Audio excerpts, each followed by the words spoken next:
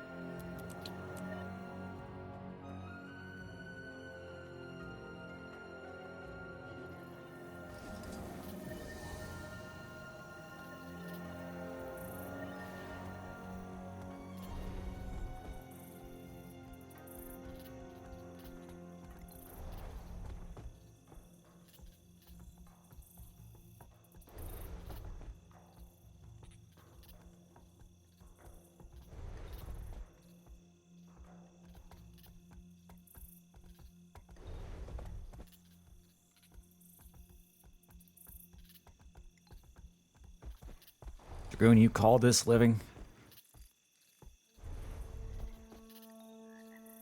I don't know what to call this, to be honest.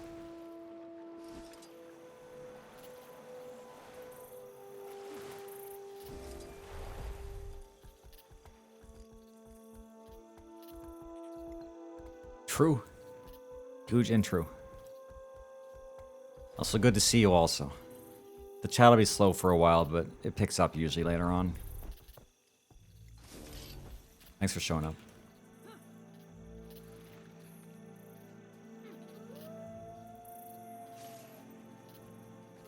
Actually, I hope I get to talk as much today as I have the last 2 days. Because this is the first day in a while where I logged on and there's no tag. So this is going to be like choose your own content day.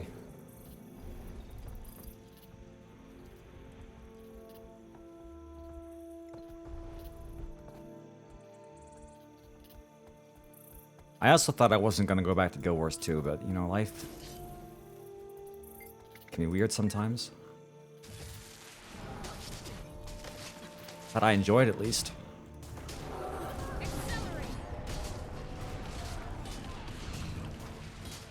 Now. I like how every day is kind of the same, but also, like, kind of really different at the same time. It's like mental roulettes. It's kind of the same thing, but sometimes you never know what's going to happen. Some tomfuckery is just around the corner. I need an antidote.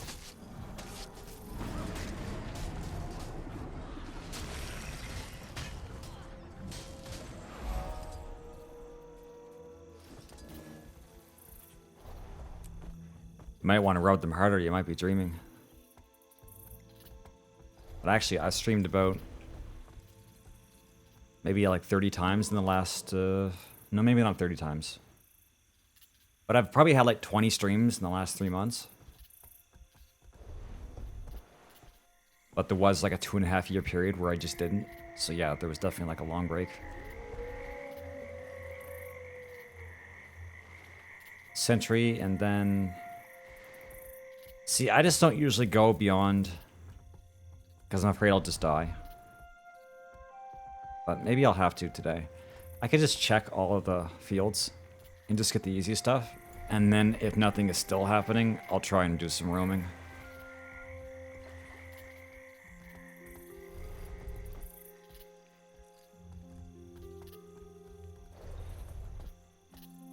But I think with the amount of Celestial gear I have now, I actually could probably play something other than Necro and actually have like a real build.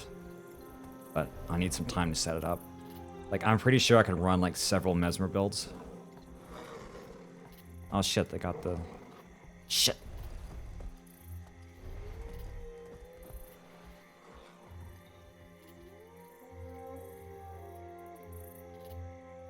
I think a lot of people actually don't really want to watch Twitch, but the thing is that Twitch is still the only game in town, pretty much. Like, what are you gonna do, watch YouTube streamers?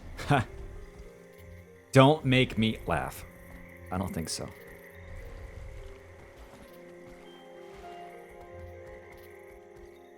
Twitch really blew up last couple of years. It's crazy. I actually can't play FF14 anymore because the community there is actually too big. It wouldn't make any sense for me. I didn't think that was going to happen. I thought 14 was going to stay the same way as it has. Because Guild Wars was always around the same size as 14 on Twitch. And then 14 took off and Guild Wars stayed where it was. It didn't really go up or down. Actually, I think it's gone up a bit. There actually are some decently sized Guild Wars streamers. Okay. So we can grab these ruins. It just takes a really long time. This is honestly the whole reason why I wanted to make a Deadeye, was to like roam here and just piss people off. Because you just stand on top of a tower and they'll never kill you.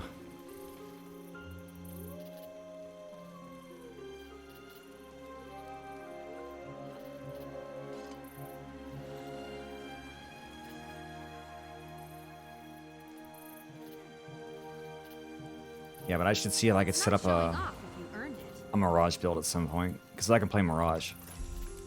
The only thing that concerns me is if I have the right amount of gear for it. Because Mirage is like really good at condition damage, and that's going to be like fine in roaming, but not so fine in Zergs. Okay, I'll leave this one be.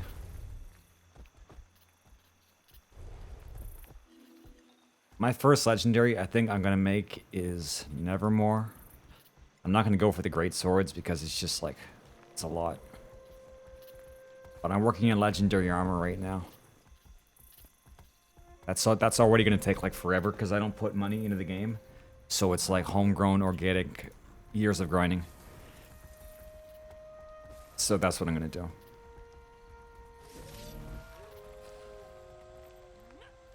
You know, I could have sworn you used to be able to buy legendaries off the market board. But I went and looked at them now, and it seems like I can only see the ones from End of Dragon. End of Dragon, plural. Because I swear to God, you used to be able to buy, like, the great swords off the market board.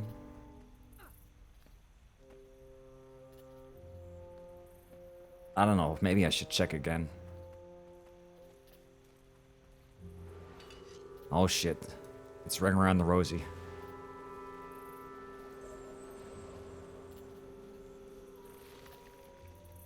This isn't like a really good way to spend time, to be honest. It's not like you're gonna get rewards.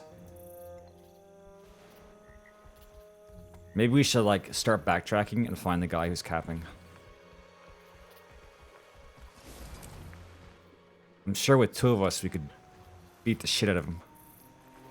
You can still buy them. Well, I didn't see them. I'll have to check again. I just went on the market board and I searched legendaries and it just found all the ones from this expansion. I couldn't find the other ones. Goodbye. Every time I say something and someone corrects me, I'm like, well, did I just hallucinate it? Yeah, probably. Purple plant back piece.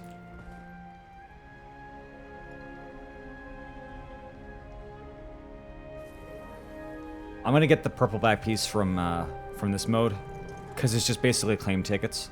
I mean, it's a lot of claim tickets, but it's pretty simple. You just have to cap your tickets. I honestly don't want to go into fractals anymore. I did a bunch of fractals last year to get all of my stat infusions. But even this mode, you can get stat infusions with the extra damage to NPCs. So even for that, for the next set that I buy, I'm going to get the infusions in this mode. In this game, as the same as in life, everything is solved by just getting more skirmish claim tickets. Sorry, everything is solved by going to war. Yeah, he's going around. If this guy would, like, stay with me, we could just turn around and get the dude. 3.5 minutes. Okay, there's a sentry. I'm gonna switch maps. I'll come back here in a bit. Let's check the other stuff. Maudry, yeah. I'm not 100% sure. I'm not an expert in this game, obviously.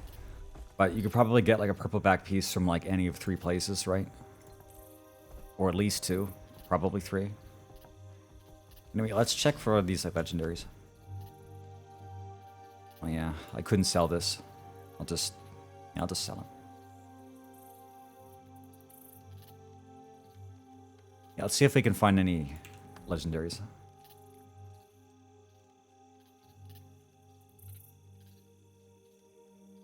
Well, okay, here they are today. I swear to God, I did the same thing. So I was trying to find out like what the most expensive one was. Eternity is 4,000 gold. It's cool though. If you could dye these, I think I'd have a real dilemma because I'd want to get a bunch of these. But all the Oreen stuff. Kudzu. I remember thinking about doing this, but it's like not really my style.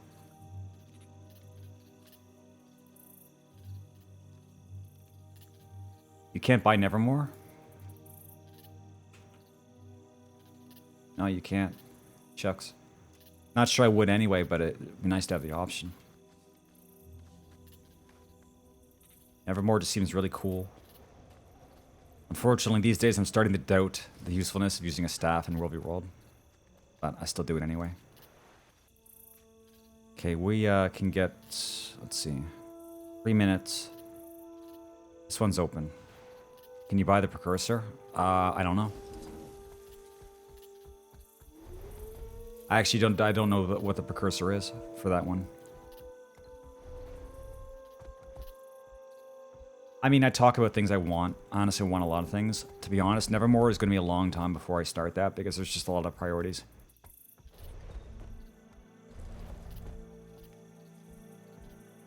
I'm going to have to be really sure of a build I'm going to want to use for a long time before I start a legendary weapon. Because it's not like the armor where... I mean, I could send a staff through different classes. Like, if I had Nevermore, I could use it on Mirage.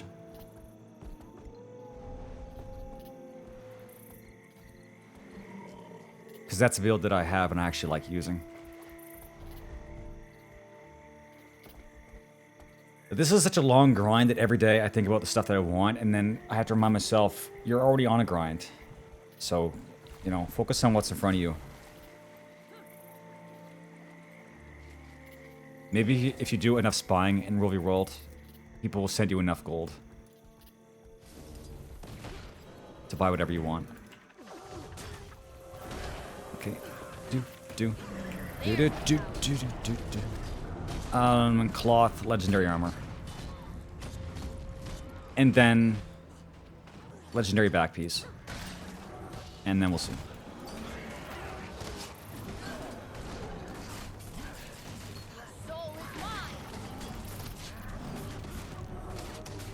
Man, this is not as good as like doing this on Berserker and like running in and just like one-shotting everything. I'm gonna actually die. Like, for real. I'll just back off. I killed a bunch of the NPCs. I'll just walk back in and kill the rest of them. Yeah, but it's like I'm really feeling the tension of trying to do a strike build with Celestial. It's like I lost a ton of my damage, and it doesn't really make up for it with the survival. I was honestly thinking like maybe I should like put the Berserker stuff back on and just run very tanky traits, and that might actually be more useful. But I'm gonna have to be like even more careful in Zergs, like to not overextend, because I'm not gonna have like any armor or health. Just like whatever I get from using death magic.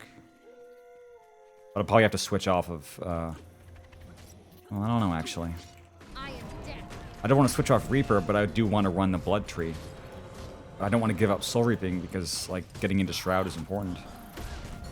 Why can't I just use all tech trees at once? That'd be helpful. Be really useful.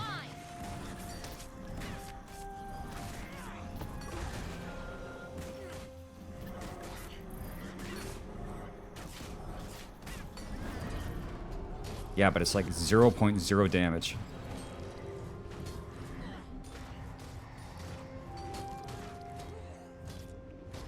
Hey, you know what? I'm actually going to try that.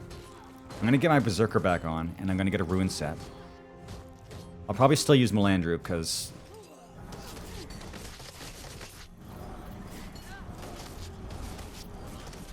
I want to, but... Oh wait, that third well is not even damage. I was using Well of Power.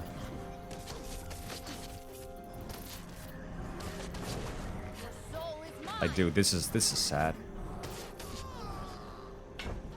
This damage is sad. Versus they're the same Reaper, so there's nothing to compare. They're the same thing.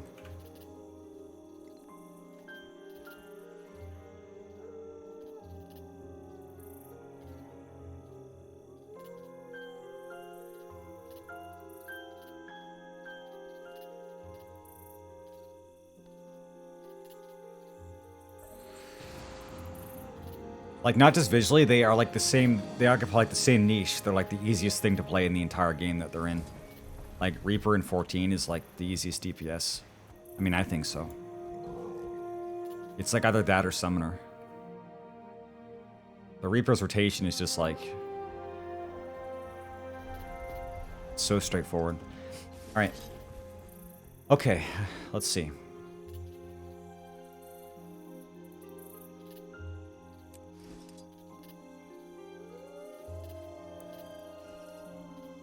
Still have a bunch of minstrel gear, but this is Berserker, Berserker, Berserker.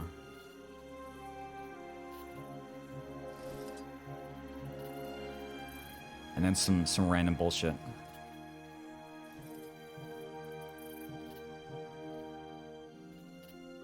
Okay.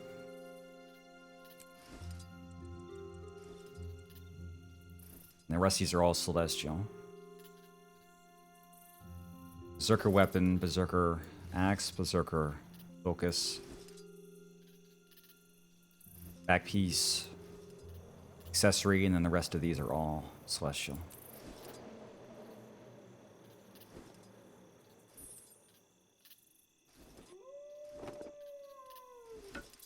I kind of want to like move over to Greatsword, but I think staff might still be good for like just sort of like roughing up the front lines and whatnot. Because honestly, if you're in melee and you're not in Shroud, I don't know. I'm not really sure what I feel about Greatsword in melee.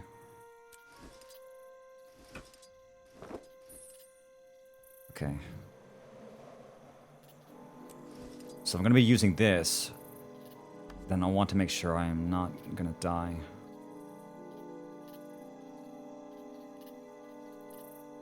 Yeah, Dance is kind of easy, but still not easier than Reaper for me. Reaper or Summoner. Plus, then you have to play Dancer.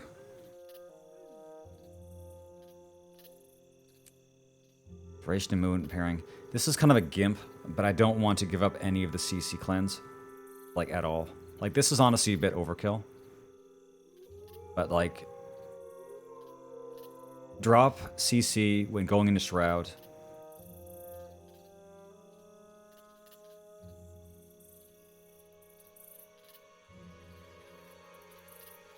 Next condition, and then remove more every couple seconds, and then reduce durations. And then with Melandru's. The funny thing is, I have so much CC reduction, and yet it still doesn't feel like it's actually doing anything, you know? Like, I wonder if these condition duration reductions are, like, multiplied by one another, so they had, like, diminishing returns, or they just stack onto one another. Ultimate prog. Yes.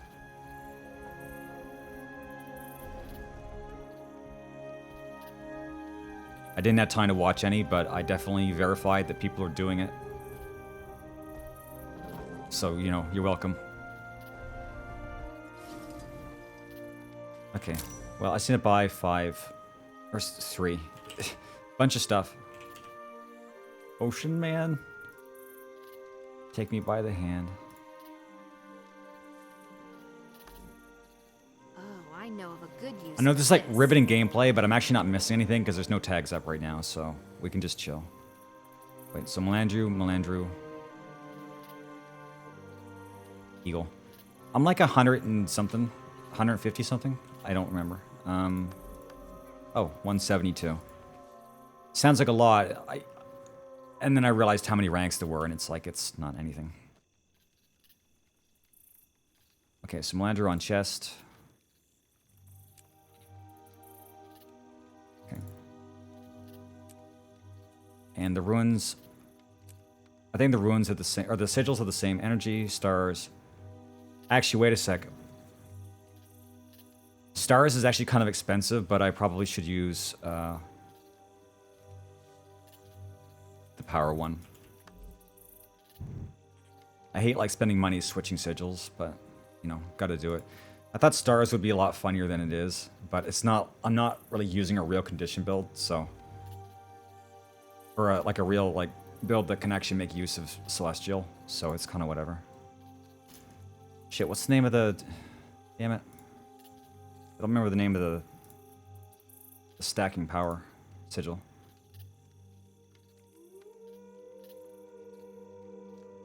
Shit, I'll just look it up.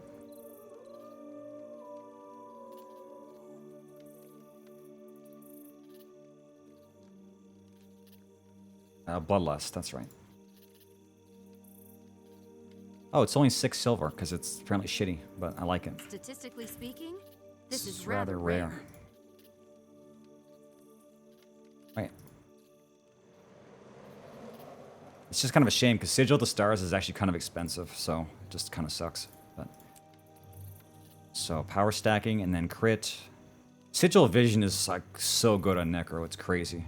And focus is endurance. Yeah, I think this is pretty optimized. And honestly, I'm not going to need any more of the Minstrel gear. Because it's soulbound, and I'm not going to be using a healing set on Scourge anytime soon, that's for sure, so don't look. It's heinous. I don't have any good salvage kits. Okay, so, you know, I'm back to like where I was months ago, just back to running Berserker Reaper, because I don't have Marauder. I could buy some, but it would be exotic tier, so probably wouldn't be worth it. More health, but less armor. Anyway, let's go out and try not to get killed. Just taking my green, 4.5 minutes. There's the sentry, but that's kind of whatever. Well, actually, I'll go get the sentry.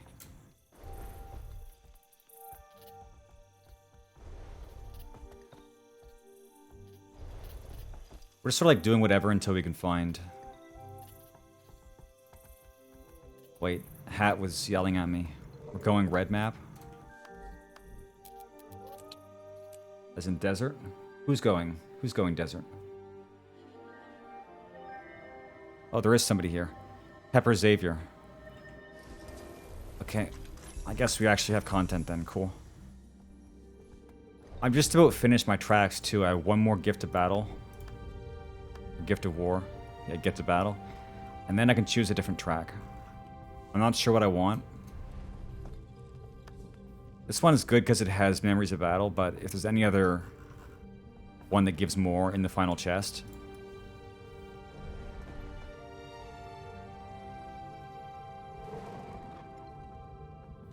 Wrong way. This place sucks.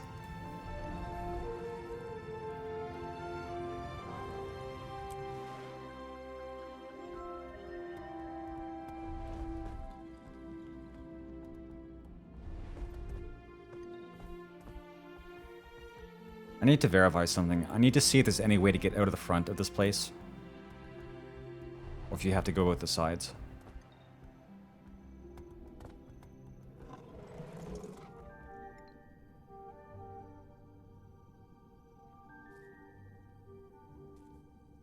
I don't know.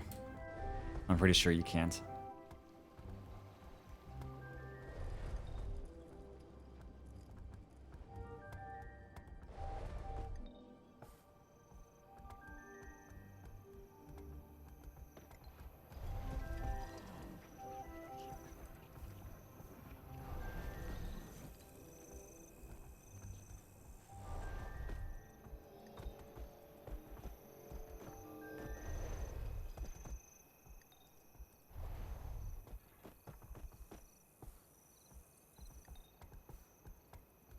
Solo tag, huh?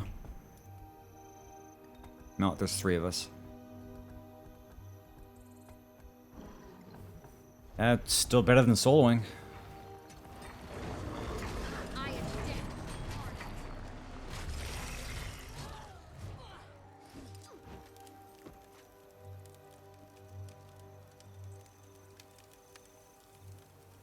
Yeah, so if we're lucky by the end of today, we'll be finished all the tracks.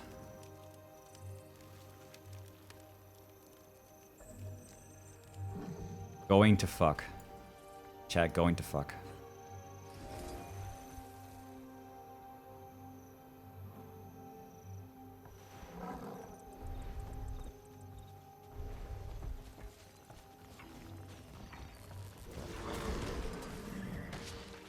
Yeah. I don't even consider myself to be like an actual PvP player, because I'm, you know...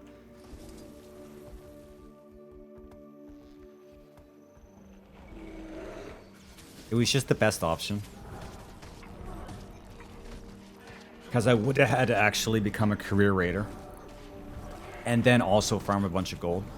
So the only way to do that would have been to actually start raiding with the guild that I'm in.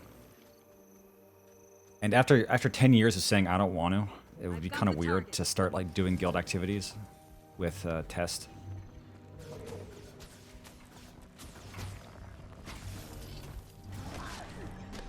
So not that. It's like, okay, do arena. No. Okay, well then this is the only option left.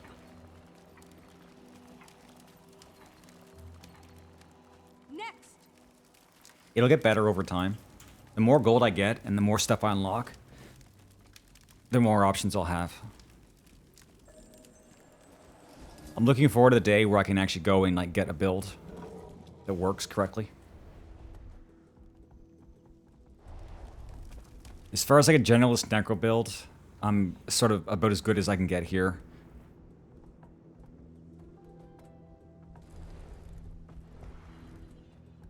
I thought for sure I was like actually being useful in Zergs, but I'm not. I don't know. I was surviving them, but not doing very much damage.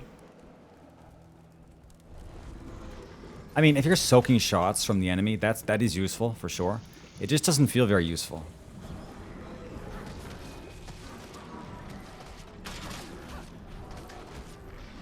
But I'm not going to be able to soak very many shots after I switched up everything. I'll have to play Reaper like I used to, which is like very carefully. Yeah. Well, sometimes you can't stack on tags. Sometimes you just like fall behind in the Zerg and then die. I tell you, I swear to God, every CC trade I can get, and you just watch, I'll just continue to fall behind.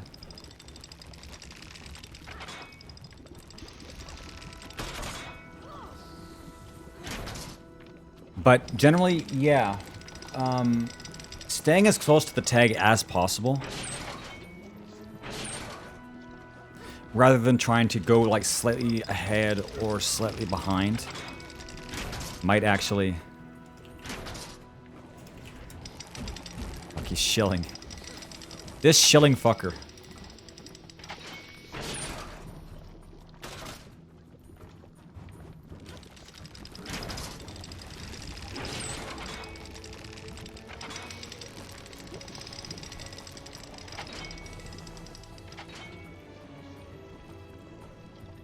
Yeah, so I was saying, so like actually staying like right on top of the tag, not trying to like go ahead and do the Shroud Reaper spin or like stay behind to like catch people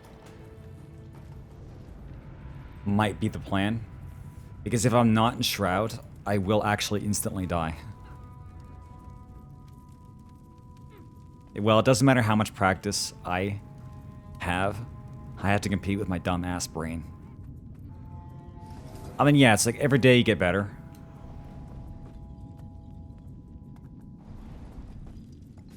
But, you know, at rank 170 or whatever, I should be, like, better than I am. But I still make progress. There definitely have been some battles I've done very well in. I'm just, like, very self-critical. I want to win, like, every Zerg. Which is not realistic. Unless...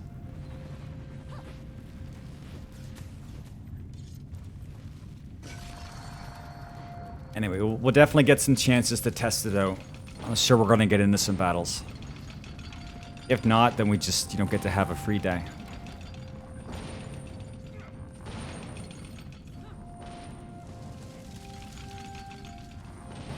I've been watching people do Zergs on YouTube, and I've been looking at builds on MetaBattle. But I don't like to follow a build exactly. Because sometimes they're good, sometimes they're not. Like, for instance, I was really impressed by the Condition Mirage build on MetaBattle. Because I used it, and I went through all the skills one by one, and I was able to, like, justify to myself that they all made sense. I was like, okay, so they're using that because this. So why wouldn't they use this? Oh, it's because this. And I went through all the skills, and that made a lot of sense. So if I'm going to use a build, I'll start using it. I'll just do rotations on it, and then I'll start asking myself, okay, why this, why that? Because it can be a lot of reasons. It could be skill synergy, it could be like trying not to stat cap. In like the instance of like combining certain pieces of gear together.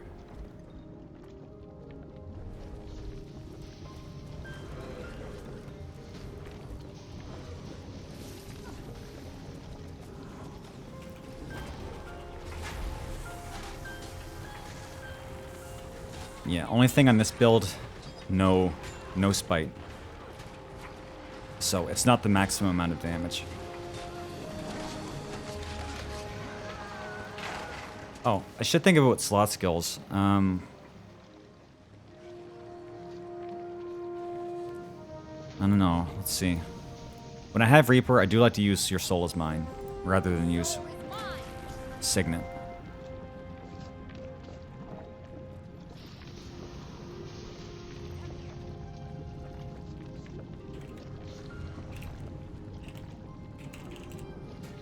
You can't raid my stream. I'll just try to be your friend. It doesn't matter.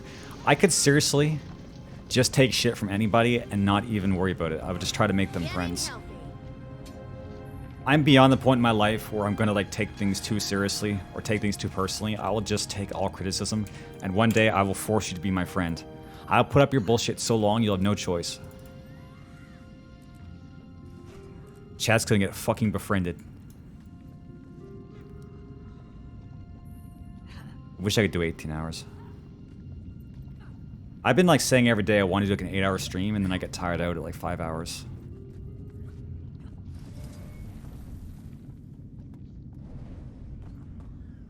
But, remember when I started streaming years ago, I started at 4 hours, and then eventually I was doing like 7 or 8, so it's, you know, you can actually just practice. It's like building up a muscle, like a streaming muscle. And then one day you find yourself doing 12-hour streams. And like everybody around you and your family is like, stop it. Get some help. But you won't stop.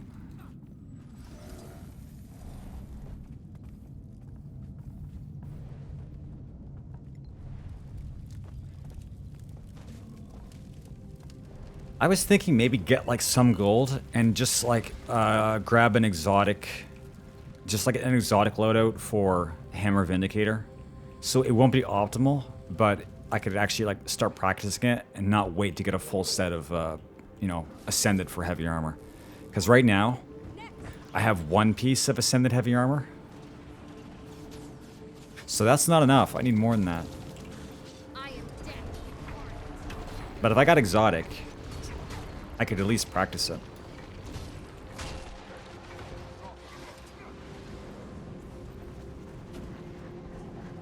I almost have like a Celestial. Sorry. No, I guess that wouldn't work. I was going to say Guardian, but I don't have any Ascended on Guardian. I think I have... Yeah, I have an exotic Celestial set on my Guardian.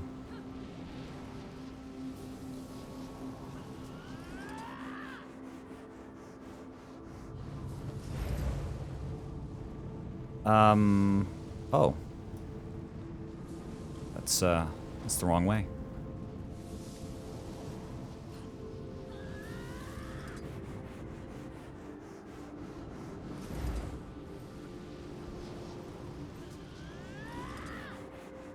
I've got the target.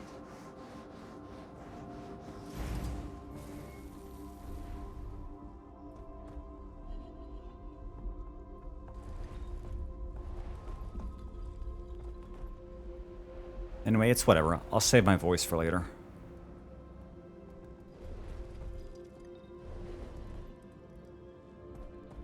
I could, like, talk a lot, but I'll save it for when it matters.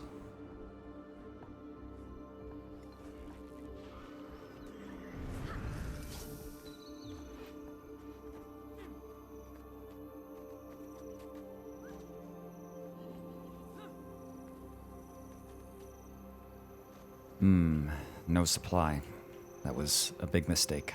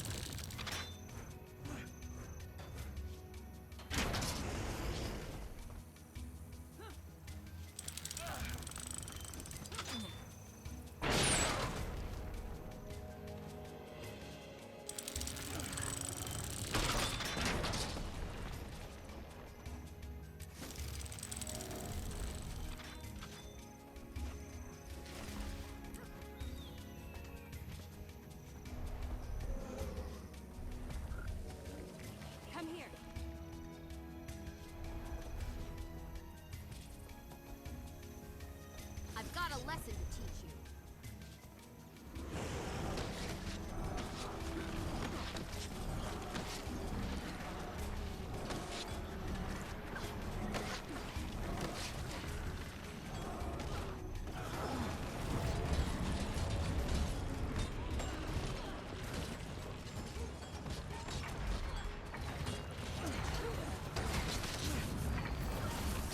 Oh, I know of a good use for this.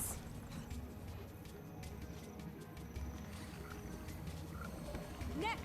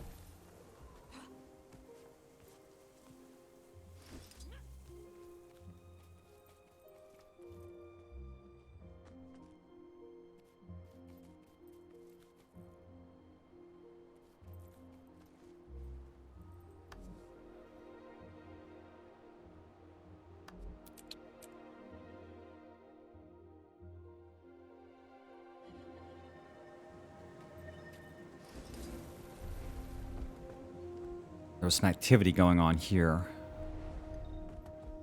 2 tags.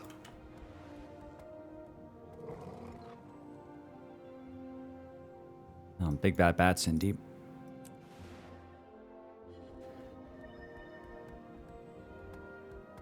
Better than rolling around in the desert.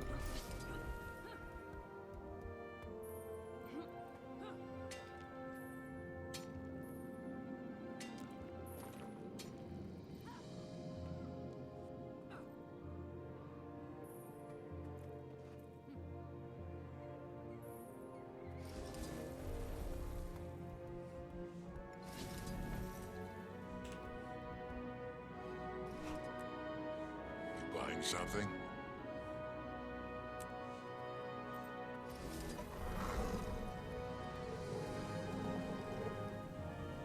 Okay, I guess we're not staying here. Maybe I should join that other tag anyway. Well, we'll see how we do here first. There's a lot of stuff for us to take back.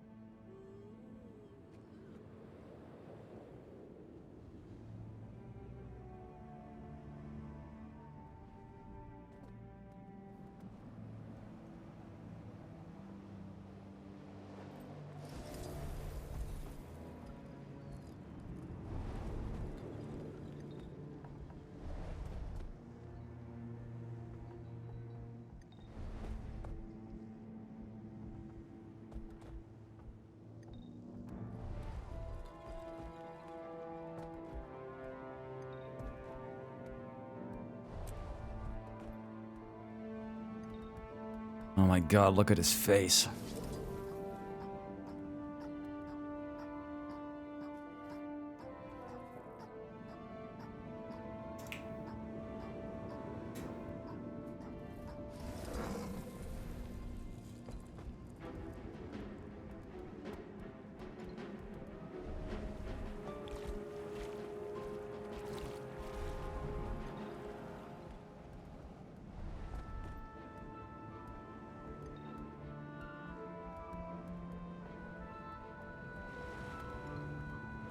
Guess that's how people roleplay in this game.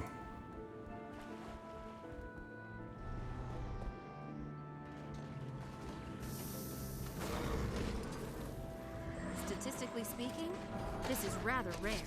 Accelerate.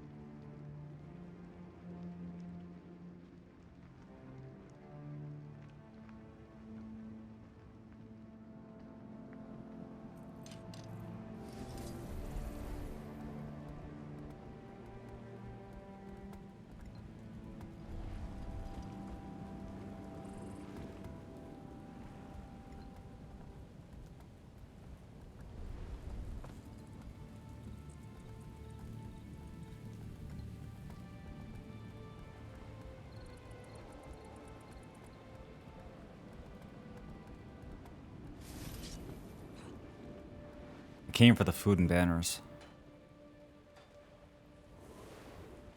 They might not stick around.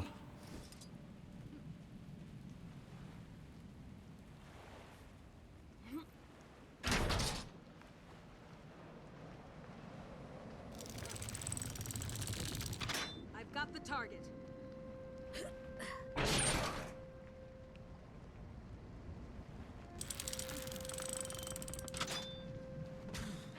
Ouch, holy shit.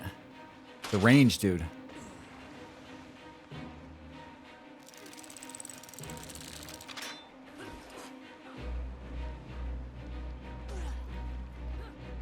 Your soul is mine. Okay, well that's not gonna work.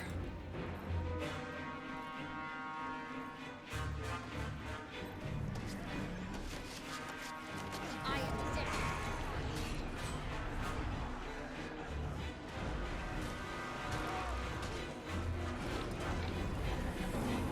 Soul is mine.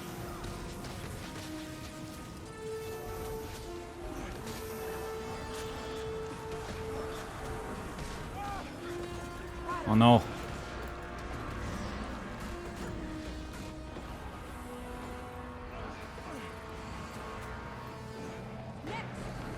I thought the catapult's gravel shot ability was like another ability, but you have to specifically load it in. I'll have to try it at some point.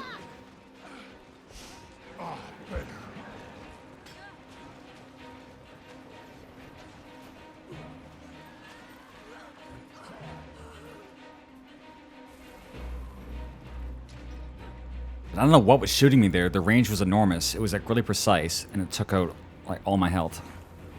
It also destroyed the catapult.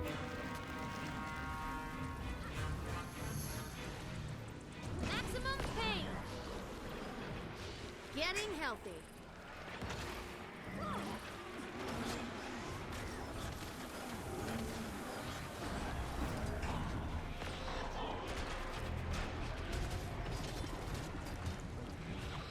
Won't anyone help me?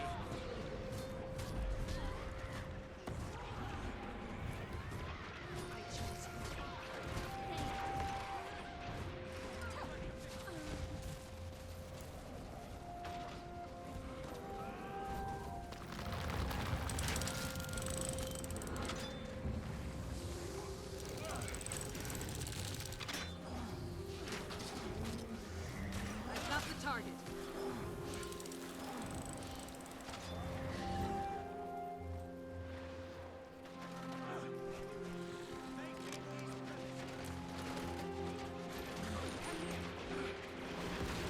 Getting healthy.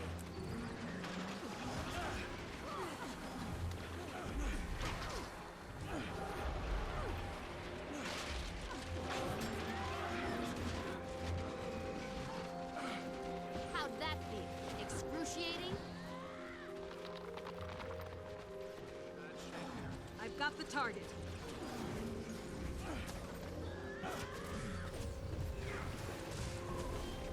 Rage at maximum. Getting healthy.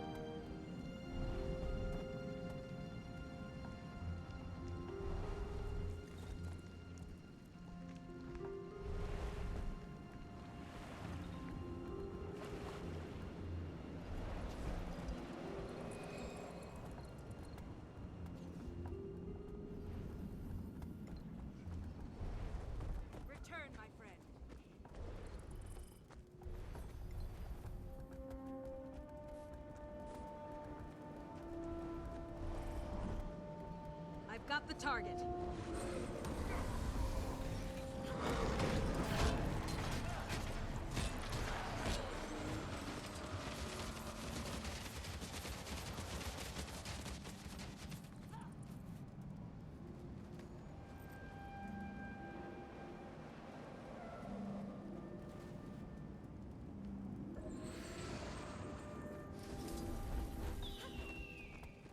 I've got the target.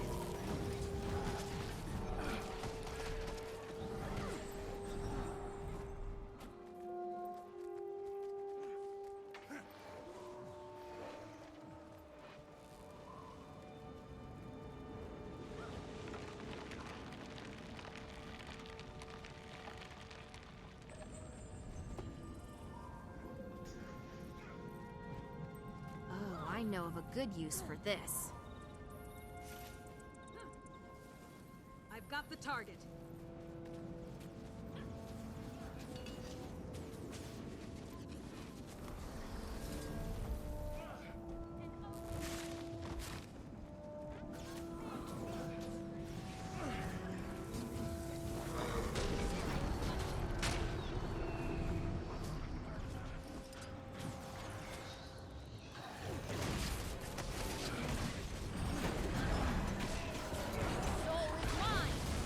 Armor enhanced.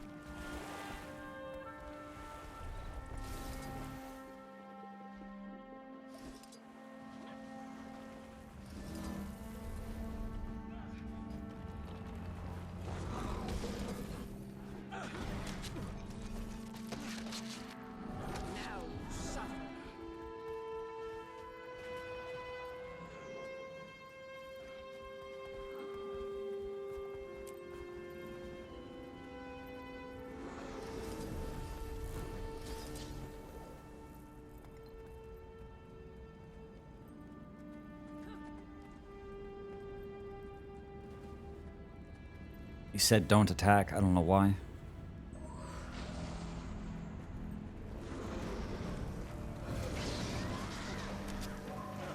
Like, why are we getting hit by these literal who's? Oh, they're not literal who's. Fuck. That's us. We're literal who's.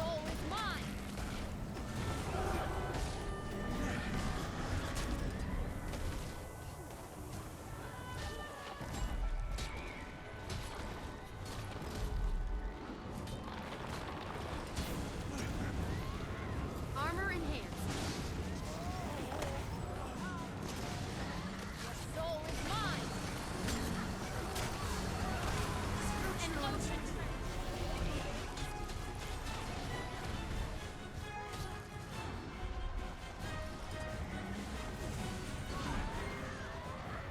Oh, god damn it. Gotta hit the target. Do you know how many targets there are, dude? Are you out of your fucking mind?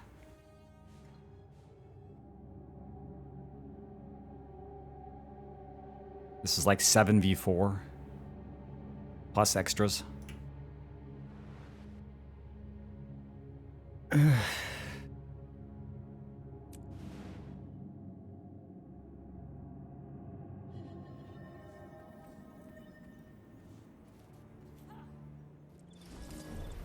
He got hit so hard he's D-tagging. Feels bad. Well, we still have Bat.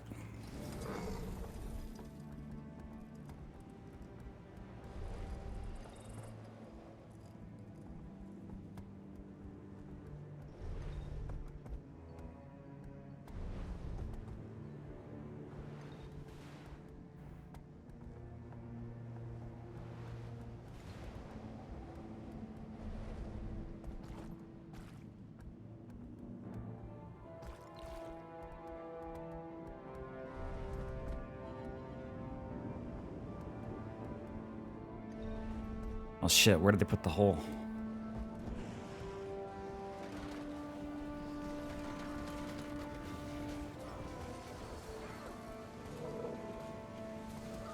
Dude, where's the hole?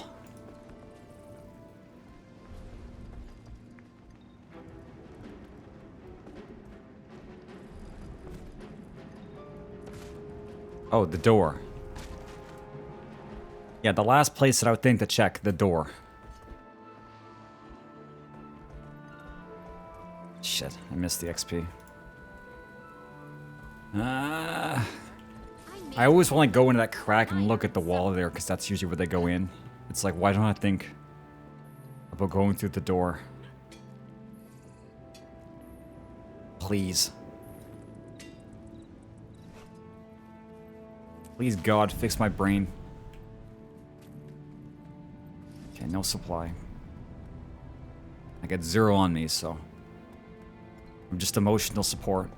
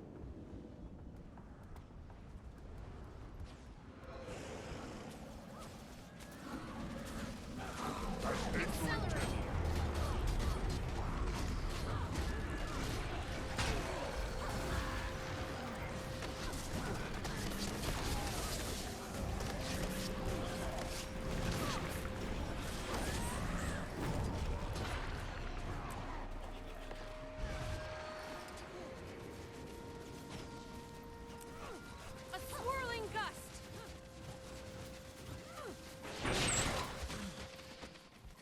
There's one to remember me by.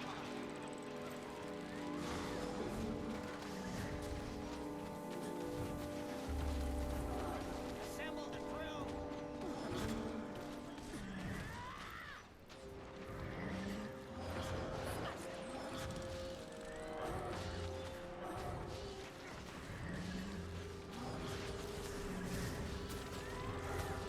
Getting healthy.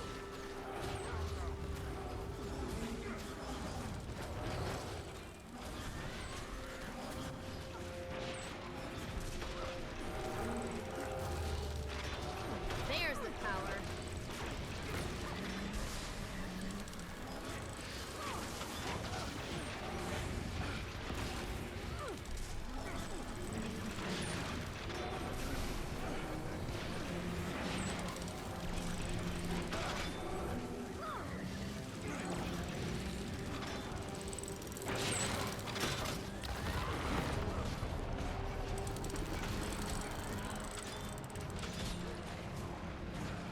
Soul is mine.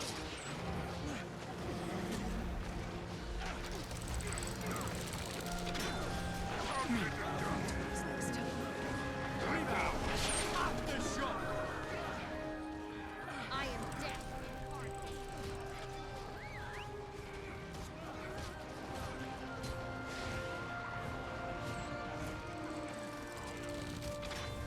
It's raining dead people. Oh, please. There's the soul is mine. It's my lucky day. Structural integrity compromised. 1,000 storms. Accelerate.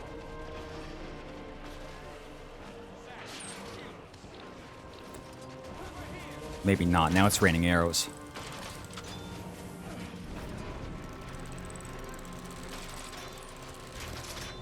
The soul is mine.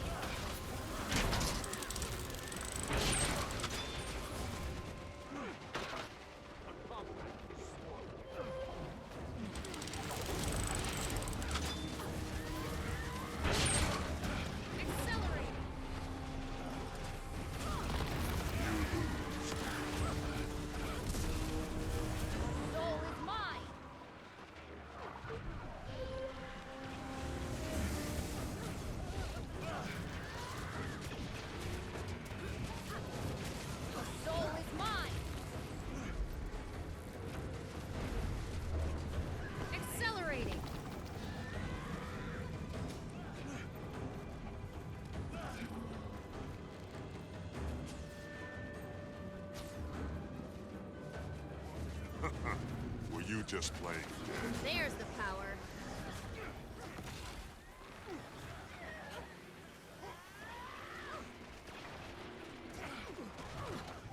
Rebound.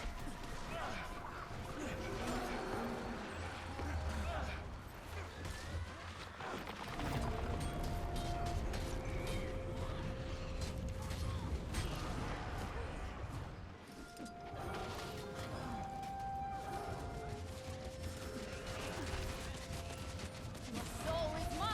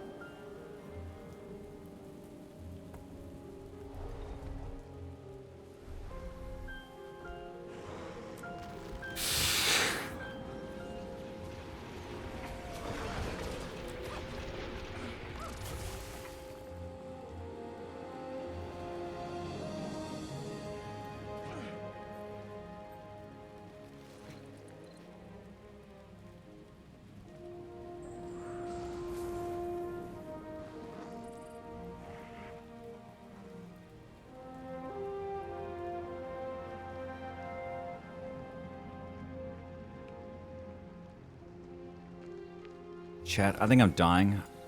I drank like a liter of water and I'm still thirsty. I think this is the end of my life.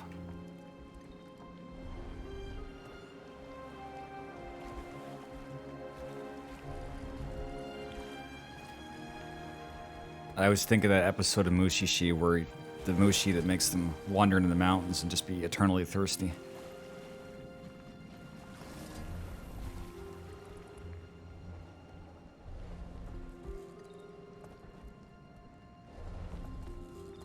Wait, where am I going?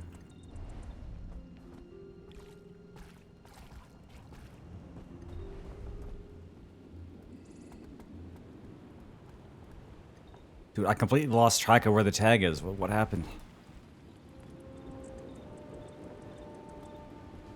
Oh, god damn it, they're right there.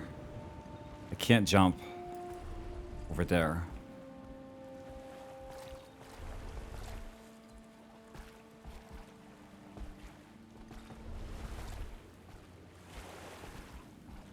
Are they going through like the underwater tunnel? Oh yeah, okay, I guess so. Shit, I should have been here for this. Getting healthy.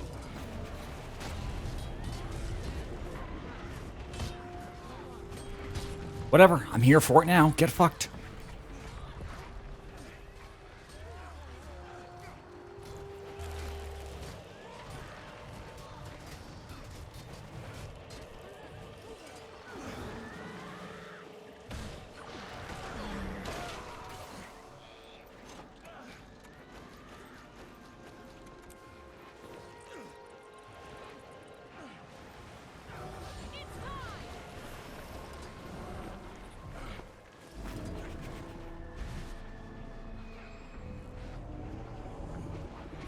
You can't run from me. There's the power. You're in bad shape here. Okay, maybe you can run from me. What the fuck? Wow, I hate elementalists. Wait, where's my weapon? I don't have one. Where's my it's gone. I need to get out of combat.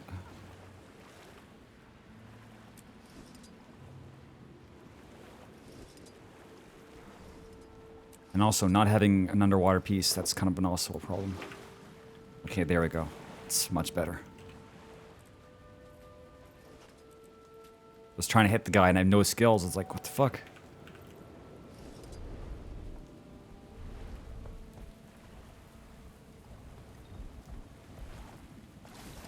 And yeah, I probably would have like never remembered to put on my aqua breather.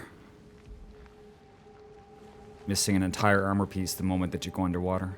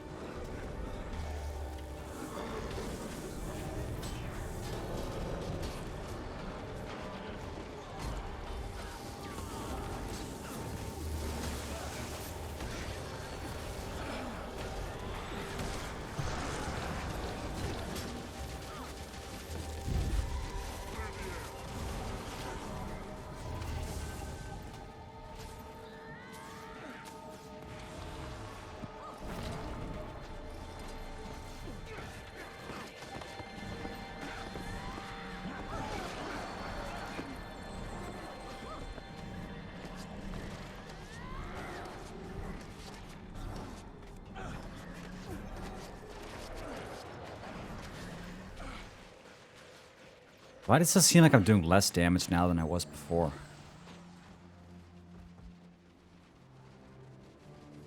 I have all my gear on.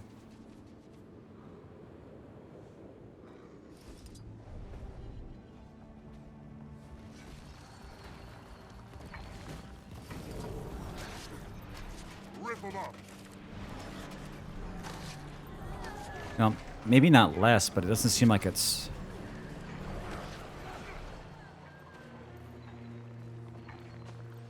Hmm.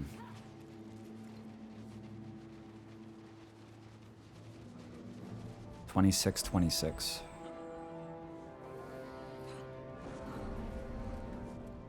Getting healthy.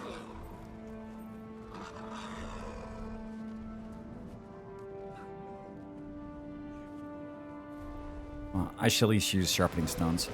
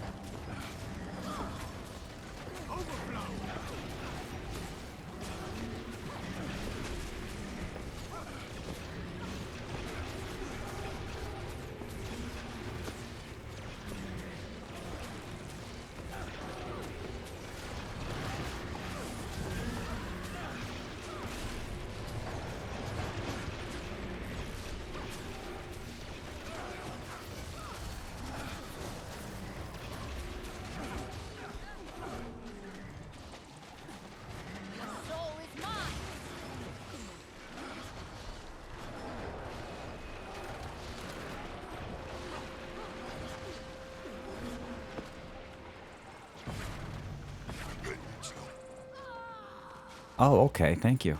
What the fuck?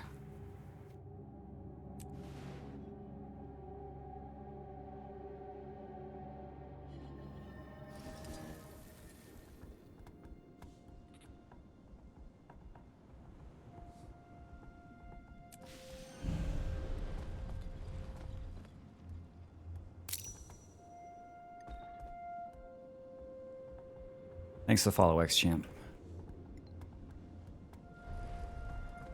Yeah, hit follow for that amazing gameplay.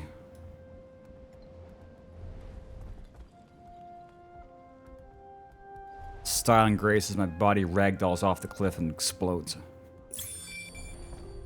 Hey, the sub too, thanks.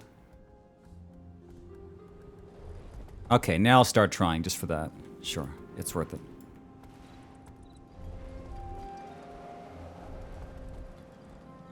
Yeah, if that's the kind of gameplay I need to get a subscription, I mean, I have to start paying less attention, hitting less skills, taking more damage, standing on the tag less. Okay, this is actually bad. Where the fuck? Do it again. Okay. Just keep watching. I'll do it right now. Yeah, we angered them. They're angry. I guess they really like that cannon. Soul is mine. Earth. I'm weakened. Preposterous. Pet needs help. They spared this much effort to like knock down a 4 or 5 person squad. It's not very nice. I should see if Bat actually has a squad going. Also, or if it's just basically pug and sug. I guess we got 9 people.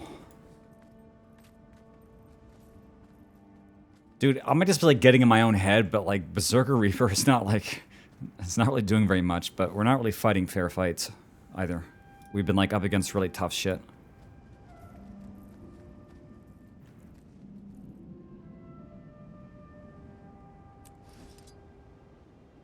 But that being said, how much do I need to actually like finish up the Celestial set?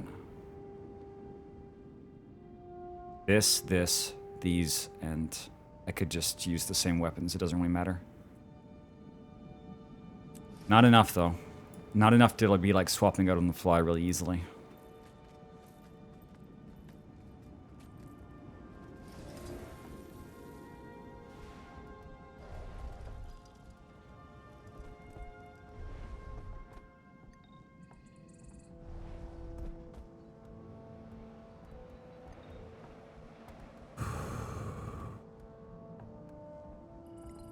Okay.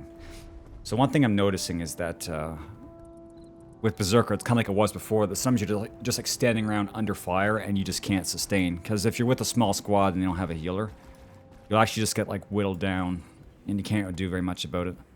Like before, we were like standing on arrow carts because we're brain dead. I'll tell you, that little crack over there where you catapult the wall, that has got to be the site of the most travesties per square meter I've ever seen in my life.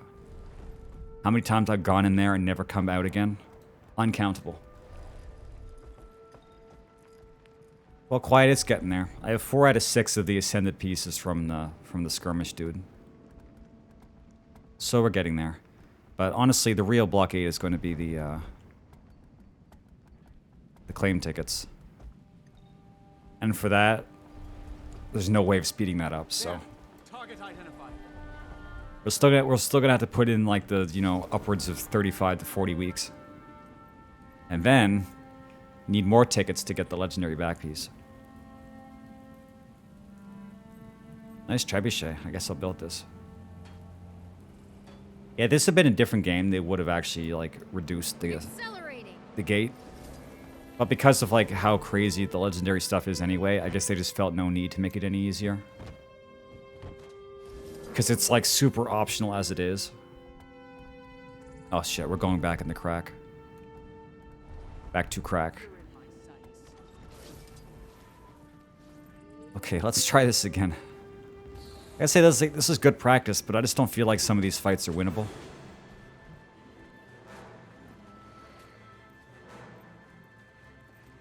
Armor enhanced.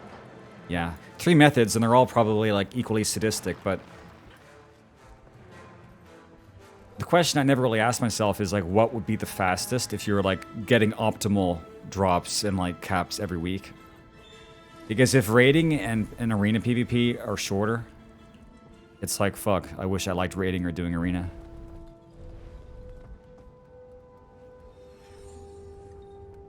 It's probably raiding. It would just be my luck. But I didn't know how much raiding was going to be, and this is what I was afraid was going to happen, was imagine I started raiding with test. I'm sure they would take me. Well, what if something comes up and I can't raid, and then I'm halfway through steps and I can't do shit? Whereas like World v World, you can at least always go in and get progress even just by standing around. So it's like, you know, it's the desperate man's grind. It's always there for you. It's not the best, but it's always there. It's like Little Caesar's pizza. It's hot and it's ready. Is it good? It's hot and it's ready.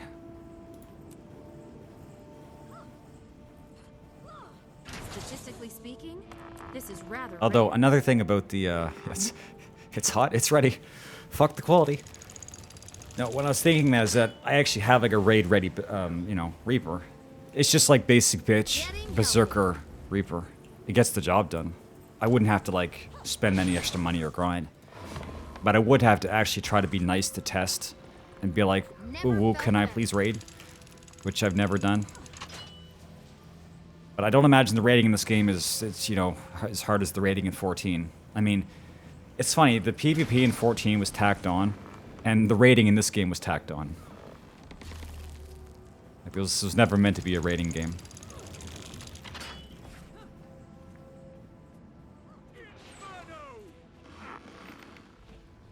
Invigorating.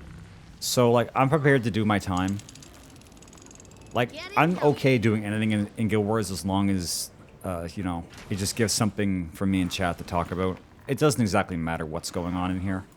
Like, I'm actually surprised with myself that after all the, like, the bullshit that's been going on here over the last 2 weeks, that I'm actually still logging on every day wanting to play this mode and not getting, like, super angry and logging off and being like, fuck life. So that's definitely a plus. Because 14, that was like every day. I do anything hard and die and get angry and rage quit. Yeah, not having like a psychotic meltdown. That's a plus. Sure. Oh yeah, we can actually be finishing this. We have supply left. Anyway, speaking of chat, we'll have some chat later. Last 3 days, the chat has been absolutely on fire. Today's kind of quiet, but it'll pick up. I started a bit earlier.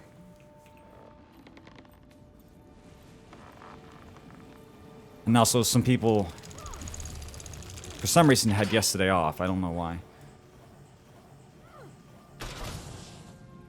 Oh, I wanted to launch the cow. Shit. So this is what we get. We can't skirmish for shit. So we're just gonna, like, wall up and just destroy your wall from China.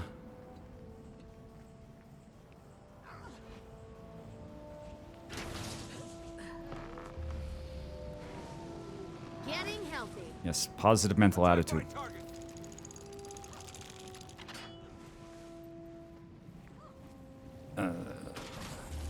My brother in Christ, what are you doing? Take that.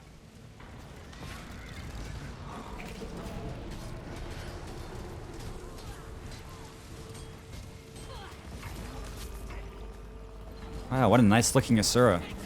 A shame. Structural integrity.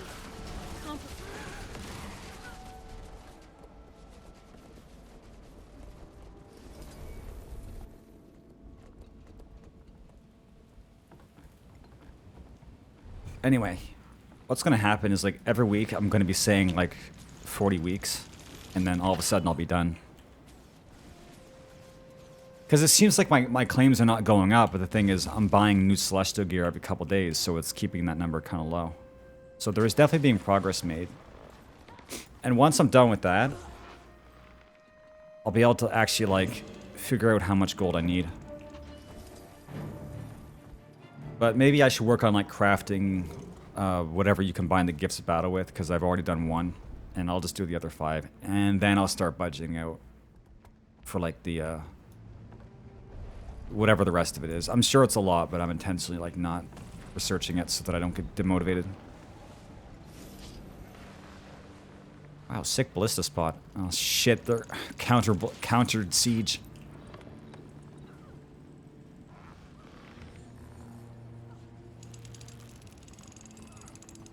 We have like no supply. Going GPTO efficiency. Yeah, I don't want to. I don't want to know. It's like my strategy, you know? I've been through enough grinds, not just in MMOs, but in playing gacha, that I feel like the strategy is to like just do it and don't actually look ahead too much. Because it's not like I can make gold faster, so I'm just doing the steps I can afford, and then, you know.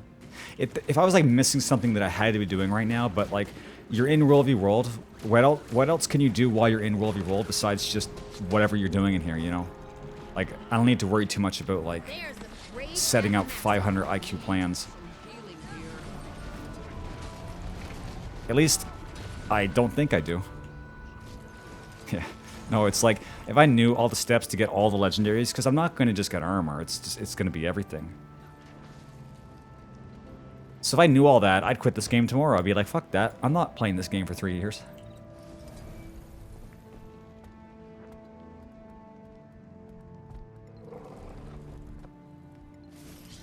Yeah, I had to stop myself every day from, like, emptying my bank and selling it all. I mean, I have done that a few times. Oh, I know of a good use for this.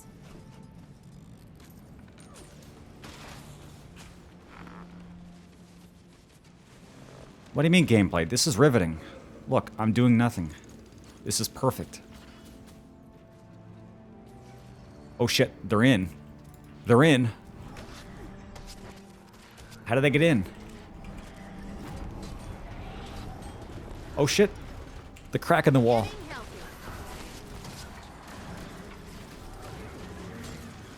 I just said I was fine with the gameplay we had. Damn it, I don't have my spin. This is, not good.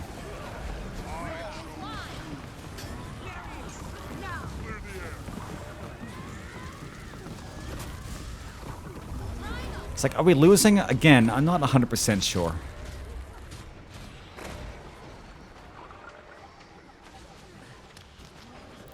Like, geez, dude, all this CC reduction and I'm still locked down.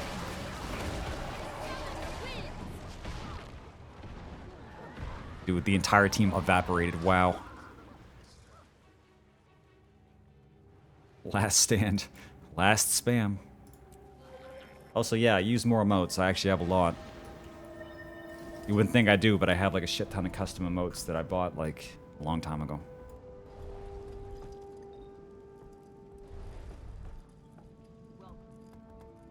Oh my god. That was fucking tragic. We lost their tag. Alright. Moving on. Let's find somewhere else to, you know, do stuff. Truly this. Okay, nothing in EB.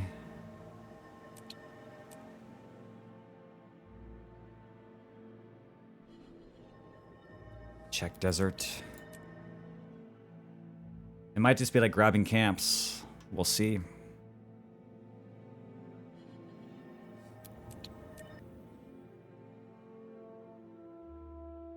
Any recommendations? I don't know. A lot of them are really good. I mean, what's the general archetype you have in mind?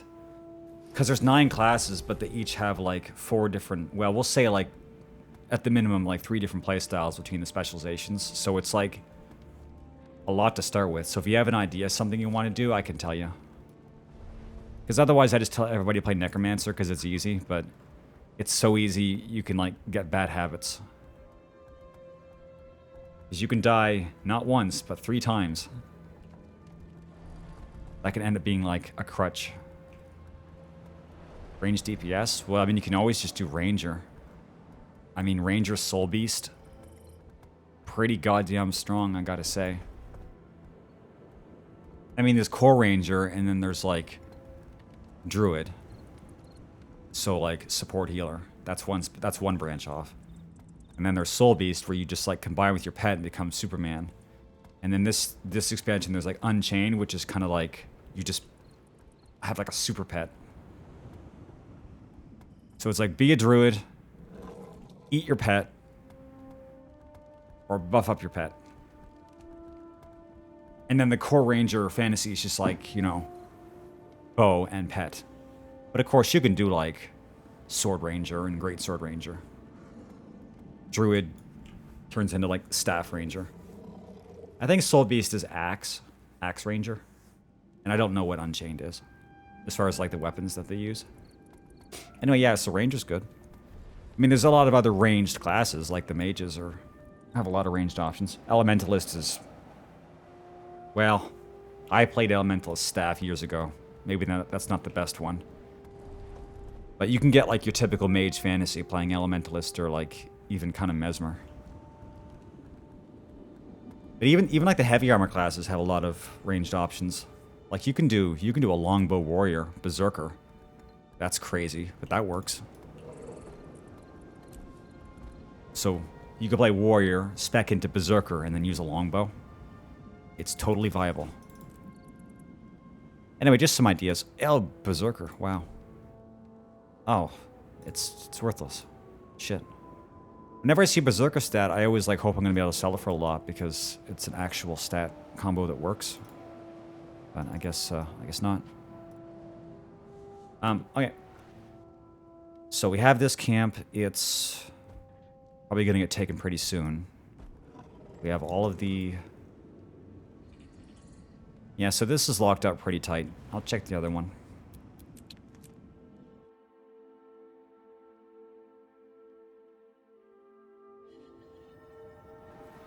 So we have... This is currently being captured.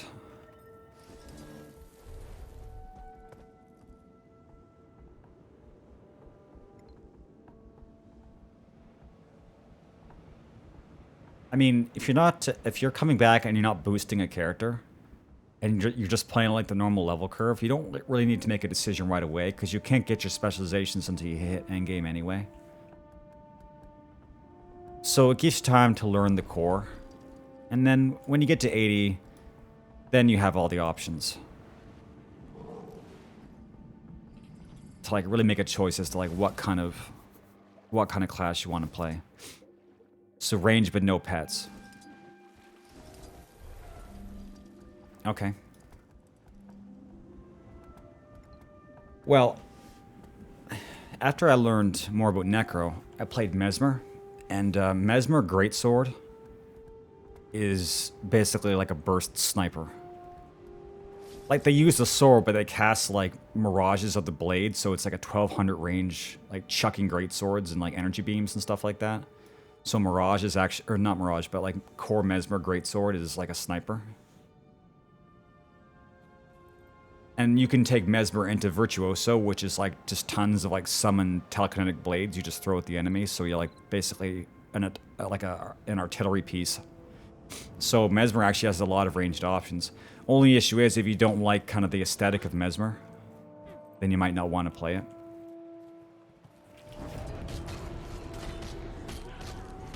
And yeah, maybe look into Elementalist. I mean, it's just kind of the typical caster to start with, but Elementalist has like a lot of things they could branch into. Like they're very, like they have a lot of directions they go into, like melee mage. But you can still take an Elementalist like artillery build. Revenant also has... So Revenant's like a heavy armor class. They have Hammer, which is also a long range build because they create like shockwaves and stuff. So Revenant Hammer is like a nice sniper build, and it's really like tough because it's a soldier class, so it's heavy armor. And if you take it into like Revenant Vindicator, then you actually have like a shit ton of options. So yeah, Revenant's actually a viable ranged starting point. Yeah, I was going to mention Guardian. Guardian has one range build, Dragon Hunter. So they're longbow with traps. So they're almost like a Holy Knight Ranger without a pet. They're cool, but they weren't really... I didn't like them that much. But they do perform quite well. even in this mode. Yeah, everyone says Guardian's easy. I find it kind of hard, but I'm kind of stupid, so... But yeah, Guardian has like a lot of different directions they can go into, and they're like one of the few classes that can use Celestial in like a lot of situations, and it actually work.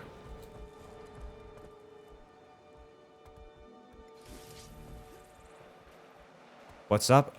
Just, you know, trying to be a sweaty gamer. Today's kind of rough because you don't have a lot of tags rolling around, so I'm just kind of like trying to get stuff done.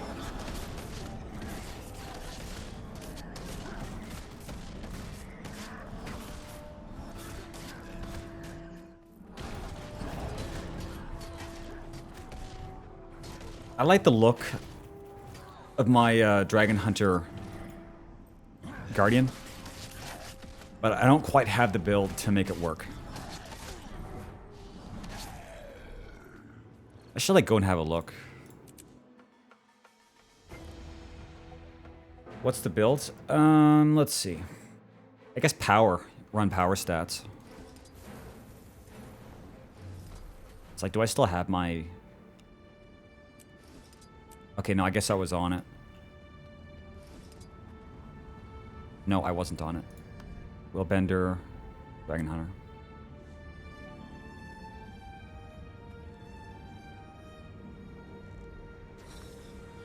Just look cool. Heavy Armor Ranger, I just kind of like that idea. It's 1200, so...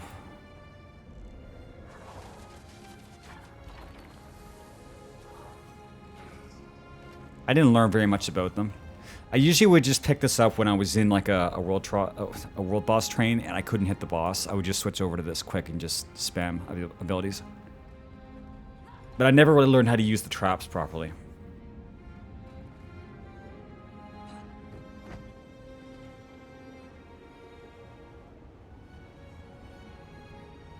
Spear of Justice is really cool. Just whoop. And you can chain them and pull enemies to you. Well, I mean, unless they're rooted, but yeah. You could, like, be a guardian with a bow and use traps and then pull the enemy to you and just throw them into your traps. And then disengage. It's something that when I have some time, I do need to learn.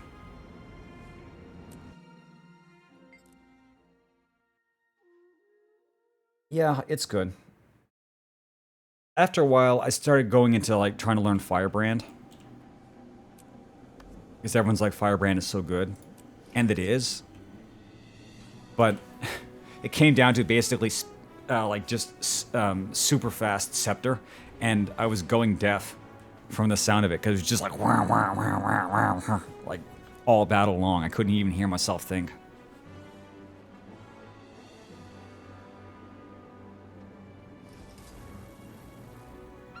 Yeah, it is a shame sometimes when you see like an archetype you want or like a build that looks really strong and then you play it and you don't like it.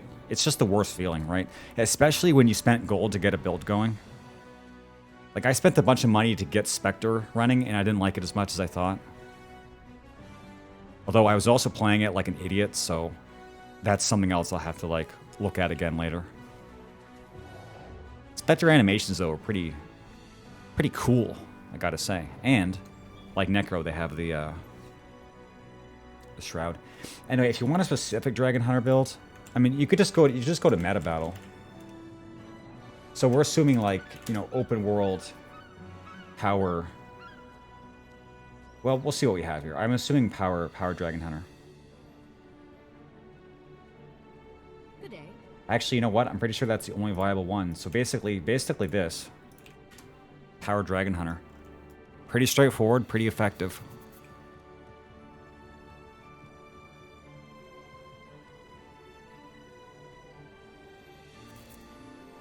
I do like meta battle because they have a lot of options. Unfortunately, they tend to have some options that don't really work.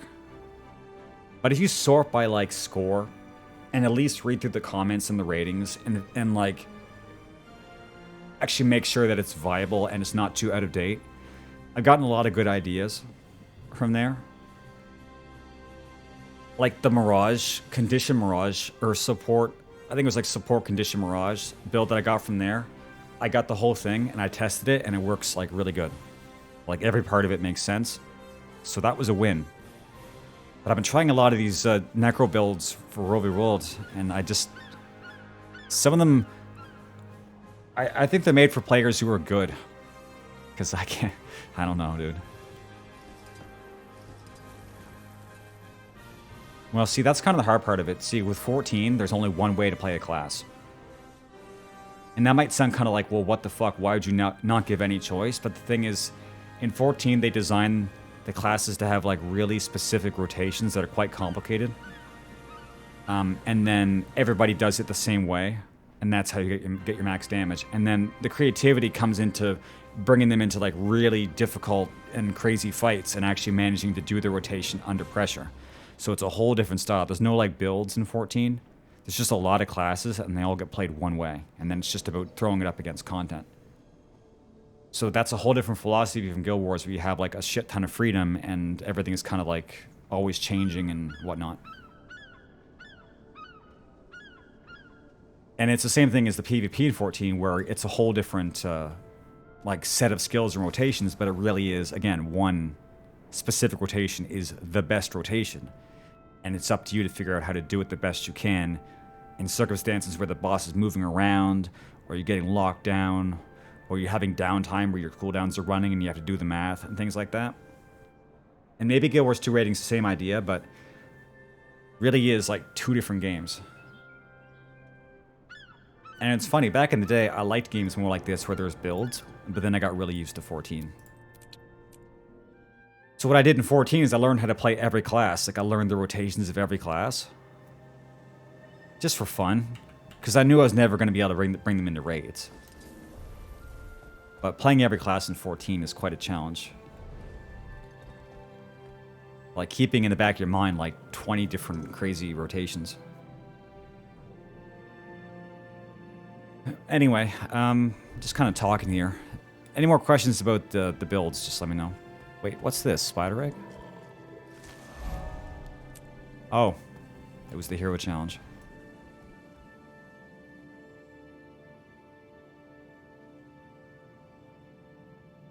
They can maybe like sneak over to Rogue's Quarry and grab that.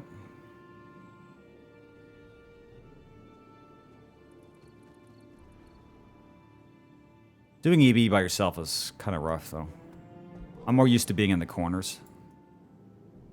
But we have, like, all of our stuff. Like, we're really doing very well. I'm gonna go take this Vista and go. Yeah, there is, like, some compensation. It's like, the classes might only work one way, but there are a shit ton of classes. They add 2 new classes every expansion. Whereas Guild Wars adds 1 specialization every expansion, which adds a few things, but it's not quite the same. There was a point where 14 was adding 3 classes in expansion. And then they also added 1 in the halfway point between 2.0 and 3.0. Then again, that one was supposed to be released at 2.0 and they just got delayed, so Ninja was supposed to be out for their Realm Reborn release, but they couldn't do it. Considering all the stuff they were working on, it makes sense. Yeah, I mean, they're doing pretty decently considering how many things they have to do, because they're making 9 new specializations every expansion. It's kind of a lot to keep balanced. I don't have an idea of how good they're really managing to do it.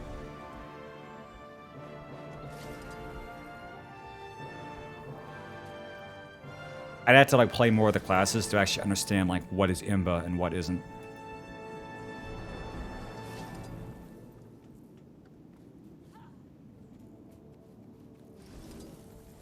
When in doubt, if you want to sound smart, just complain about Firebrand.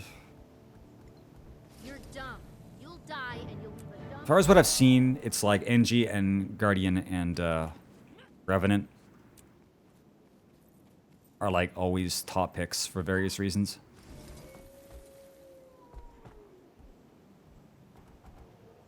Yeah, well, it's like when in doubt, buff Firebrand, nerf Firebrand. But just from like what I've seen, those 3 classes seem to be like the most talked about as far as like, you know, when in doubt, bring this. Because I've heard like Revenant solo potential is really crazy.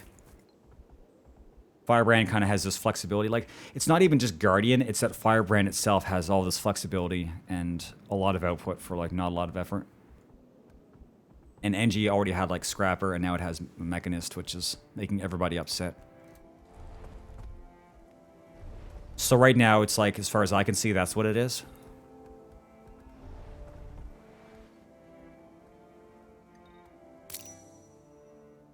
Yeah, let's go see if we can take Rogue's Quarry. We'll see what we can do. Hey, thanks for following, man.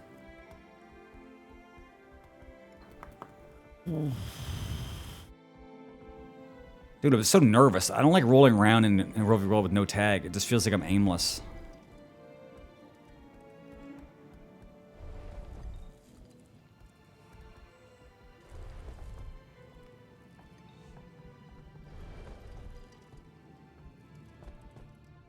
I do feel like I want to have my greatsword though, because this is not going to help so much in a duel. So maybe it's time to actually use this for a bit. If I'm going to get stuck in a 1v1, I might as well have the sword. Yeah, well, see, I can't win any duels, so when you lose every 1v1 you're in because you're terrible, it starts to be like not as fun to roam around. Because I'm trying to make the Reaper roaming work, but it just doesn't really work. For me. God, I get lost here forever. Yeah, I'm running Zerker because all I have right now is Celestial and Berserker. I was testing out Berserker today, just to see how it was. But then we ended up taking a bunch of fights where it was completely hopeless, so... It's like, I wasn't going to win whether I was running Celestial or not. I do kind of wish I had an Ascended Marauder set. I think if I'd known more about the builds like a few weeks ago, I would have started trying to... Because I'm gathering the precursors. But I probably would have statted these into being Marauder instead of Celestial.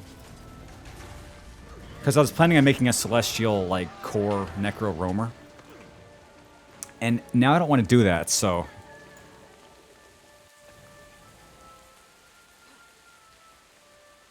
This is like, it's funny, I'm grinding for the armor, and the armor, I could already really use it, so I could get a proper build, so I could easy farm for the armor, you know? It's like I'm stuck.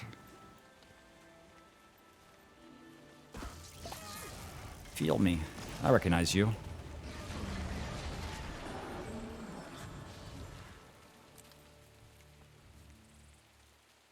Yeah, you gotta do what you can. It's just, I know it's kind of frustrating because I know nobody's watching me for the gameplay, but it's probably kind of weird when you're watching a streamer and like everything is the same for like days on end.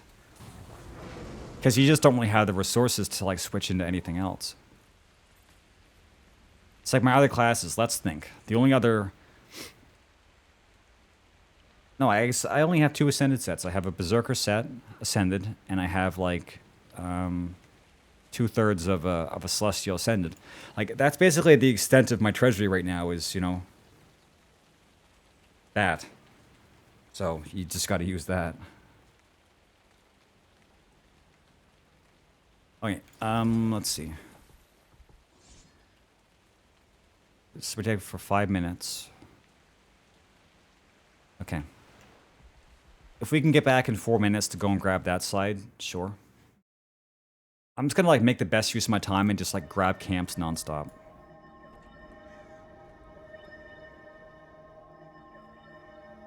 Okay, we basically have everything here and no tags.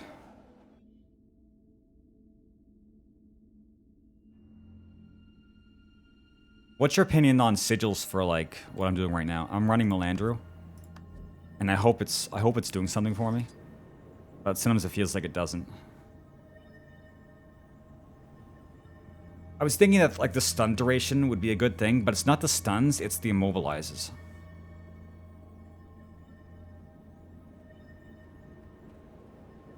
So I'm wondering if I should get what's the other one that's just like basically just condition duration? Well, see, the problem is a lot of those have condition damage on them. So like you want the traits, but you don't really want the stats because you're not really using condition damage in World v. World. I might need to look at the list again. 4 or 5 minutes. And this is kind of like way off in no man's land. And no tags. So let's move on. I might need to do some world boss train. It's kind of rough to find stuff to do in here today. Okay, that's up, and we have this. So we'll go grab this.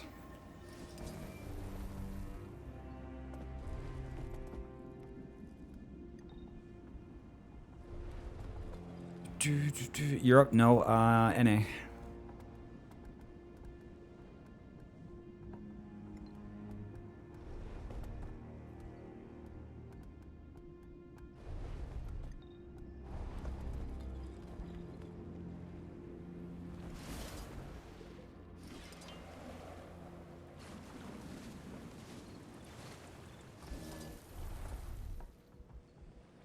In 14, I play on like every server in the world because I just got bored and made a character on every data center. But when I was making my characters in Guild Wars, I didn't really think too much about servers, so like all my characters are on IOJ. And if you think about it, it might have made sense to spread out a bit. I just wasn't thinking at the time. Ah, shit, I'm too late.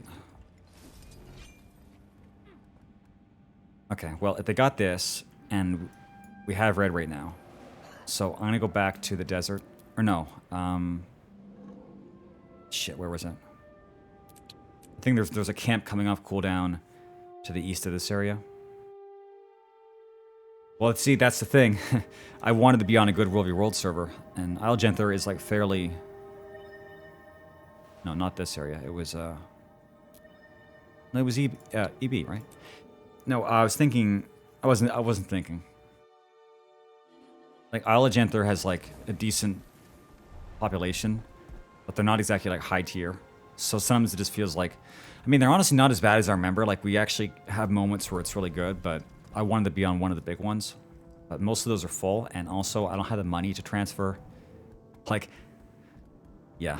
If I had money, as far as, like, transferring servers in Guild Wars, that's really far down the priority list, so definitely not doing that. Server applies to characters, not accounts. Oh, you can't have characters on different... Oh. You sure about that? I guess you'd know. I thought you could...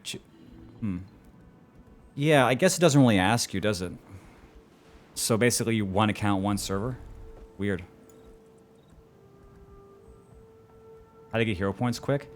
Well, the expansion hero points, like spots, give like a lot more than the normal ones. Like, what is it, chat? Like, base game hero points are like 1, and expansion ones are like 5 or 10. 5, right? So getting them early on, whatever. But once you get to the expansions, it's 10. Yeah. Like, it's a lot faster. So if you can just kind of like do what you need to do, and then once you get into the expansions, you'll start getting your points really quickly. You get 1 free server transfer? Huh. I must have... Well, no. Why would I have used it? Unless I didn't start an Isle Genther. Because, you know, I had the account for 10 years. Maybe I did something along the way and didn't remember. I could maybe try it. I was just sure that it wanted me to pay. But, to be honest, if I can't get onto one of the full servers... last time I checked, this would be like the best option. As far as a server that's in North America... reasonably competitive, and is not already full. So maybe there really isn't anywhere better that I can go. Damn it. I was talking to chat, I missed it, fuck. And that'll be 5 minutes once they take that. Okay, let's rotate through again.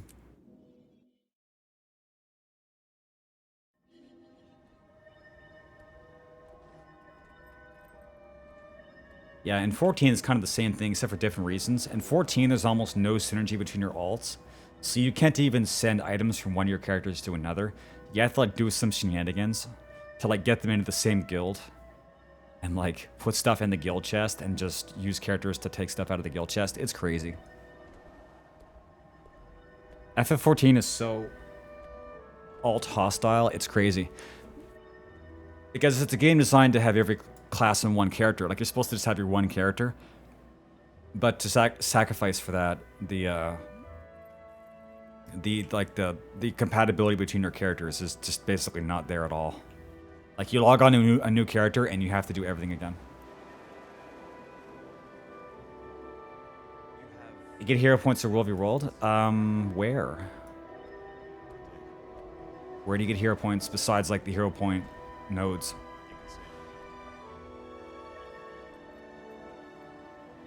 I mean, I know there's nodes on the map, but they're not exactly any easier than the ones you get in the open world. In fact, depending on, like, how your map is doing, some of them are actually just impossible to get. Oh, you buy them at currency. Interesting. Well, here's the problem, though, is that you can't go into World v. World until you're level 60. So, you know, by the time you get to that level, just get 20 more levels and go into the expansion. Because yesterday, I think we found out you can't go in this mode till 60. Map comp also. Yeah, I'd be far beyond that, though.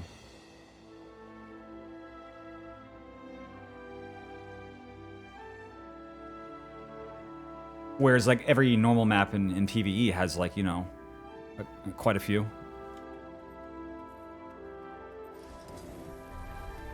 But it's something I always had to, like, think about, too, because I was trying a lot of different character specializations. And so I'd be thinking, okay, how do I rush the most points as possible?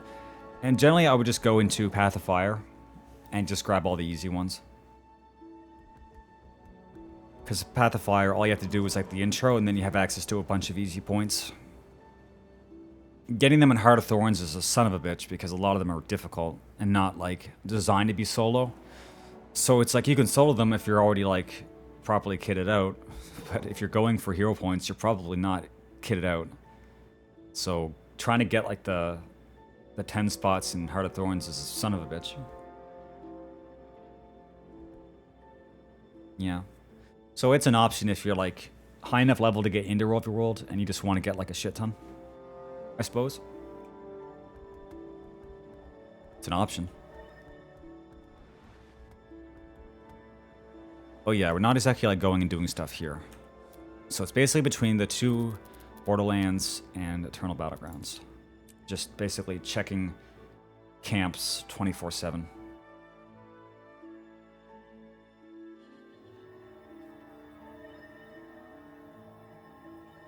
Yeah, maybe. See, like, I actually don't know. I didn't even know. Like, what NPC do you buy them at? We can have a look. I did an HP train once for Heart of Thorns. I thought it'd be kind of boring, but it's actually kind of cool.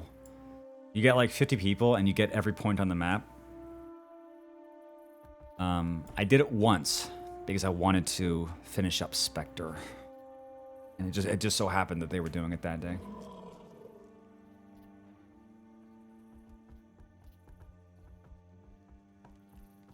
This dude here. Now, I'm not sure I can buy any more skill points. Yeah, I've actually accumulated some of these.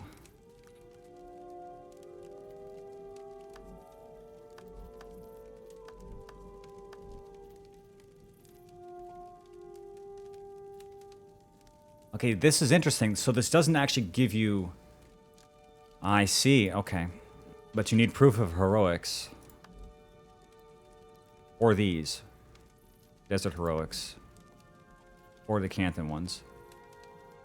So this is the thing. It doesn't just give you a hero point out of nowhere. It actually just completes one on the map. That's sort of strange. But to be honest, this is probably a lot better than...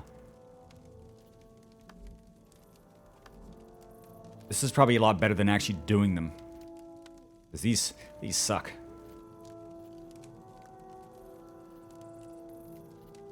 Yeah, I don't think I'm going to buy anything here. Typically, if I want to buy blueprints, I just use Badge of Honor. Because I've been spending all of my chests on getting Badge of Honor, and I don't know what to do with them. But they might come in handy someday. Gives a random one. Well, I wish you could choose, because everyone will want to choose that fucking asshole on top of the airship in Verdant Brink. Because that was the only... When I was doing Necro, that was the only point where I couldn't solo it. Because that guy is just a son of a bitch. I felt bad too because I was running Minion Mancer back then and I still couldn't do it. Because he just smashes through the mobs and just CCs you forever. And you just die.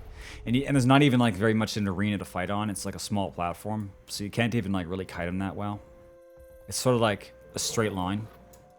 So you have one place to go and it's like through him.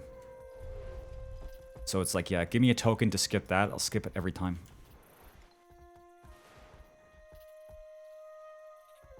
Are testimonies part of getting legendary armor? You know, back in the day, you could use that chest to buy, like, dyes, and you could actually make a lot of gold. And now, can't. But you can also, like, apparently, you can convert one into the other, so I don't have any Cantha. Well, no, I have tons of Jade Heroics. Where did these come from? No proof of heroics. Yeah, you can check for me if you don't mind. Because I don't want to, like... This is sort of the problem of not looking ahead. Is that that's the only thing in World v. World where I've been just kind of just doing whatever, is those chests that have the option to grab something. Because if I don't get them now, it might end up being like a lot of catch-up later on.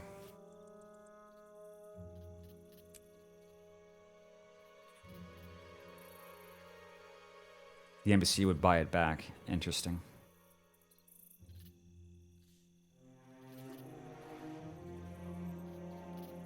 Okay, so a minute for this, and yeah, let's go get this.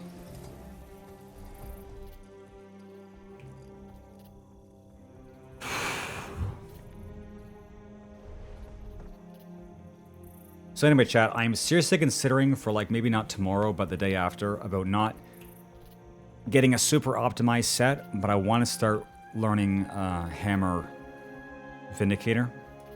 So I think I had the money to buy like a starter exotic set for that, which would not be optimal, but it would be enough to start practicing on, because I do want to try some different stuff out. Necro every day is amazing, but I'm just afraid that one day I'll wake up and it will not be that amazing.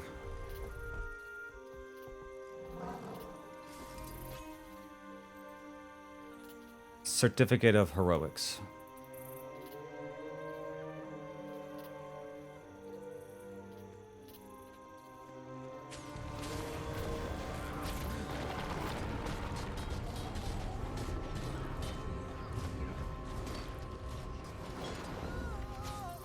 A lot of them. Like, more than I have.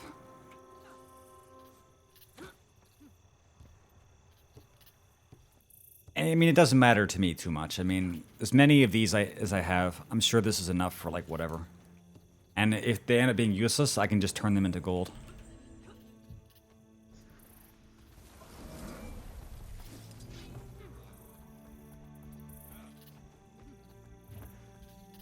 I'm not too worried, because I know that it's the same in MMOs as it is in Gacha. If you overcap on a currency, you're going to need it again one day. There's never too much of a good thing. 1,500. Okay, well then, yeah, I'll definitely start. I might just, like, smash those out exclusively now, because it's not like, you know, you get one set of armor and then you're done. There's always going to be room for more armor sets.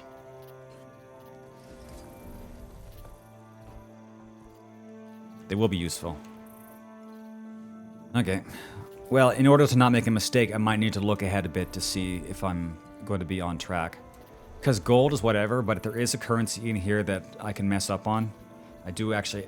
That's the one thing I do have to know. Because imagine spending 45 weeks in World v. World and then having to come back because you missed some shit. 3k badges. Well, I'm doing pretty good. But look at stuff, but as little as possible. 2.5 minutes. I think I'll wait.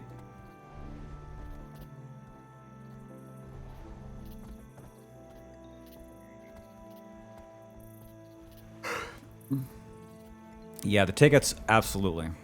I did look that up, because that was like very glaringly obvious that if you have to get these. Luckily though, they do come in passively, so it's not like you can mess it up. You mess it up by not playing enough and not capping your chests. Which I thought that would be hard to do as much as I'm playing it, but it actually still means I have to be careful. Because I could stream 4 times a week and maybe still not cap my chests. Unless I'm like hitting that shit. Spirit shards too. Well, I think we talked about spirit shards before, that I have enough. I might have enough for like the first batch. Because what is it, like 1,300 or 900? Like I'll have enough by the time.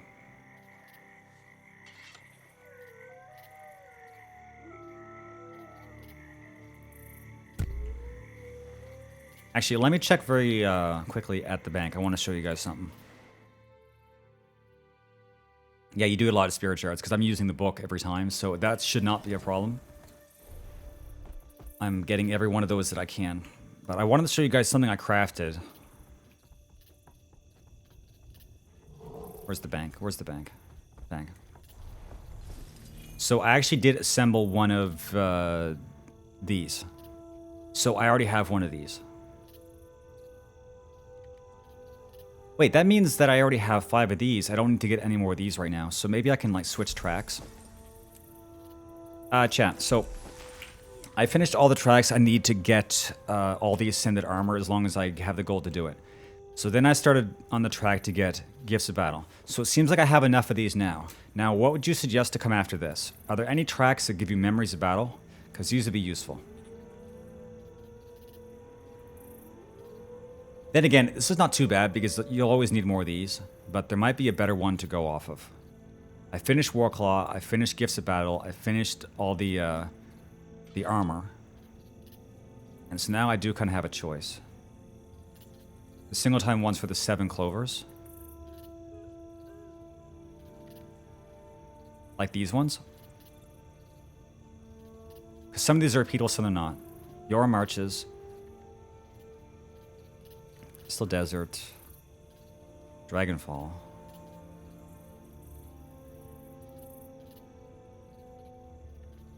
All reward tracks give Gifts of Battle. Well, that would make sense, because this is like the ultimate reward. But this one gives clovers. Yeah, so you're right. Some of these are one time only. Yeah, that wouldn't be a bad idea. Just kind of start like hammering your way through them. I accidentally got like really far into this one and didn't even realize it. I'm like, why am I getting all this like random bullshit? And I realized that I switched Gift of Battle and didn't set it to infinite, and I just started getting this bullshit. So this is like a waste of a couple hours.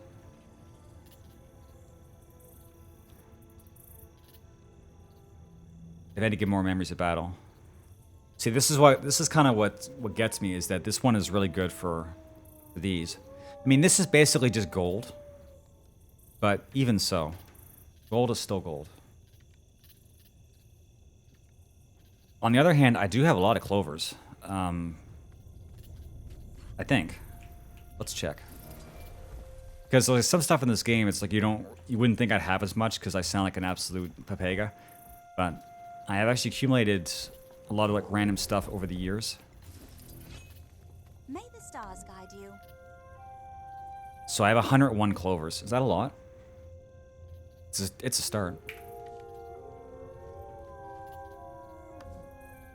Yeah, well, I wasn't planning on doing any repeatable ones unless they were like really amazing. So let's just say let's just start here. The first one on the list. We'll just hammer this out. It does end with getting some clovers. It's a one-time track. Yeah, start doing that. 15 per armor piece. Okay. Yeah, clovers are... I did manage to sort of get ahead of the game a bit on clovers, just because I've been playing over the years. But if no tracks give Memories of Battle, then that's fine. It kind of frees me up to do what I want. Okay, I'm gonna go back to this. I went back to show you the bank, and I think I'm gonna miss this cap now. My participation's suffering, because this is how destitute this is. My participation's suffering, because there's no tags to follow.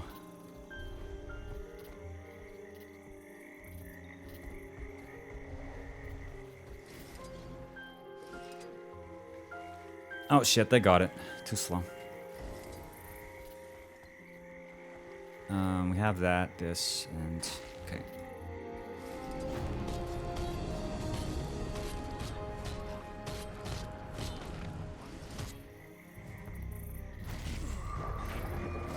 Dude, I have like no life force.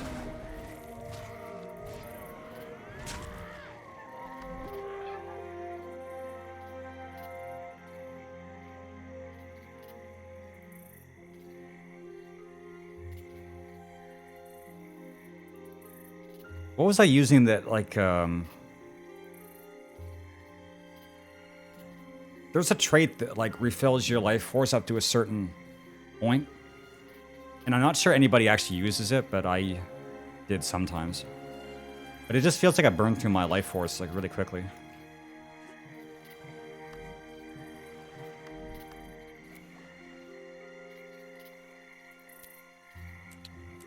Okay, let's look around here a bit.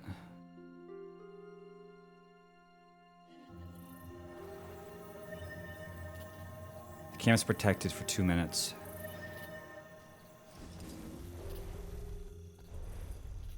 I'll get this one for sure. I'm not going to warp out.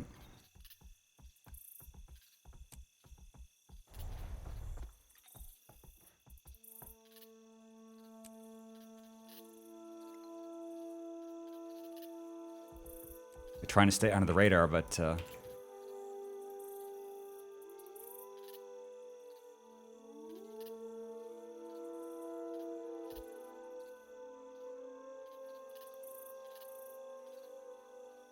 is this it? Like this? It's just not, it's not coming up with, oh, there we go.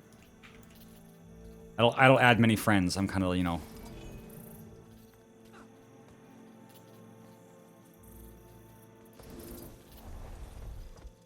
Yeah, I know that. I used to use those.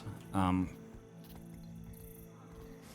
I'm on a roaming build, I probably should switch off of wells and actually use what I used to use, which was like this.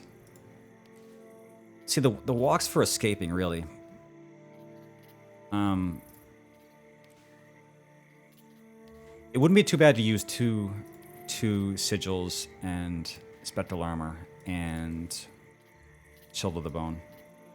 I think this is like a little bit more standard. It's definitely better than running like, you know, wells. So that's not amazing.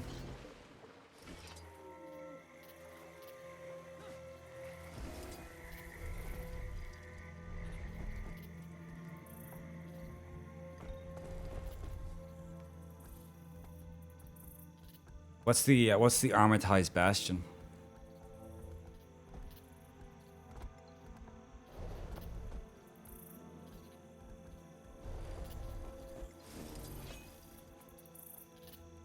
Yeah, pop a go into Shroud. Yeah, it's tried and true. That's like a shit ton of armor. But so does this actually give you life force while you're in Shroud? I don't remember. If it does, awesome. That's shit's cash.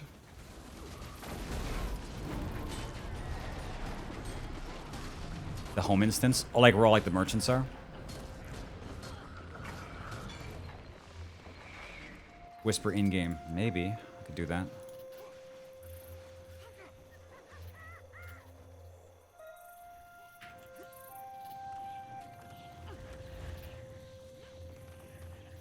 To be honest, the way that I play this game, staying in Shroud for the longest period possible is definitely my goal.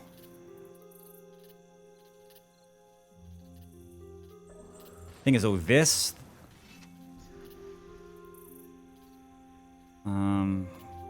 No, it'd be like up here, so... Okay, so I am using it.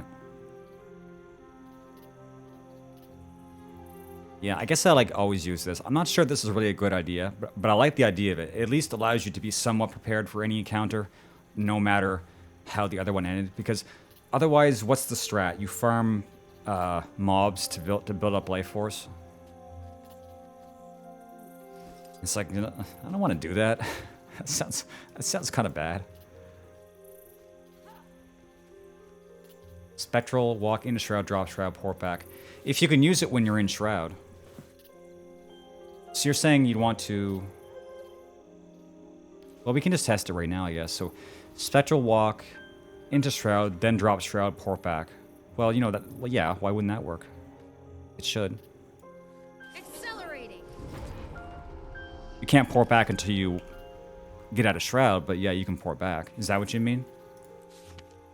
Hey, wow. Hey, chat, look at this.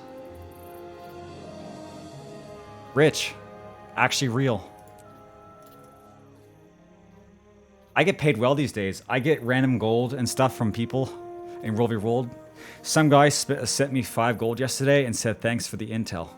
Because in case you guys didn't know, I'm a spy now, so. Hey, thanks, man. That's like a lot of money. That's like, how much is a stack of these? I'm gonna sell them right now. Don't watch. Or sus. Yeah. It doesn't even bother me. I don't care if I'm a spy or not. I'm just here to have fun. If people are gonna become sweaty over somebody watching a Twitch stream and stopping them from like going through a tunnel when they thought it was a secret, I mean, what can I say?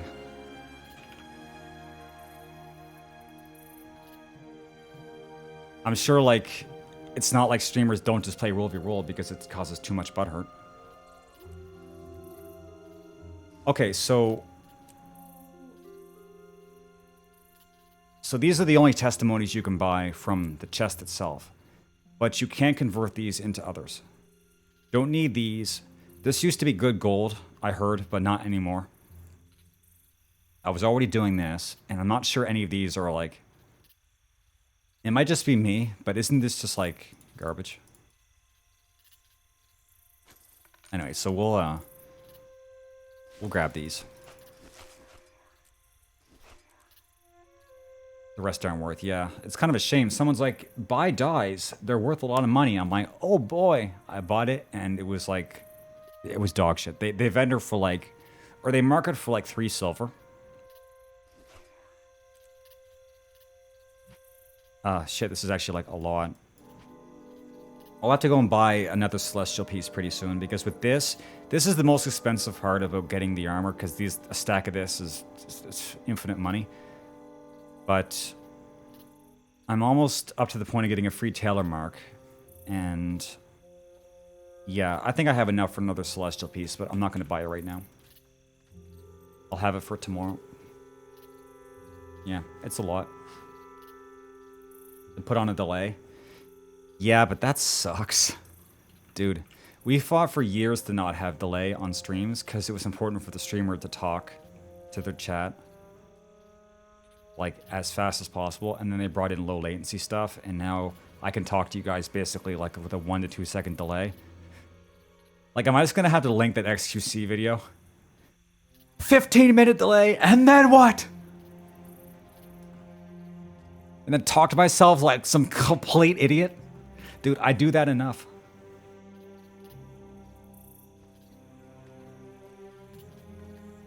It's true, Guild Wars does not know how to utilize more than, you know, 2 CPUs. Oh, wait, Berserker Greatsword. Surely this is worth... Oh, it is. Nice. Chat, I hate to do this. I gotta go AFK for like 2 minutes. Usually I do this when there's no chat. But, yeah, I need like a tiny break. Just like, don't go watch another streamer. I'll be right back.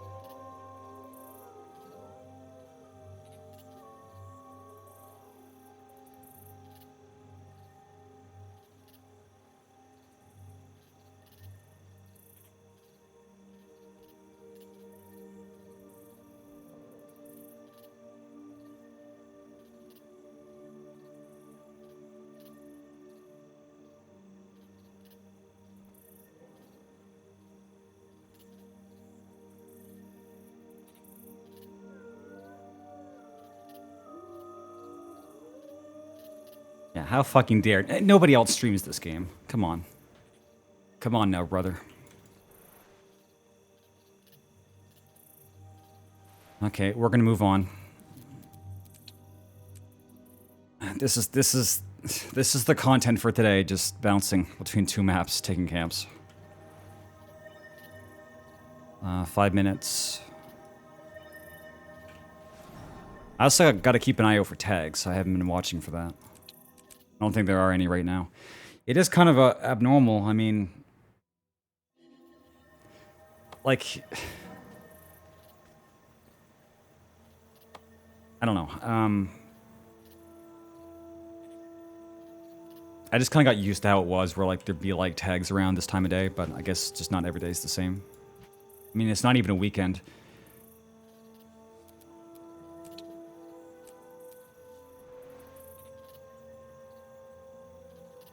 Here.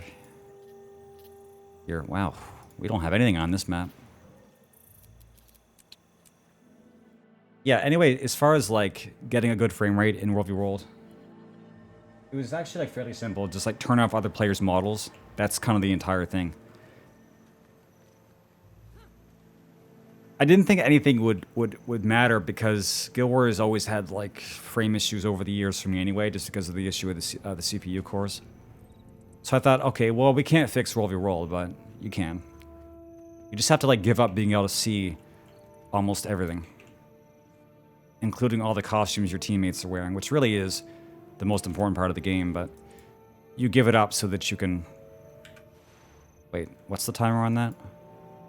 3.5 minutes? No. It's the best shot we got. Yeah, I know it's not prime time, but generally around this time there's somebody on, but it's alright.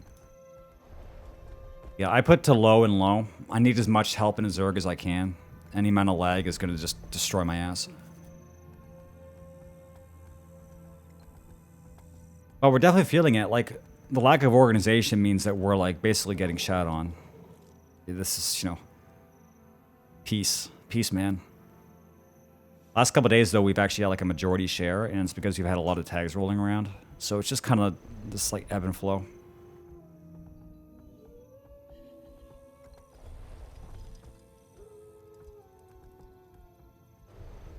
What is Mag Week? What is this witchcraft you speak of? Accelerate.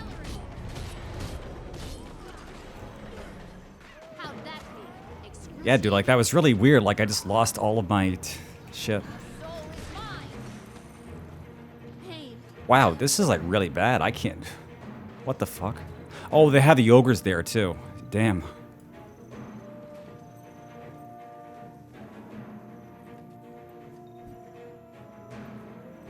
The Boar Week? Wait, is that interesting? Is that something that I could do?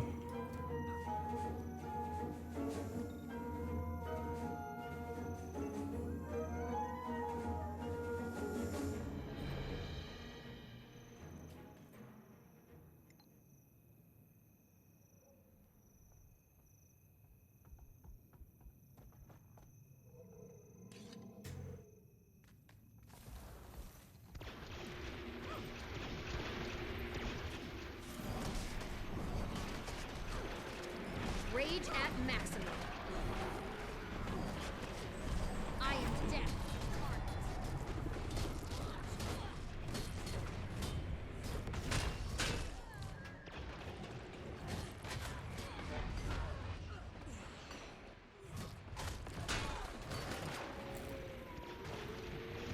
You know what? If Necros could use their slot skills in Shroud, that would be cool. Might be kind of broken, but be kind of cool too.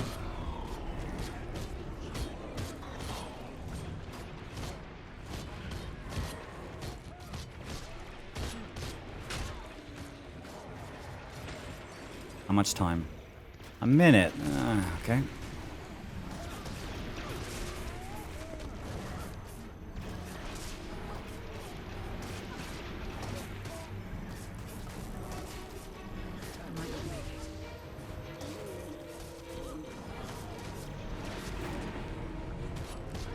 It's like, I don't think mercenaries make much of a difference when you're in a Zerg ball, but it definitely makes a difference when there's not many people around.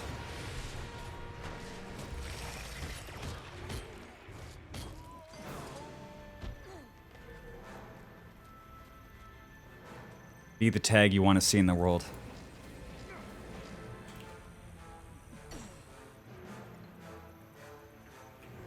That's exactly my plan, but that's gonna have to wait for a bit. This is actually one of those days where I wouldn't mind tagging because it wouldn't be too much to have to worry about. It's just about getting people going in the right direction. There's not like any major decisions you have to make. Just have a mark on your head and just, you know, just do it. The dredge. Fuck the dredge. I don't actually see them very often. But I guess I'm not really, like, doing what I'm doing today very often either.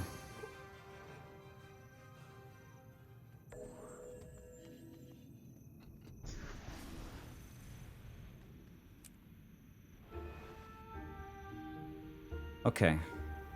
Well, roast quarry is 3 minutes. By the time we get down there, we can also grab that.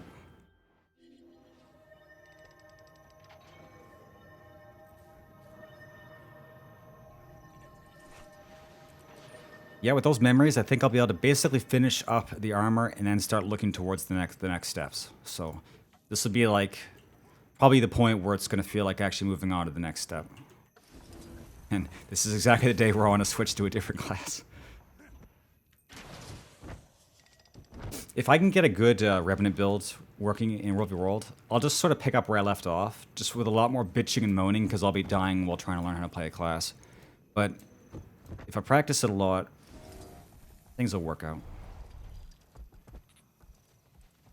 Oh, I was almost excited. I was like, hey, a battle, but we're not really in this battle. Well, actually, you know what? Maybe we kind of are in this battle.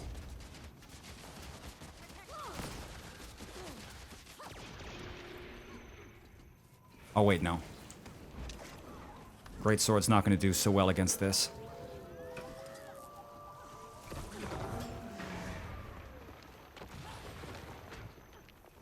Accelerating.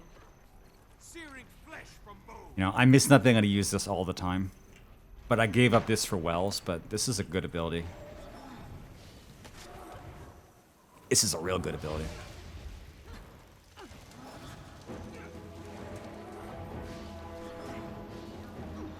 Celestial Renegade.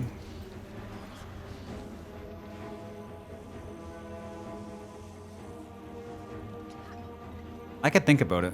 I was gonna say I don't wanna, but then I realized, well, it's actually not that much of a difference. There's the power. But to run Hammer Vindicator, I imagine that would be another Marauder build. How is the price of buying some exotic Marauder versus like buying exotic Celestial?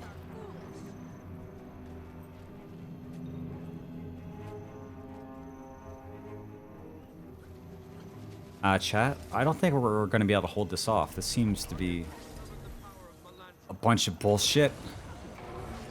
I don't care if we have Mr. Had here or not.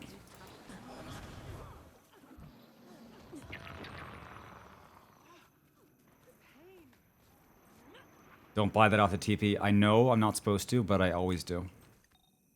You can't buy Marauder on TP. Okay. Well, yeah, that would definitely narrow down the options. Vermbrink, hot map currency. I do have some of that. I'll have to take a look.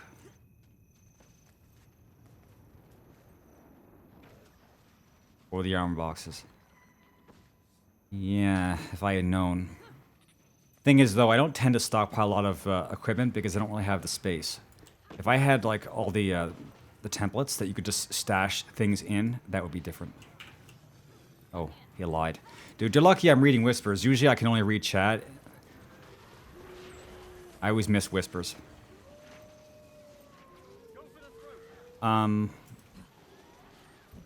Me being here is not exactly causing more mail. Capybara in advance. This is another name I don't know. I just got sent 5 coins, Jesus. Chat, what am I doing? Is this for my intel? You call this intel? You call this swinging a battle?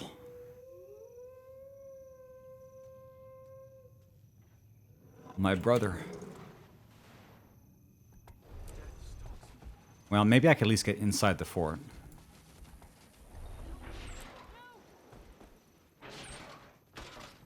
Early stream, is it? It's 4 in the afternoon, my dude.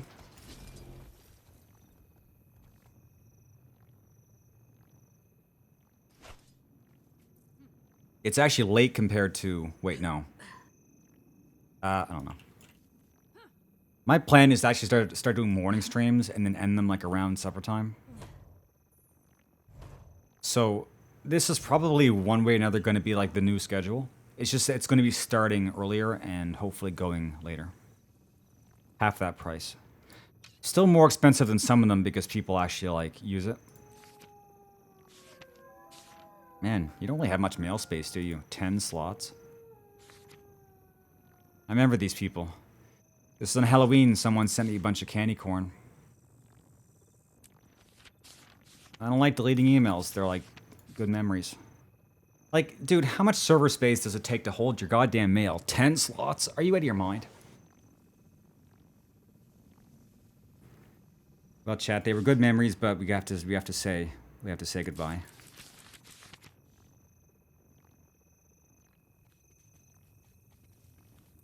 Less than 14? Yeah. It is. A lot less. See, you don't expect this kind of thing from Guild Wars because their server, like, they're basically, their engine and their architecture is, like, really good. Generally. If 14 was using the kind of architecture that Guild Wars was using, and these games came out around the same time. So, it's like, goddamn, dude. Gem store email slots. They seriously actually would do that, yes. Yeah, no, I mean, Guild Wars has its flaws, but their backend has consistently been the most impressive.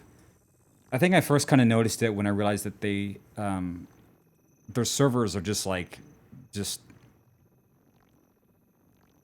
how do I say it? I guess when you go from 14, where we're always talking with things like data center and ping, and like having access to other characters and things like that, and then Guild Wars comes along and it's like, fuck it, we'll just have everybody everywhere and you won't even know what's going on. And you're like, okay, cool. There's a lot of stuff they do right that you don't think about until you go to a game that doesn't do those things, and then suddenly it's very annoying. I mean, thank God 14 is a great game in other ways, so that you can like forgive it for its flaws. But it does have flaws. Noticing ping stuff? No, I'm not good enough at the game to like understand if I have bad ping or not. I think I actually, yeah, I have good ping with this game. I used to not, and it sucked. But yeah, surprisingly quite good. 14 servers are in California, which means as far as North America goes, they are physically the furthest away they can possibly be. And the 14 servers used to be almost right next door. So one day they moved, and the ping just... Fuck, dude. It added like another 100 ms. Terrible. I don't care so much nowadays because imagine like actually trying to play a game and be good at it, but back then it did bother me a bit. Yeah, next to you now. They sent them all to California. They couldn't have kept some here.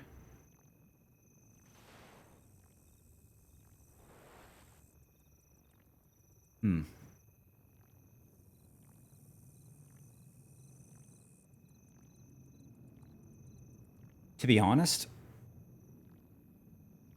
it's actually more surprising that they didn't start where they ended up at. The fact that they were actually in Canada was really odd. I don't even know what the connection is. I know that like IDOS was like pretty closely affiliated with Square Enix. But then, you know, The FF14 data centers ended up in Quebec. It's like, why? And then they moved into California. All right, Ginsu. Well, thanks for the bribes. I'm not going to like convert that to gold, convert it to gems, and then buy the giant cat bed. I surely won't do that. Okay, you can trust me. Okay, chat. The game. What are we doing? They have both mercenaries. That's fucking awful. You know, maybe we could like just kind of cut through there and see if we can get that camp. Not like we have much else to do. This is kind of just like whatever v whatever today. Yeah, it's like a double whammy. You suffer because the servers move, and you suffer because you still, even after all these years, have to play League of Legends. Holy shit. Yeah, thanks, man. I hope to see you again. If you had fun today, don't worry. Every day is the same dog shit. Anyway, I'll see you later. Yeah, no, you're saving up you're saving it all up for the MMO. Maximum pain. The soul is I am dead.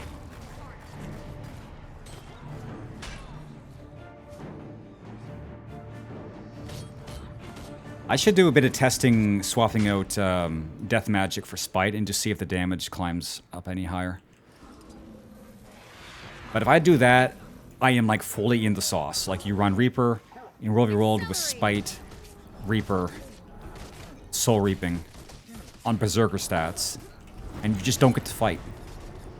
You're like the pawn, you just get sacrificed. I was gonna say like you fucking degenerate, but unironically, yes. Just whatever race Ari is. I mean, fuck, dude. You can have standards in your life, but sometimes you just have to like say, I just want to do this thing. I'm just gonna do this thing. Thing is, it's gonna be like really insufferable because if they have like a Gumiho race in the Riot MMO, everyone's gonna do it, and it's gonna be even worse than the Makote in 14 because there's gonna be normies who play the Riot MMO, and there's gonna be a lot of them, and it's gonna be fucking awful. It's going to be the worst thing you've ever seen in your life. Yeah, Zerg are tough in roaming, but also will be tough in Zergs too, because it means you don't really have any leeway. You get caught out, you don't really have a safety net. I mean, let's be real, like a real hardcore Zerg, if you stand in the wrong spot, it doesn't matter what you have, because you just get zapped to death. But there is a point where I was running around with my core Necro, Blood, Death Magic, Soul Reaping, with Celestial gear.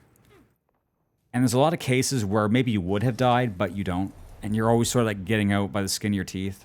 And it's like, those instances add up. Imagine running Berserker with a damage build, and you get caught out once, and you die and you're out of the fight. Which just happened to me quite a bit. Alright, well this is still bullshit. I'll come back.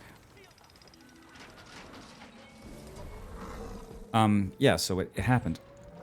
And Celestial's not so good for, like, actually contributing to a fight. But if you can stay in the fight long enough, you'll just contribute by being there. Even if it's just a waste, shots. So there was a time where I had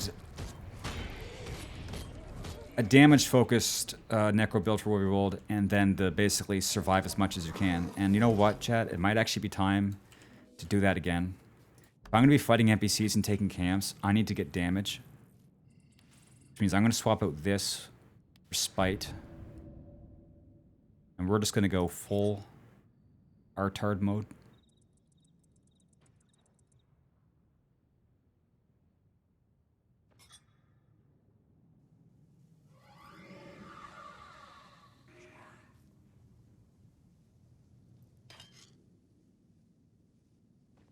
I think it's Awaken the Pain.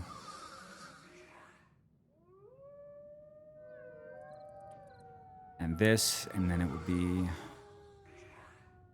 this, and this, and this. So this is essentially just like, you know, they die or you die.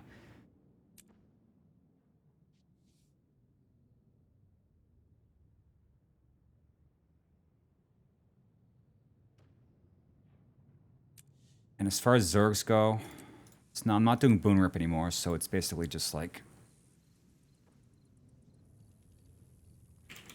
Sustain Reaper. I'm still thinking about going back to Core, but there's still a lot of use out of this. So this is essentially just like surviving as much as possible. So it's like blood and here. Then it'd be this. I always debate between these two. But definitely this. And this. And this. And then this. And...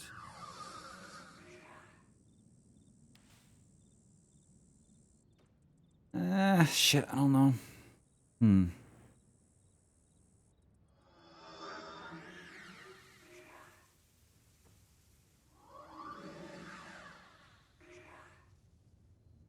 I just seriously like wish for the universe where I could have four lines, because it'd be easy, just death magic.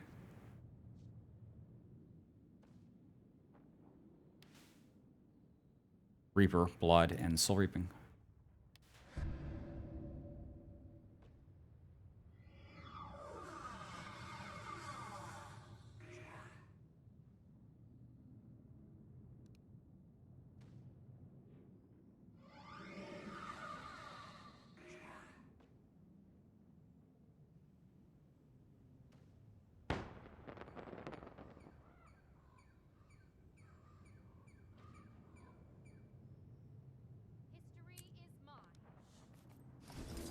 I think that's the best we're gonna do. That's the most my 2 brain cells can manage up. Okay.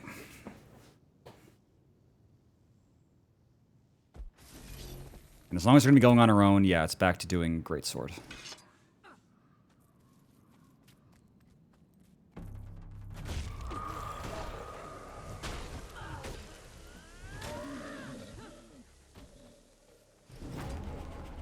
And then if we meet anybody, we run.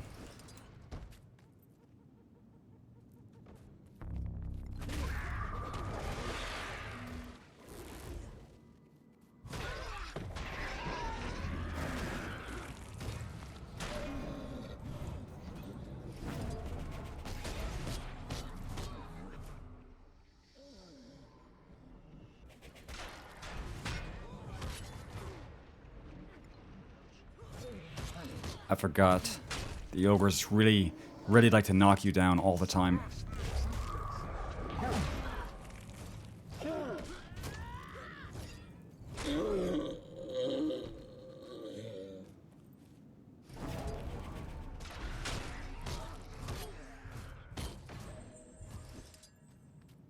Okay, so we got those.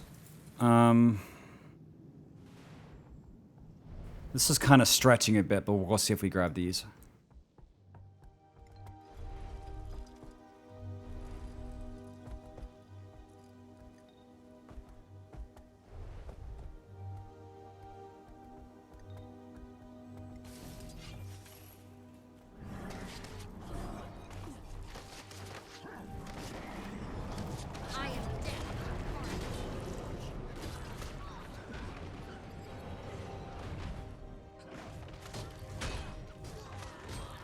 Oh no, they found me. I have a target on my head. Soul is mine. A warrior? Wait, he's a core warrior? Kill to the foe. Dude, he hit so fucking hard.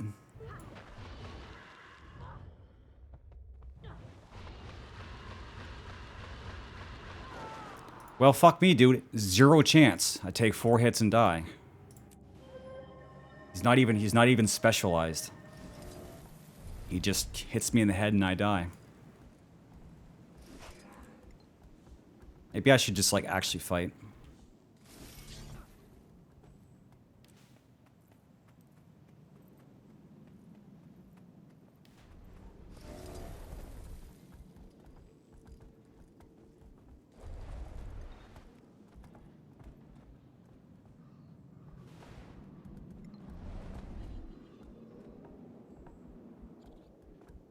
I don't know what that guy was doing. There's not really any reason to be in a camp unless you're getting supplies. It's just that one guy who just runs right at me and kills me. Really makes you think.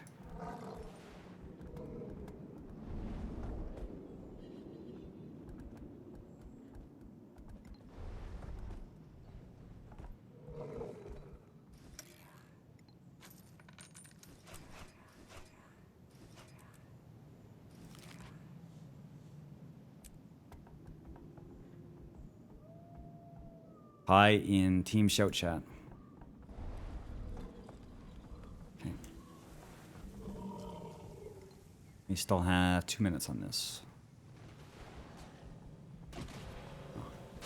I'm not fighting these. These are still a few minutes away.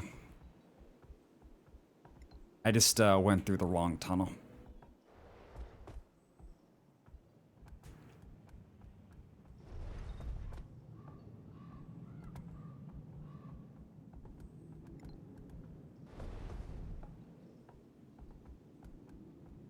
Oh, great. Now there's 2 of them. No, wait. Mechanist.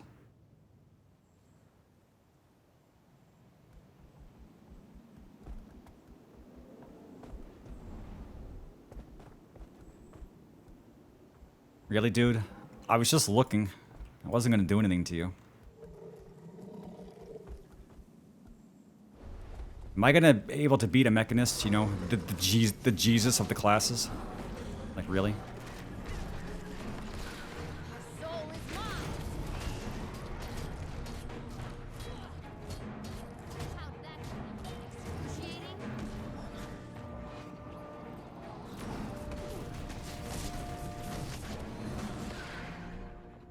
Excruciating? I actually got kind of close there. Oh, we're both downed. Problem is their fucking robot is still alive. Can you cast fear on a robot? No. No, you can't. I made some mistakes there, though. I didn't hit spectral armor before going back into Shroud. I took too much damage at the start.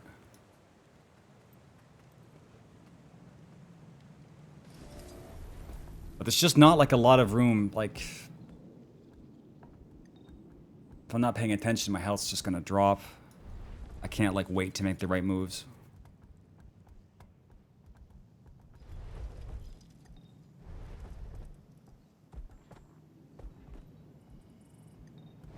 And also, like, use slot skills before you go into Shroud. Because you're not going to use them when you're in Shroud.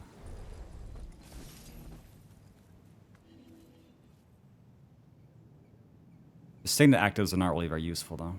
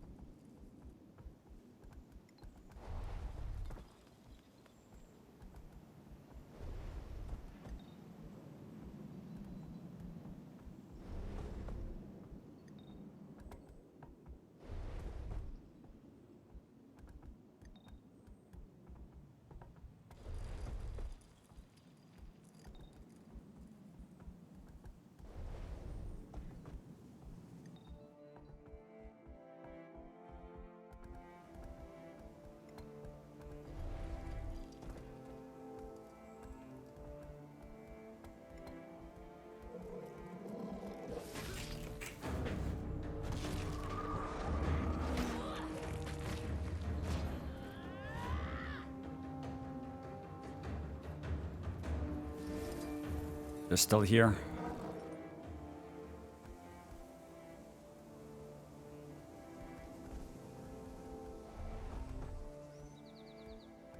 Okay, let's try again.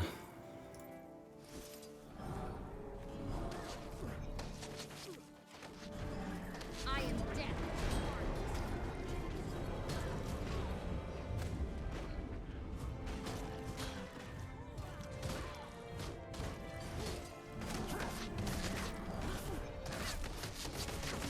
Your soul is mine.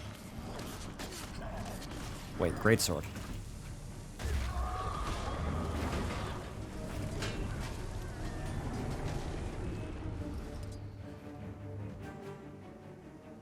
so many weeks without using greatsword, I forget I have it. It's like...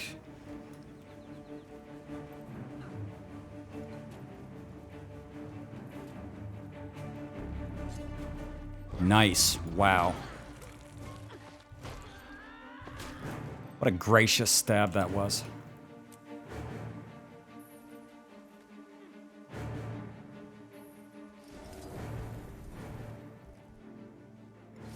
Oh yeah, you can't be on the mount.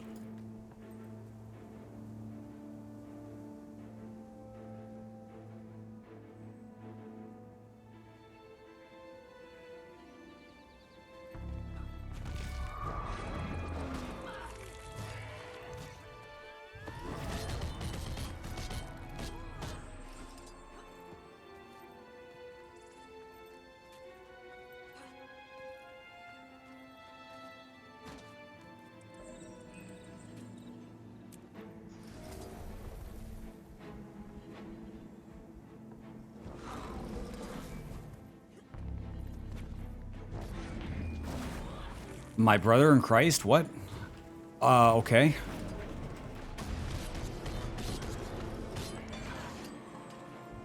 It's fucking Mesmer Doliak. Just fucking vanished.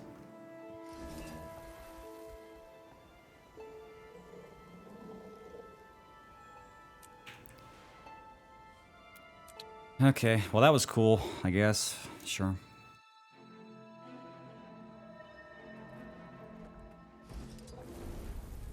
You got Big Pippi on tag again. Finally, some content. Don, I'm playing Necromancer. But the specialization's Reaper. So it gives them the Great Sword. And then they have the Reaper Shroud. So, just Necromancer with Heart of Thorns expansion. Also, I hope you're not watching too closely. My gameplay is not exactly, you know.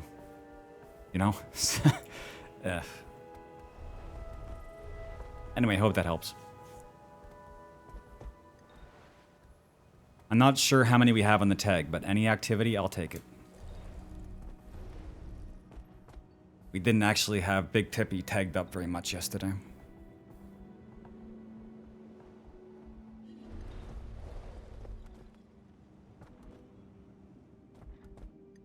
I could feel myself. I could feel that feeling coming up within me that when I was fighting the guy and I almost beat him. And it's like that competitive part of me is coming out. It's like I have no business just dueling random people in a field, but I wanted to keep going back until I could like actually beat them. But I never got the second chance.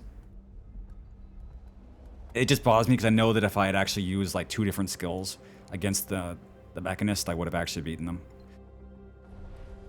Unless the robot actually ended up being more of a problem than I thought.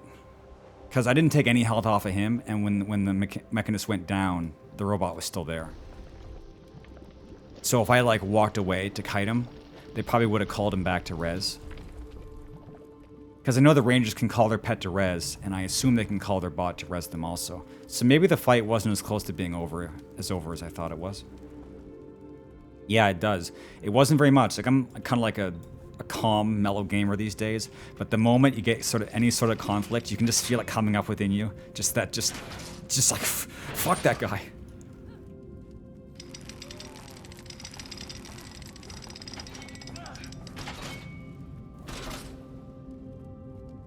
Anyway, we would try to like suppress the rage, just, you know.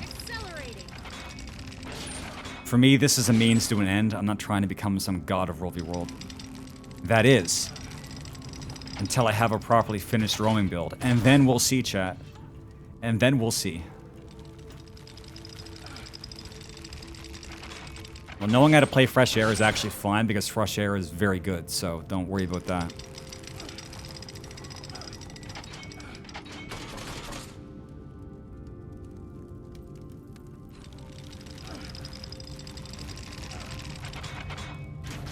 Just don't start trying to play like Dagger Core Ellie.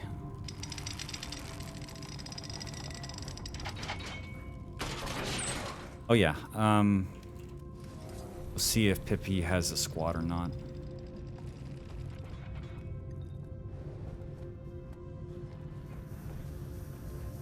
Oh, hello.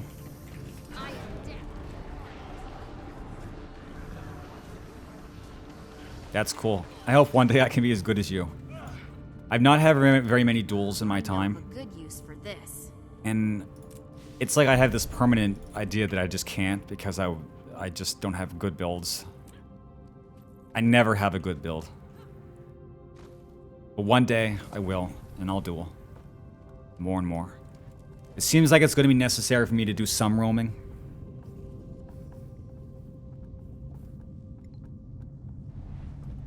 I'm anxious to get rolling on that. You might say, well, just get good at Reaper, but I just don't know if I can. There's way too much about Reaper that makes them difficult.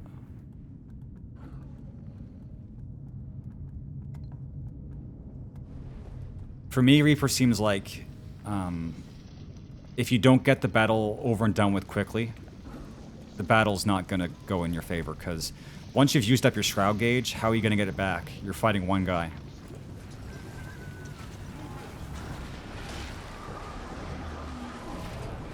And, I mean, finishing a battle quickly is definitely a strat, but there are some classes where you just can't do that. They just won't let you.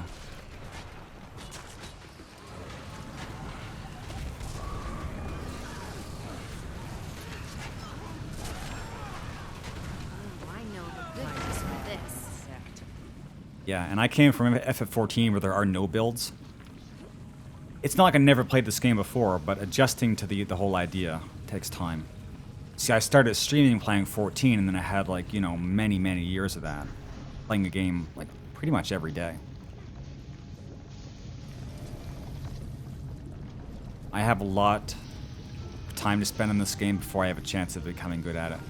Luckily, if I spend a lot of time learning about a game, I'm better at talking about a game than playing it. So every day I'm streaming this, I'm learning stuff, people coming in and correcting my bullshit. And so I find I'm learning a lot of stuff about this game, like, quite quickly.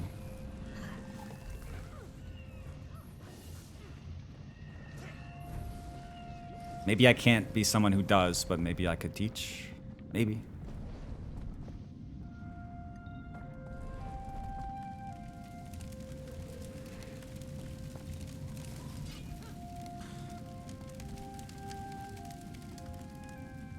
Yeah, I'm pretty much addicted to this mode. I know that I am because I finish stream, because I do this basically the entire stream. And sometimes I finish a stream and then I just start looking up builds and I go right back into the mode. It's like you could have just streamed this. Finish your stream, log off the stream, keep playing the game. Real smart.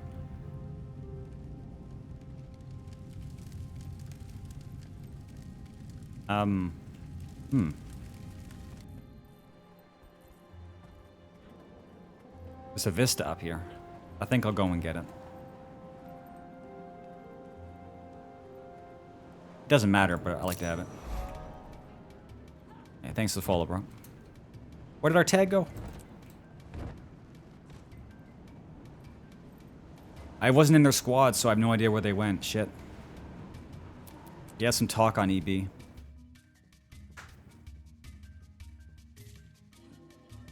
And we're not on EB. Desert. I had hope, chat. I had it. We finally had a group to go with.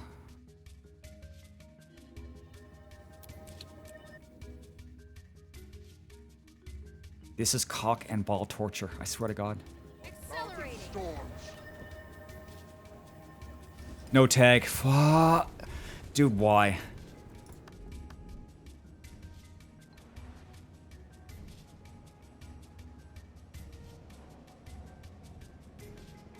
Okay, whatever. We'll just take some camps, dude. We had neither of our camps, so we'll go take camps.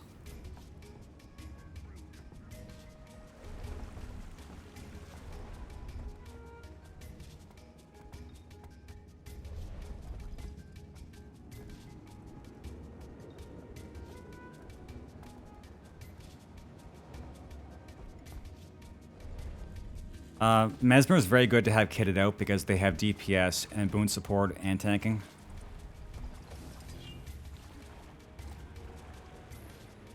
Necro has... Well, actually, Necro has a lot too, like DPS, tanking, healing, and like boon rip. Although boon rip is more of something for like this mode. So Necro has a lot of stuff too. Thief,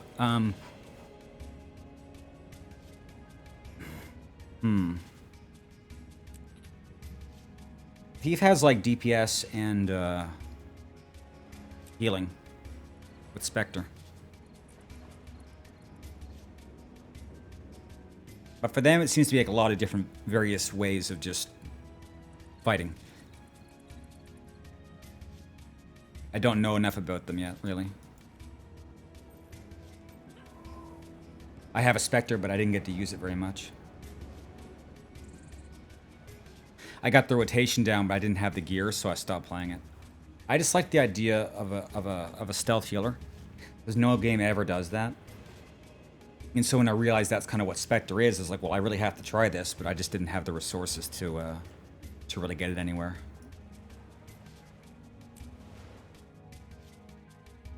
Same idea with Deadeye, which I want to use in this mode a lot, because Deadeye in this mode is an absolute menace.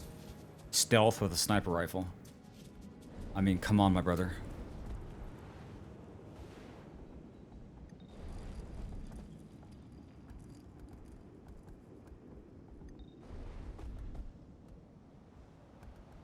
But I've played a decent amount of Necro and Mesmer.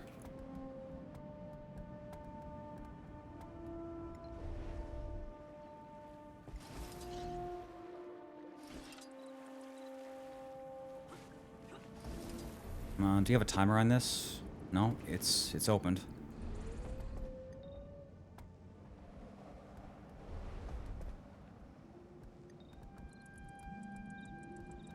And nobody's on it.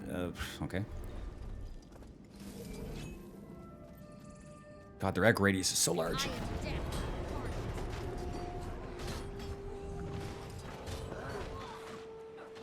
The knockdown. The knockdown.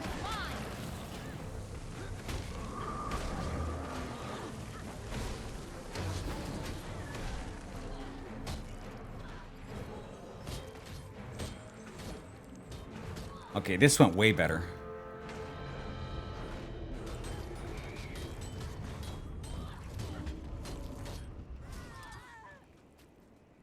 Yeah, see, I used to take cams on this. Like, this is what I remember doing. Like, it's no bullshit. You go in, you kill them, you get out. But you just have to, like, trait completely into just get your damage in. Like, no messing around with any survivability or anything. Yeah. Actually, to be honest, I think my damage is actually, like, theoretically... It might be, like, the theoretical highest I can get, pretty much, because I have full Berserker gear, which is all damage, and all my traits are damage.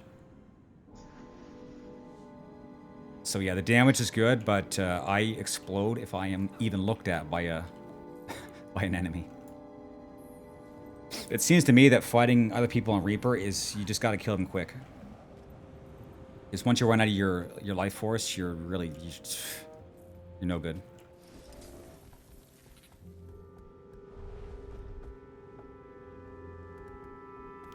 Norgus, what are the stats on it?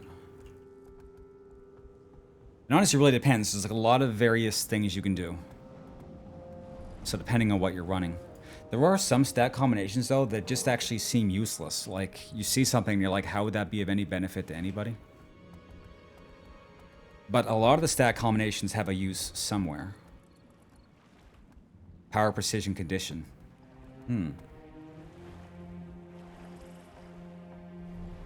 Yeah, I guess that's kind of like a different version of Glass Cannon. Because that gets full damage on your strike damage and your dots.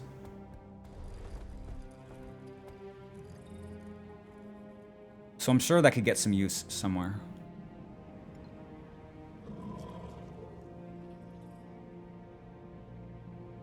I guess like the most you could possibly get out of that would be like... yeah, like something like that would work well on Guardian, right? Because Guardian has so much like combination strike and fire damage. But my Guardian uses Celestial. Because that's just about as much as I could get. So Celestial's every single stat. Which is beneficial for Guardian, also. But it'd be nice to have something like Power, Precision, Condition, and then like Condition Duration. Which is Expertise. Yeah. So like the ultimate like Glass Cannon damage build would be like... Yeah. Well, I guess with that one, instead of having ferocity, you have condition damage, so you're missing some of your critical damage, but that doesn't really matter because dots can't crit. So it doesn't really matter. It just means you're missing some crit damage on your strikes, but it doesn't affect your dots at all. Would you recommend Ellie? That really depends. Ellie kind of has quite a spread of builds. But if you had a Berserker set or a Celestial set, you could get a lot done with an Elementalist. Yeah, it really depends on what you're doing. There's like so much... It's a very loaded question, like what works. Because it depends on what you're doing, what you're building into, what mode you're in. There are things that work very well in PvE that are absolute dog shit in this mode. Like basically any dots, any condition damage in this mode does not really work. I mean, if you're fighting a couple people, maybe. But when you get into huge team fights, dots just don't work. Because it seems like every class just immediately cleanses them off themselves. There are entire builds just designing to fuck up conditions and boons. So when you get into this mode and you're rolling around in big groups, it's mostly just like power. That's why a lot of people run the Marauder stat line, which is power, precision, ferocity, vitality, or health. And then you see that on a lot of builds. I have Berserker because this is just what I had for PvE, but bringing this into here is quite risky. I do have a mostly complete Celestial set, which is all stats, but this is also not super great for what I'm doing. It is more survivable, but when you run the weapons I'm using, it's not amazing. But sometimes you have to like put up with something for a while until you get the gear you want, and then you start hitting your stride. Yeah, so much Connie cleanse that you put all your dots on them. Like I would run staff and I throw down everything and I throw down all the wells, and then I look at the guy and there's just nothing. He has nothing. Nothing. Then again, I guess like the most conditions you can get out of a necromancer is to run Scourge and just torment them to fuck. So we'll just say like fresh air in PvE. PvP is so different that it wouldn't really... It'd be like a different conversation.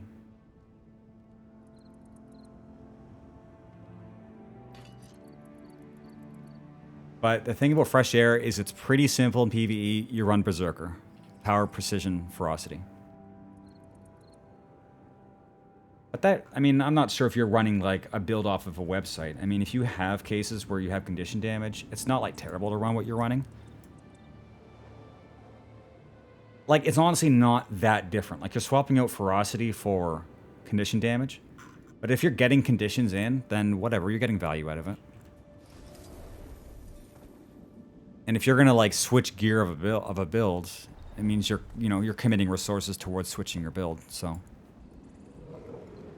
in PvP it doesn't matter because you don't have to pay for anything, so you could just like take whatever you want. I would say in PvP,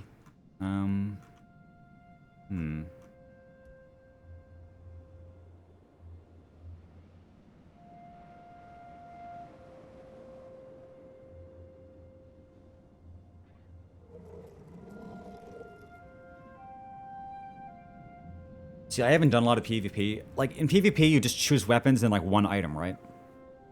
But it'd be the same idea, just be Berserker. You know? Strike damage, crit chance, crit damage. Pretty cut and dry. And yeah, you're squishy, but, you know, the point is to get the damage out there, so.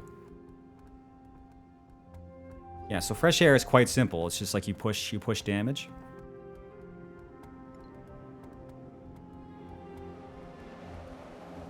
There's nothing too complicated about it.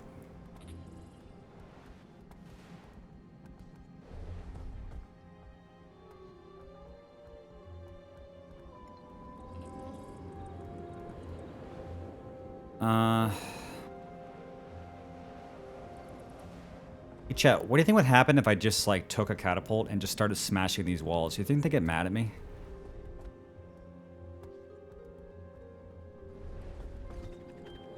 Let's do it.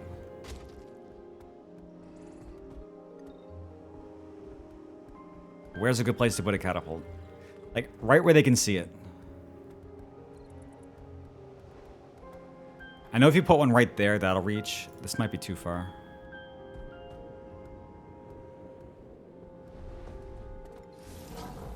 Put it right here. Wait, I need to buy one first.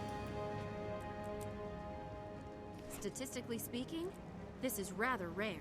Oh, I'm capped on these. Uh-oh. Because you can't sell these. This just becomes like something that clogs up your inventory. Why can't they just increase the amount you can stash?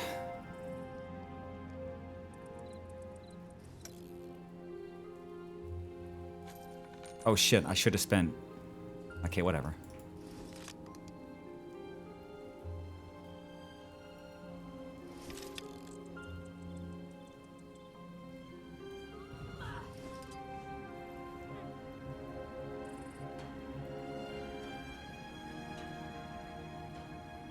Accelerate. Well, you can buy more tabs in your bank and more tabs to put bags in, but I'm talking about like you have material storage slots in your bank, and each one of them holds 250 of anything in the game. And that's cool, because you can even craft out of that inventory. Problem is, once you hit 250, they start overflowing into your inventory. And if you can't sell it, it means you got to put it in your bank space. But my bank space is full of things I stole, so I don't have any more space. Anyway, I'm going to leave that there and come back. And hopefully nobody will touch it when I'm away.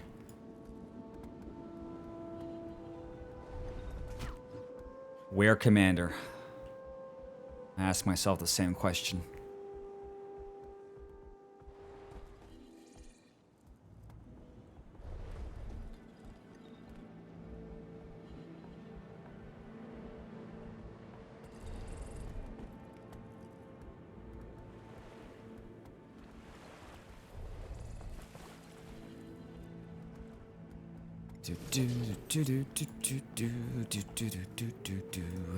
These Dolyaks are out of a job.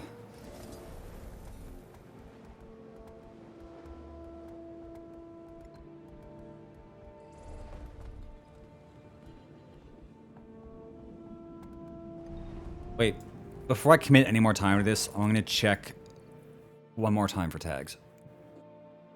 Because there's people talking, Yeah, okay, so we have a tag up in EB. Okay, well, minus 12 silver. We'll go back in like an hour and we'll see if we can just continue building that catapult.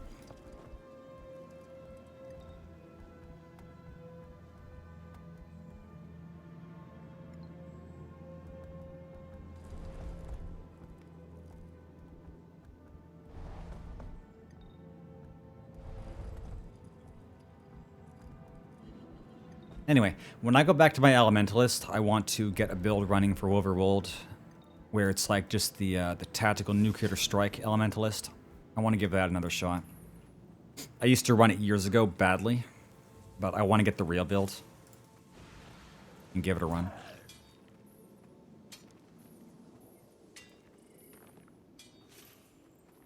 I used to just stand on walls and use Meteor. It was cash money.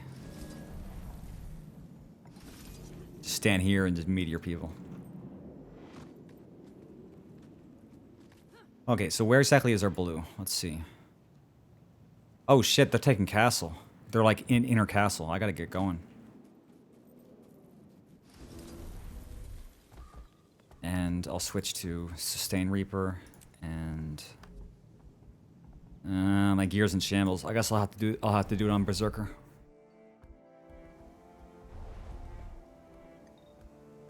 And also, where did we break the wall? There's some busted cannons here. Okay, there it is. Just follow the trail of destruction. But second gate has already been fixed. Okay, shit. So we're in, but we're not in.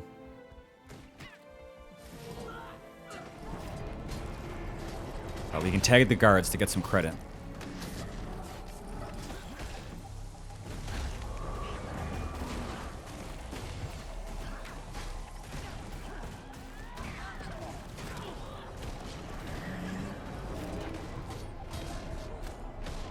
Okay, we're getting demolished.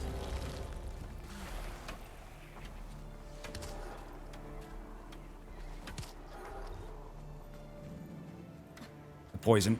I was like 2 seconds away from getting back into Shroud. I fucking hate it. I can't even get him off me. Fear doesn't work.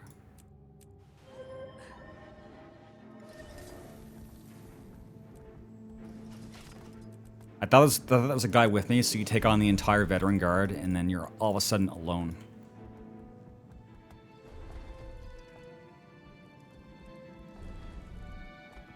It's called Storage Expander. They do sell it. Are you kidding me?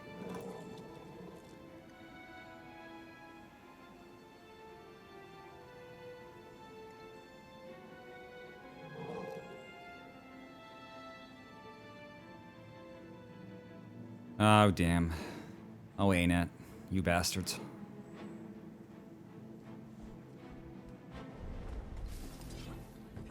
I tell you, dude, this company sometimes. That's like a really useful thing because...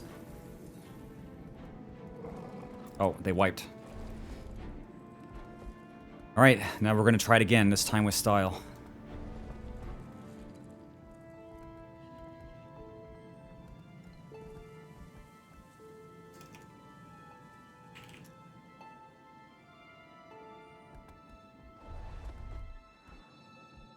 It's only a 10-person squad. I wonder how many people are actually in the castle. Because here's the thing. You have more storage space in the material slots. It means you don't have to fill up your bank. Because if you fill up your bank, you'll pay money to buy more bank slots. So it's like somewhere, somehow, you're going to run out of... My goodness, dude. Imagine trying to fight a fucking Scourge.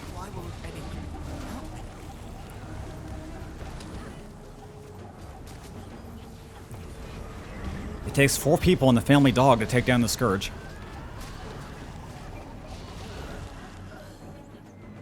Hi, Top Bat. Crush my cock. Sir Crushcock the Third.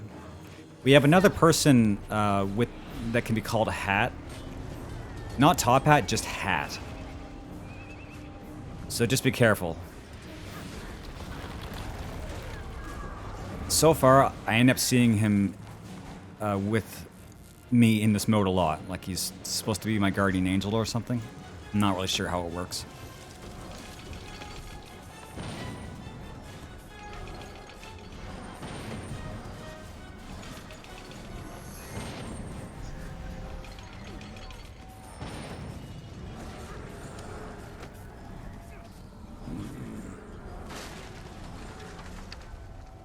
Oh, Mesra portal. So, dude!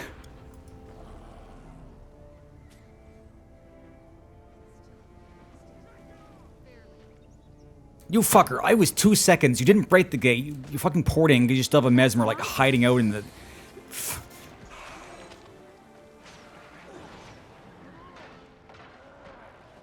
Yeah, well, I would never call you Hat. It's always Top Hat. Dude, I'm getting fucked on so hard. Did you see that shit?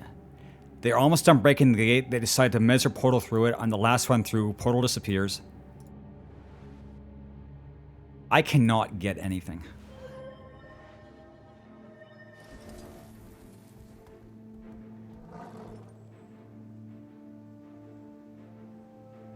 Bank tab expansion. Storage expander. It's on sale, 640 diamonds. So that is about like $8. $8. Doesn't matter, put it out of your mind. You can't afford any of that stuff.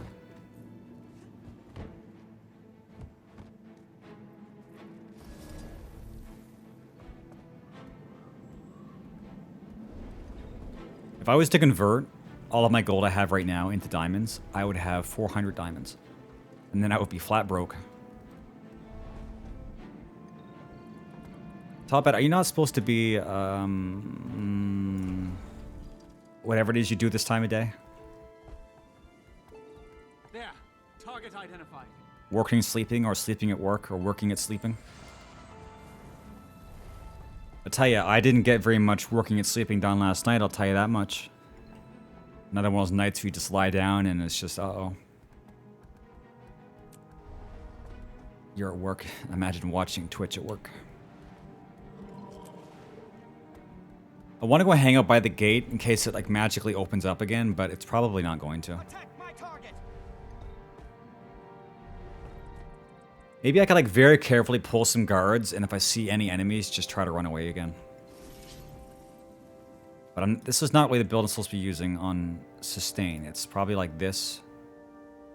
You know what? Fuck it. I'm gonna swap out one of the wells for flesh worm. This shit's getting ridiculous.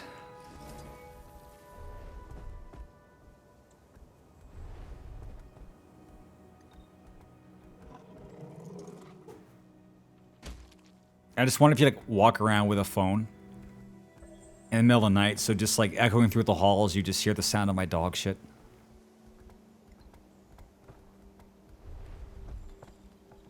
Well, they got it that time. I wish I was there. That sounded like that might have been kind of a cool fight. Unfortunately, doors exist. And I can't phase through doors.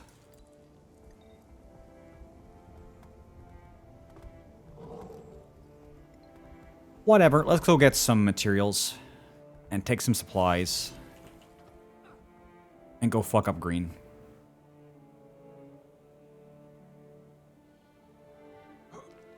I am death incarnate.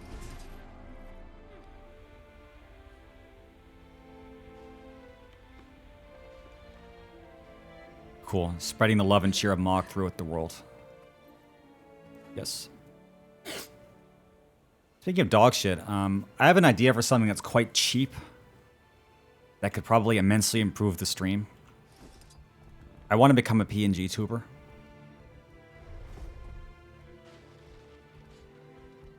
But I want to use the bird mascot. So the first available opportunity where I am out of debt and not about to die, I'm definitely going to do that.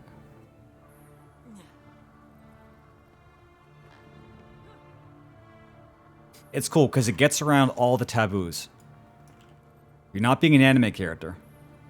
And you're not being a furry. You're just being an animal. How cool is that? Being an animal is perfectly morally and ethically acceptable. Yet the other stuff is not. Forget the other stuff. Yeah, it wouldn't even be that hard. I just need to get the art assets, and then I could very easily get it to work. I might only need like 9 images. It's not very much.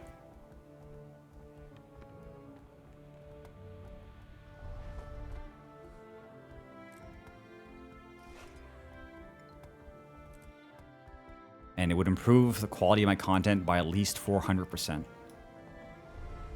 Rough estimates.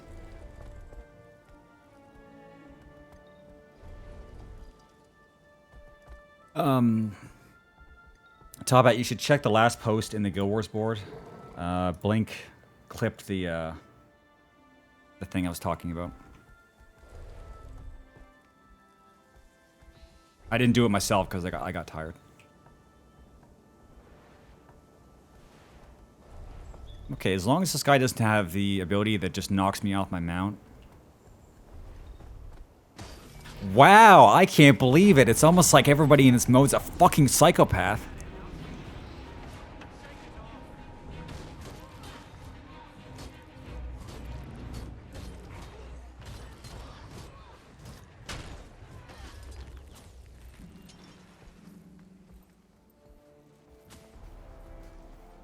I'd be so used to thinking like there is no content to pay for, but then I realized, wait, I'm making content right now.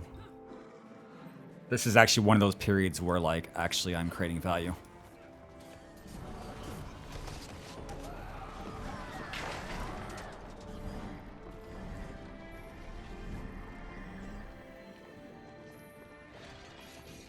Dude, I look at the guy on his mount and I know what's going through his head. He knows that if I get knocked out the mount, he's not going to get a kill. It's not going to help. But, chat, he reaches out and he hits the button. Because he's fucked in the head. He does it anyway. There. Target identified. No, I'm not in the hiatus mindset. I'm actually in the Sigma grind set right now. It is crucial that I stream every day or I will actually physically die. Accelerate.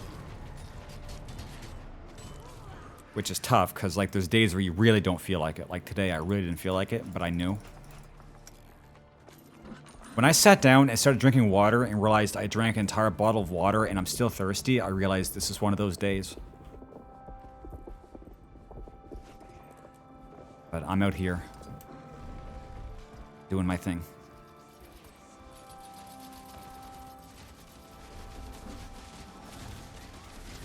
I'll revive you.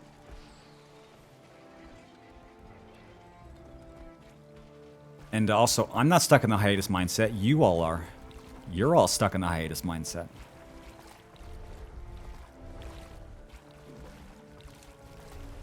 You just can't use a bunch of words and assume they make sense, dude. I will die and I will not be mourned. How's that?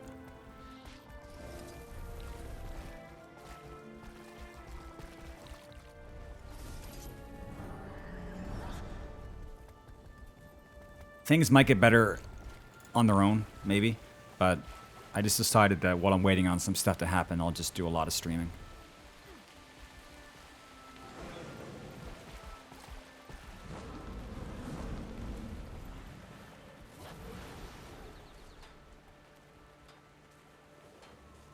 Rage at maximum.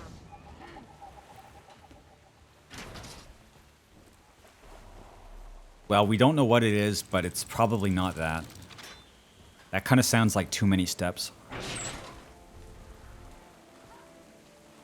I could get behind simulation theory. For one, because it's unfalsifiable, and for two, it actually would seem to be pretty likely. But whatever you just said, I don't know about that.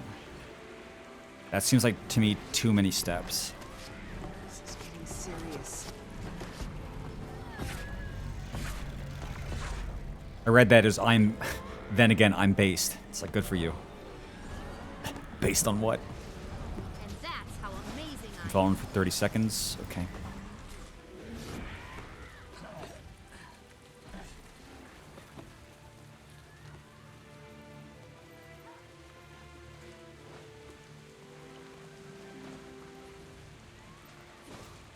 The true Deadeye experience. I love it.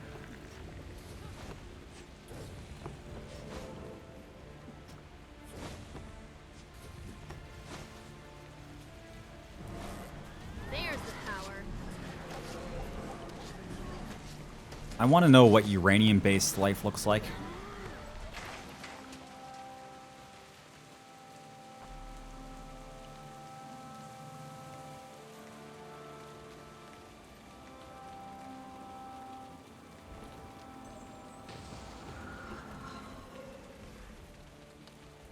I guess I also kind of want to know why they can't make new elements.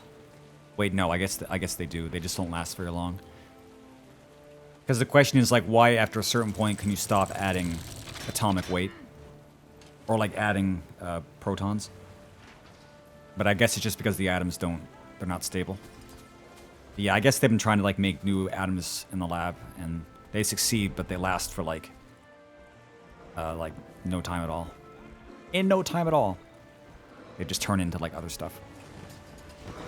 I am dead. I think uranium life forms would be pretty antisocial because those compounds don't want to do shit with anything else. Carbon is like the universal whore. It just wants to get together with everything else. I know the good use of this. Carbon atoms form together to make whores. Whores.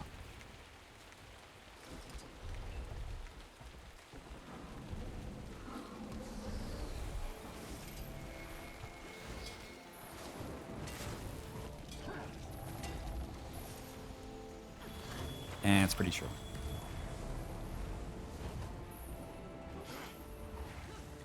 There. Target identified. Where? Where is he? Oh, speaking of targets, I wanted to test out the hotkey. So that's not the same mark as that. So that's personal target.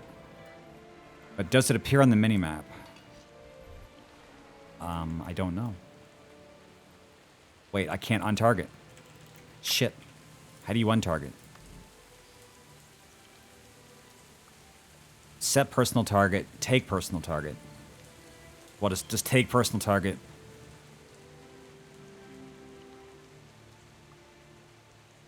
Stored personal target. My brother, what is this? All I want to do is get rid of the marker. Can you just like move it? You can move it.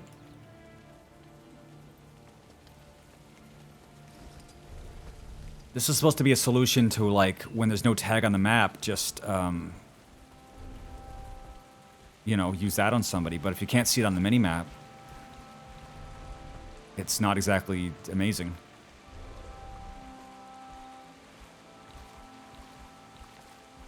Yeah, it doesn't show up on the minimap. And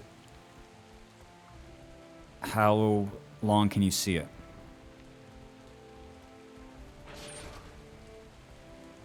Like, I imagine once the person disappears, the marker also disappears. Okay, well, guess we'll give this a go. What else was I gonna say? Something. Can't remember.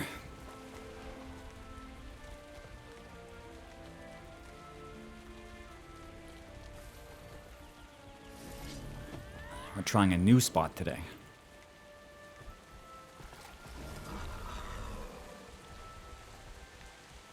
Oh, that's not new. I've seen that done before.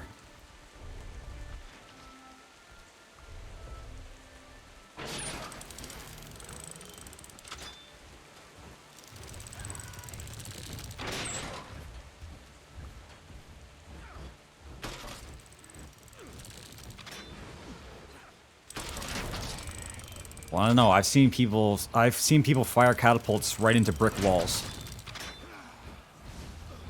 And not these walls. I mean, like, build a catapult the wrong way and just Rage at maximum. right into a wall. And then everybody clapped.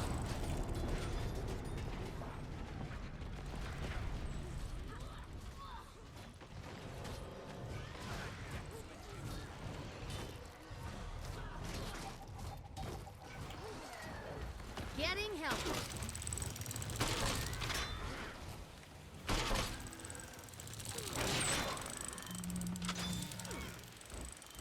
Yeah, I need to get my catapult skills up to get access to the reflector bubble.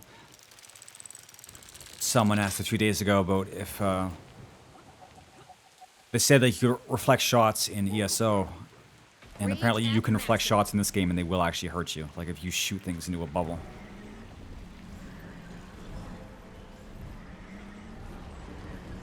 You can get hit by your own shot.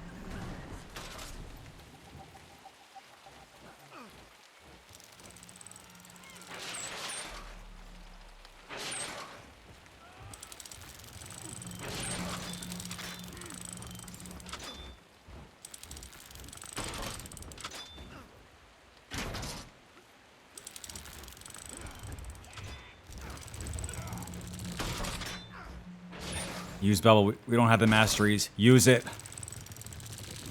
Rage at maximum. Man. I'm really feeling the lack of the anniversary bonus, and it's probably not a good idea to use my boosters because there's not been a lot of activity. But the ranking up has really slowed down since New Year's.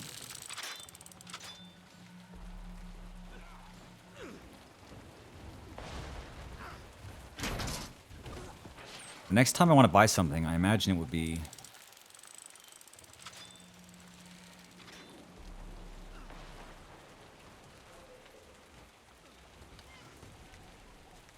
I do want these too.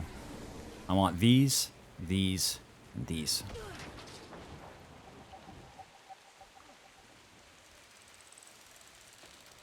But these are the useful ones for catapult. I don't care so much about this. Whereas these are useful right away.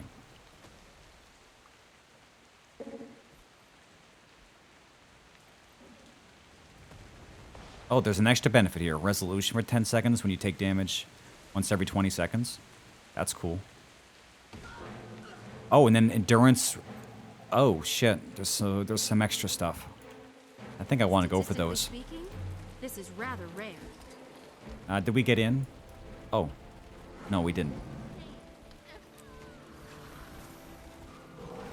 Why are we here? Just to suffer. I am dead.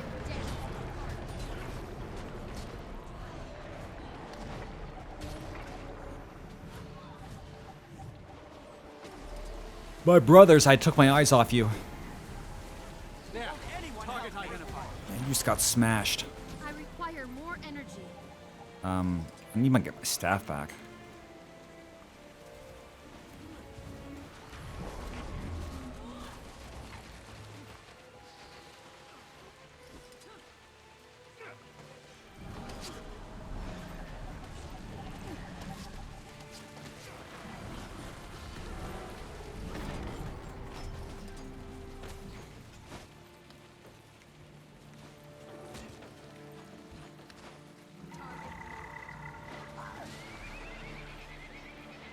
No, get that target off me.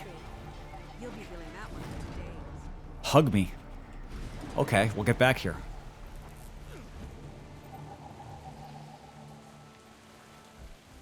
I do not like seeing that mark on me. It scares me.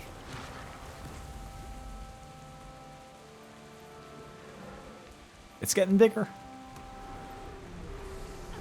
Rage at maximum. Wait, are we teleporting? That new spot was quite something. 50 eternal shards or skin. I think I might want to get the skin. Hey, that looks kind of cool. Like a torch with a non-standard flame color.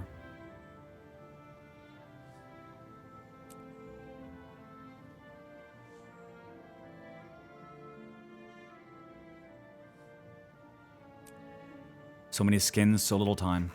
I'll take the torch.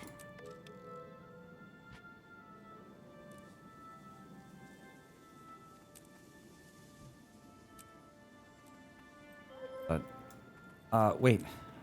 Mail. Mail. Why? Oh, it's actually from the game. Target identified. That's boring. Thanks for collecting our bullshit. Yeah, you're welcome. No free samples. Okay. Let's see, where are we going?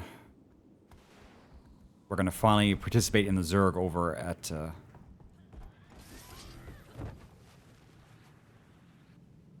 over at the wherever that is.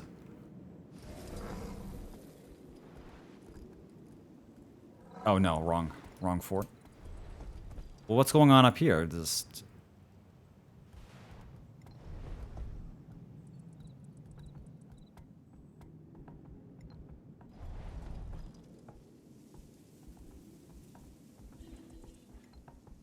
Okay, maybe going in that way is not... So, he still has the target over him. I mean, it is somewhat useful. Because if you're in a fight, you can see where the tag is. It just doesn't help you find them on the map. But I guess it's, yeah, it's better than nothing. But it would be kind of nice to have, like, a personal tag where you just tag somebody. Like the same system, except you just choose when to put it on them.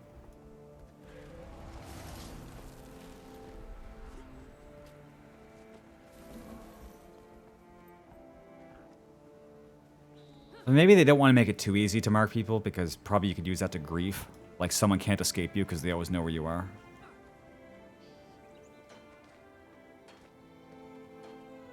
Accelerating.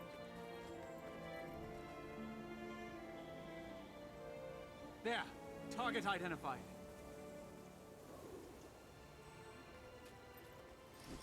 Whoops. I can't build the shit, they're so close to one another. Like, this supply trait means sometimes you get back supply after you're finished. Armor enhanced. So sometimes I'm not looking and I get, like, supply back and I just sit on it.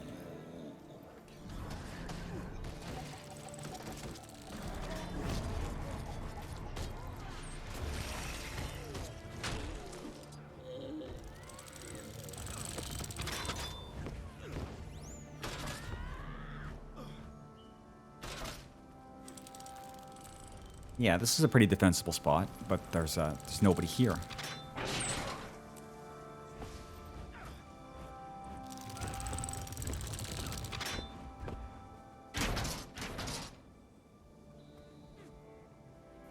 There. Target identified. I require more energy.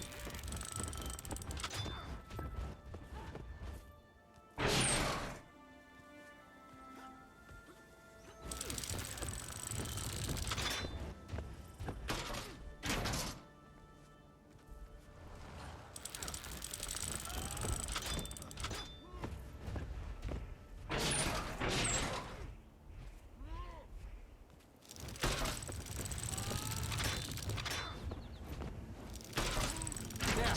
Target identified.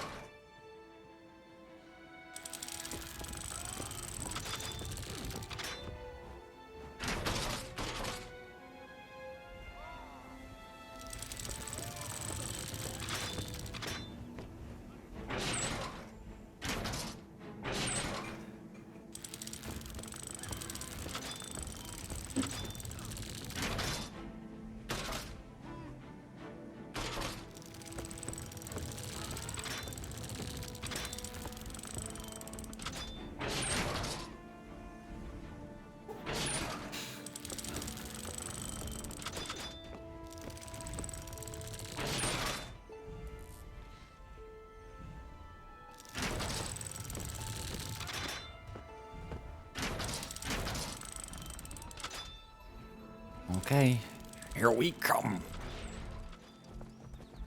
Dude, stop seizuring. I need you.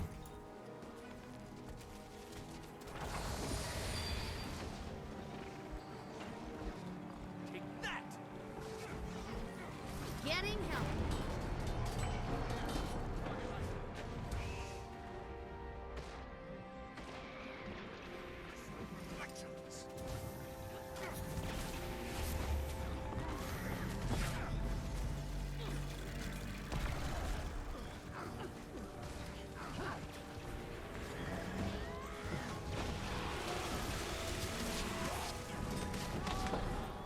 There's the power. There. Target identified.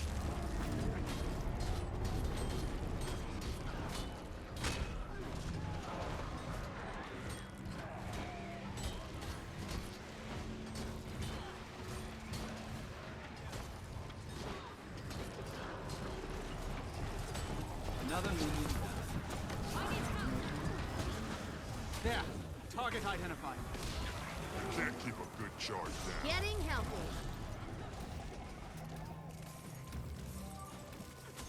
There's the power.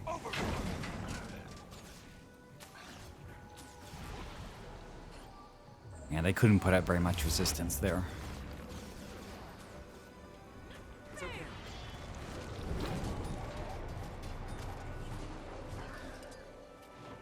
It's good to get some actual kills.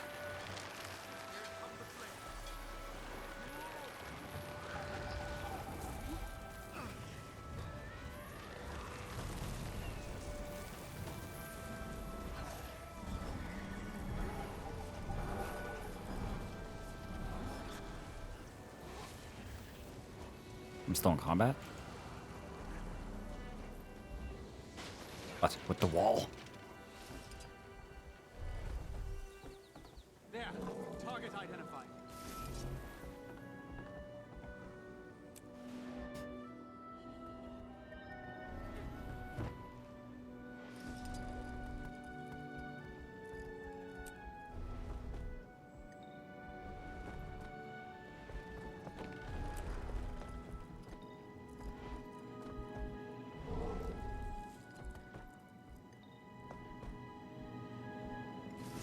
Lots of supply at home.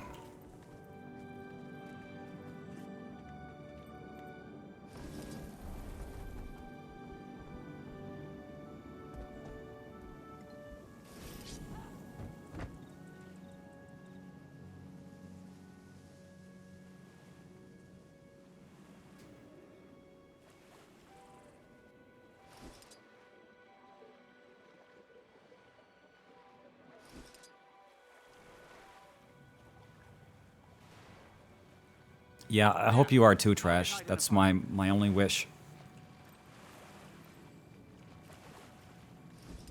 I too wish you were a Dalmatian doodle. Whatever the hell that is.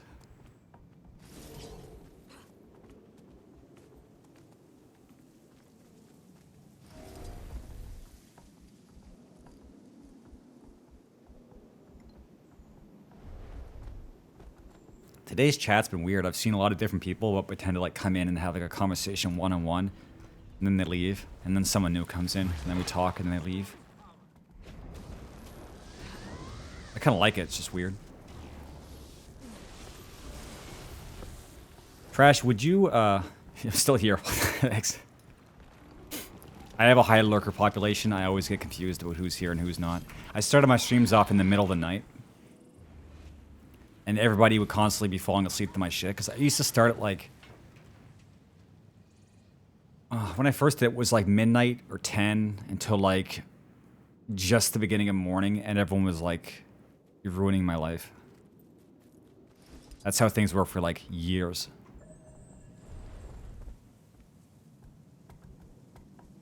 What was I saying?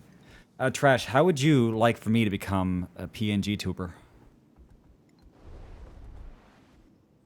How would you like to fund my asset creation for the low price of, I need $60,000?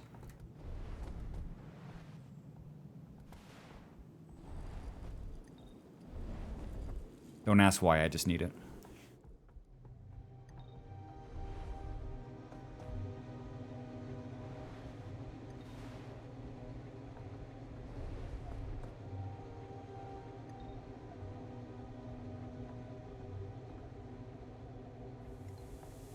$11 p.m. Yeah, I wish. Probably the new schedule is gonna be like. What's your time zone, Trash? There.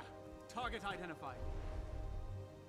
No, you know it is actually a term, PNG tuber. It's like when you're too poor to actually have like a 2D rig, so you make the assets and then you just like swap between two faces. It's really ghetto, but honestly, not.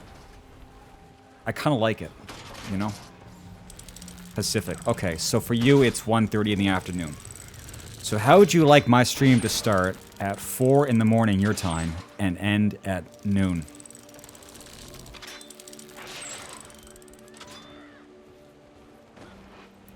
Well, the funny thing about this is it's actually the opposite. I need the assets, and then I actually could do the rigging myself, because PNG Tuber is basically just like the bare basics of whatever program they're using. There's not even like any math. It's just like when you have certain activation of audio or face or whatever, based on the webcam tracking, you just like make this asset or something like that. Like whatever it is, I know it's probably really easy. But the thing is, you still need to have the asset, and I can't draw for shit. Oh, you also can't draw for shit. Well, shit. Yeah.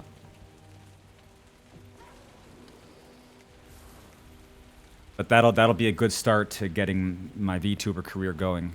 Is that first off, I'll just be a bird, and then when we have VR chat, I'll just be a bird in VR chat. Not like a furry, I mean just like be a fucking bird.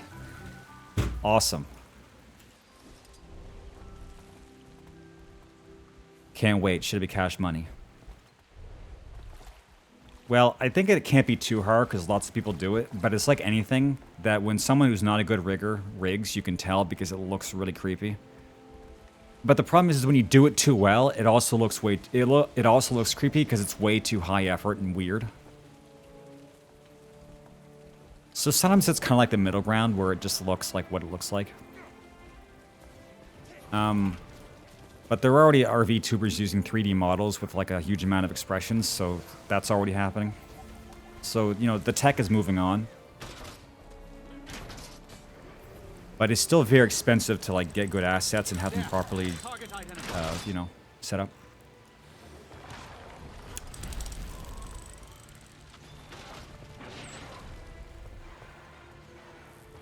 Yeah, I'm just joking. I'm just making conversation, fellas. I don't want anybody to have to do anything.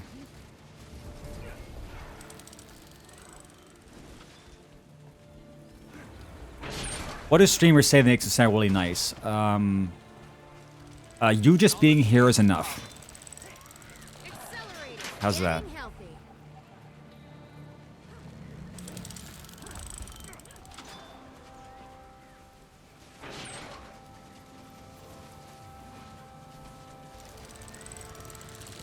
Burning, burning, burning. My brother, what do you want from me?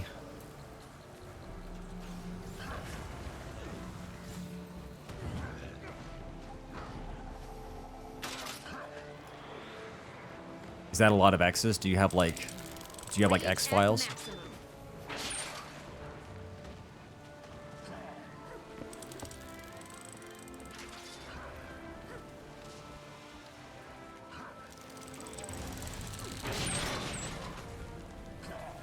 These are the best clothes I can get.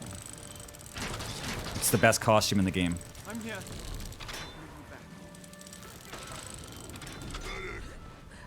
Holy shit, we're getting pounded here. Back on my feet. No, Mirages use mirrors. Chronomancers use wells. Never felt better. One day. One day that's not this day. I would need to get up. I would need to get some gear for Mirage. I instead plan to do another build that's probably even more hilarious is the heavy armor class who uses a hammer and he swings it so hard that the shockwaves fuck the enemy up. So your hammer is your sniper weapon. And then you do a dragoon jump with your hammer and smash it into them.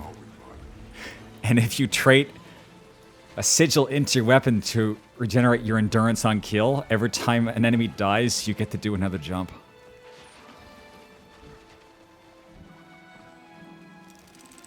Maybe it's not that good because I don't really see it often, but I want to try it. Sounds actually good. And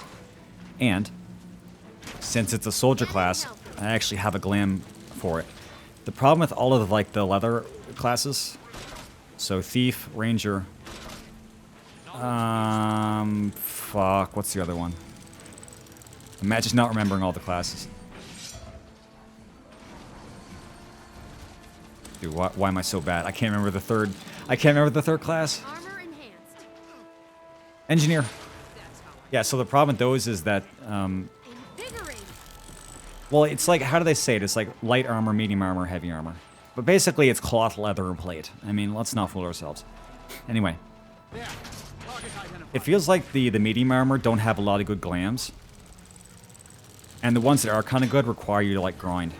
But I have this sick-ass heavy armor glam. And that's the most important part, really. Okay, we got in the wall. Let's do it. Trapper Mirage. No, it's Trapper, fuck. Rage at maximum. Searing flesh. Imagine trying to talk to trash. Jesus, I have a headache. Jesus. Yeah, we'll see. Buying glam is fine, but there's a lot of costumes, but the aesthetics of this game are hit and miss for me. And also, they swap the costumes in and out of the cash shop. It'd be like an FF14 where they only have like 5 costumes and they rotate it every month. Actually, for this game, I think they rotate stuff every 7 days. There's the power. Taking the shot. And there's actually like several different shops and they all rotate at different times. So you can't just buy the thing you want, you have to wait. There. Armor enhanced. Target identified.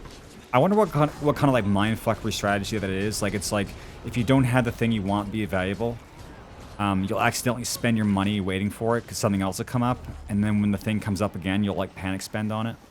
Like, is this some like psychology trick? Is this the power of Korea? But anyway, it's kind of like that. So there's a couple glams that I want to get that I've never been able to find. One of them is a cape that's called the Aurora Cape, and it has like, you can dye it, and it has like aurora effects. So I want that, and also Eye at the deck. I would like to get a different glider. Because right now I have black angel wings, but there's one that looks better than that. And I want to get it. It's like Phoenix wings, but you can dye them whatever colors you want. And if you dye them black, then like the flight feathers have this like smoky effect on them. And it's cash money. But unfortunately, I can't spend my cash money because I don't have it and it's not in the shop. Actually, as of today, the Aurora Cape is in the shop. But I had no cash money. I got you. Oh, what a pleasant surprise. Getting healthy. Disgusting. Well, actually, the things I'm talking about now, the cape and the wings come into the shop once a year. But I spent my diamonds on something. I forget. Because I wasn't planning to come back to the game, so I spent all my currency. And then when I did come back, it's like, okay. Whoops. I think I converted my diamonds to gold to buy a set for Spectre. And then I didn't like playing Spectre with that build, so waste of money. A waste of $6 US. The new hammer or not? What is the new hammer? Wait, I think I know this one. Yeah. Dude, it does look fucking sick. Thing is, you can't dye weapons, but that's a really... That's cool. If I could dye that, that would be 100% going on my Revenant Vindicator. But you can't die, and that's really a shame. They can make a lot of money if they just... Because they don't have to do anything particular. They just, like, set the dye points. People will buy the items, and they'll buy the dyes. They're just kind of like... Just, you know... leaving an option open for, like, just squeezing more money out of us.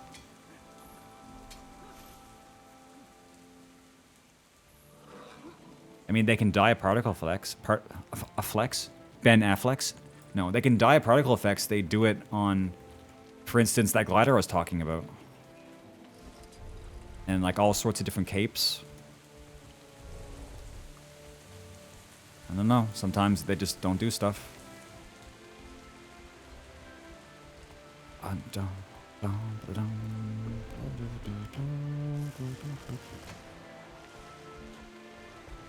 Anyway, none of it's disgusting. It's just that it's an MMO, so you just like... It's just MMO things. But like having several different cash shops with several currencies is like something you'd see in a gacha. That's why I say like that's the Korean part of this game coming out, like just wild strategies. You ever look at the Lost Ark cash shop? Wow. Wowie zowie, it's something else. There's the power. Wait, this is the same spot we're at before where we got absolutely devastated. This is like his secret... Target identified. No, wait, that was... Might have been here. No, that was here. But same idea. This is supposed to be our super secret catapult spot? What do you mean does it have a cash shop? Lost Ark is just a cash shop with a graphics engine. Crash, I was talking about Lost Ark a few days ago about how I don't know what's going on with it. About how, like, it looks cool and all, but I feel like half the game population is bots because the currency has been inflated worse than it has been in real life, which is a problem. So even if you put money in to convert, it's like you can't compete with, like, bot farms.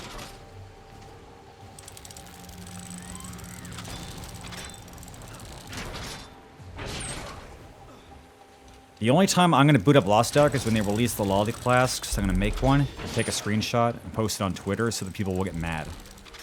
But other than that, I'm not actually going to play the game. I kind of wanted to at the start. No, that's not Lost Ark, that's Ark. That's just Ark, no Lost. Just Ark. Wait, did they have like Ark 2 coming out with Vin Diesel and it was really weird? Yeah, they're making a sequel with Vin Diesel.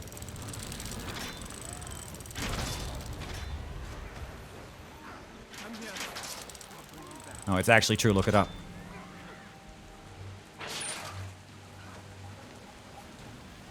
Well, it's more like Trash. I know you're a Zoomer. Actually, I have no idea how old you are. I just assume. But Terra came out 10 years ago, and Terra had the Alin, which were a lolly race. And there was this big thing about censoring them. Rage And even when they were censored, they were absolutely degenerate. Look up a picture of Alin on Google. I'm not going to actually... You can do it by yourself. Alin Terra. And so there was the moral panic about that 10 years ago. And think about how people are nowadays. And basically, the artist class and some other ones are basically the new Alin. They're not quite the same because they're a little different, but the first time I saw it, I'm just like, that is an Alin. They closed down Terra, and now Lost Ark, the legacy continues. I am death. And the costumes in Korea are very, as you'd expect. So they're like, okay, we're gonna have to censor it because this is Amazon. You can't have like anything that's anything for Amazon. And so they're gonna censor them, and then people are gonna get upset. And then for some people, it's not gonna be enough, and there's just gonna be a shitstorm. And I'm there for it. I find this stuff hilarious. People not knowing which side of the moral panic to be on is the most hilarious thing to me.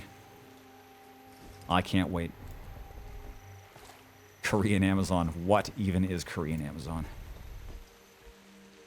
I don't know. I don't know where Vin Diesel's been lately. Maybe he time traveled back to the dinosaur days.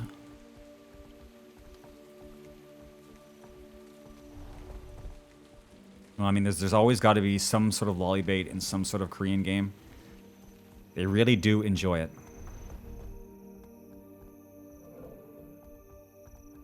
The thing is, I don't remember if the artists have ears or a tail. They have one of them. They don't have both. But you can bet there's going to be cash shop stuff out the wazoo.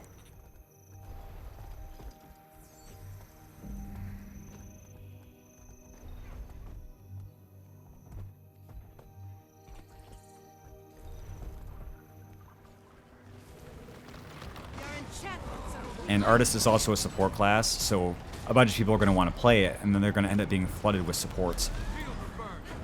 Oh, I didn't even realize you were going into the castle. I just kind of like woke up and I'm in here. This is not too bad. We can win this. But I'm just gonna put the worm out there. No reason, just I'm gonna put it out there. See ya.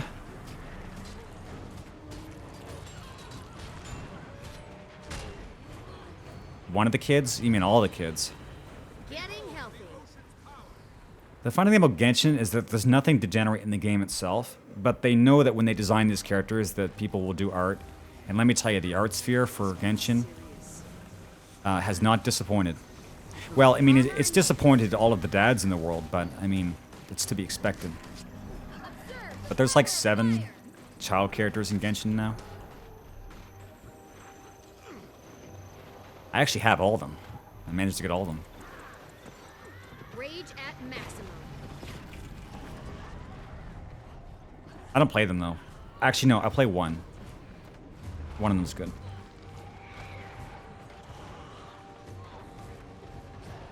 But no, I just know that there's probably alternate designs, and they just don't actually get put in the game. Because I'm pretty sure Genshin is E for everyone.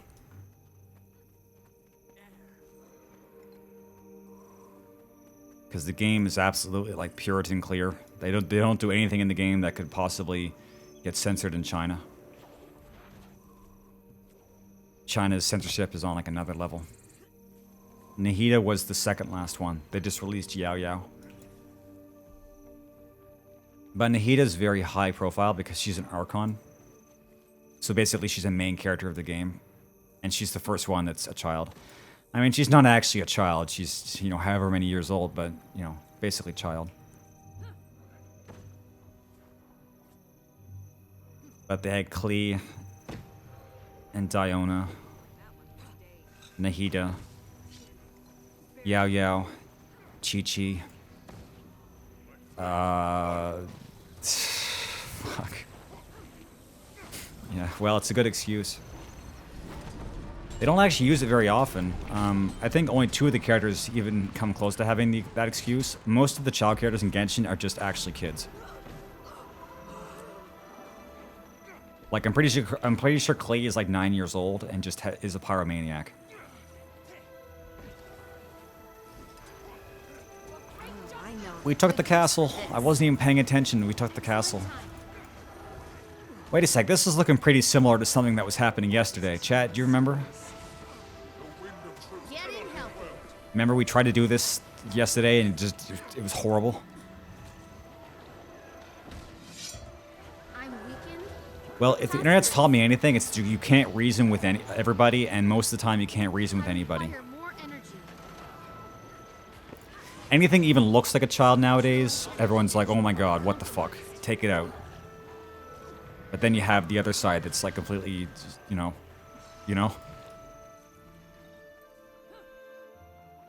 Personally, this is sort of how I frame it, and this is why I won't actually take a side. It's because you'll have more moral outrage about, like, illustrated child pornography than you are about actual child pornography rings in the real world. You get mad about the easy thing, and you don't even think about all the places in the world where actual shit's happening to actual kids, and then they never think about these things. This is kind of the basis of social justice, is that they go for the easy stuff because they can't bear in their hearts to take on the hard stuff. May all your It's like theories be sound. easy mode for seeming like a good person without doing any of the work.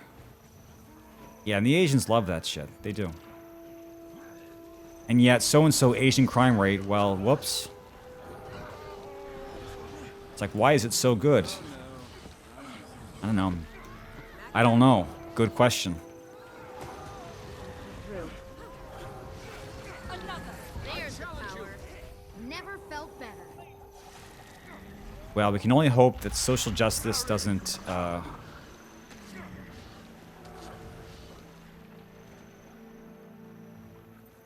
Well, actually, I'll just stop there. I just hope social justice doesn't. It just doesn't. Because it makes you look like a bad person when you're not on board with this stuff, because they're just like, well, you know, why don't you care about this and this and this? And it's like, well, I do care, but obviously, it's not really that important compared to other stuff going on, and a lot of times it's not even a problem anyway. They just think it is.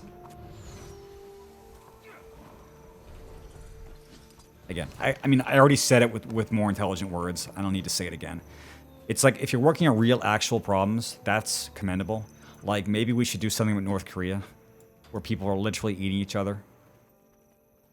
I guess that's going to be my scapegoat. It's like, as long as there's cannibalism happening in North Korea, I can't take any social justice issues seriously. Like, when they fix North Korea, I might need to reconsider.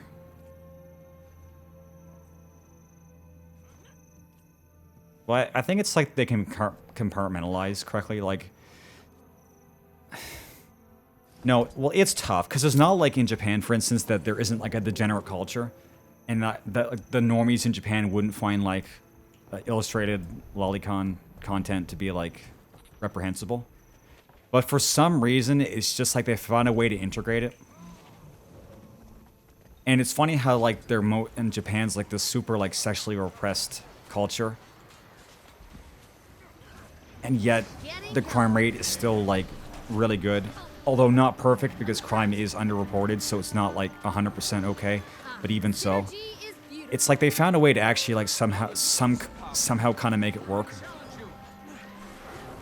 And over here, we're just like, what the fuck is going on? Yeah. Well, actually, well, this is the thing about, like, female mangaka, is they tend to draw a lot of shota. So... it's like the same problem, but on the other side. Damn, dude. Thanks to follow Horatio Hellpop. Dude, the Shy are really cute, yeah. And they're not sexualized at all. Like, I had a Shy Shay, whatever, in Black Desert, and it was like, man. Oh, I'm not pushing the right button, whoops. I thought I was dodging, and I was hitting Lich Form. Oops, that's just auto-death. Uh-oh. Damn. Yeah, well, Trash, you're a mommycon, so we can't even talk to you. You and I had nothing to discuss. Thanks for the follow, Void. Man, I have dyslexia. I'll do my best. Yeah, it's Void Fire Ethereum. I was having a hard time there for a second.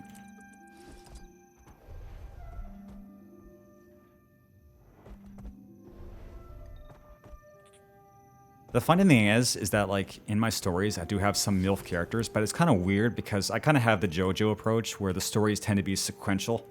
So you might have one story where it's a bunch of characters, and then the next story is like their kids. So it's like characters who were younger are now like adults in the next story. And it's like different. You don't want to think about them as like MILF bait because it's like, I wrote a story about this character when they were in their teens, and it's just like, it's kind of weird. It's like watching your kids grow up. So I don't think about it the same way.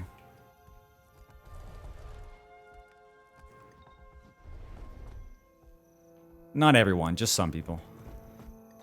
Some people don't have problems with anything. Sometimes I envy those people. Shit, I'm lost. Where's the tag? Oh, they're over at the camp. I'm way off.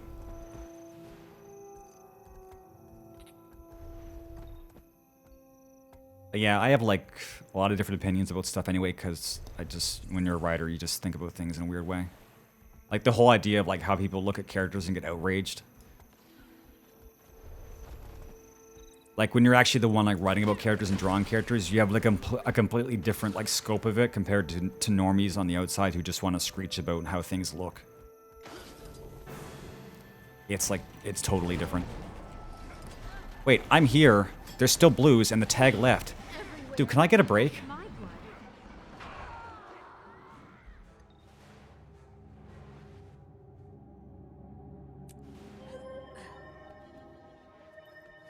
Dude, the Alin Reaper costumes. Well, actually, to be honest, the launch costumes for Alin were probably among the worst.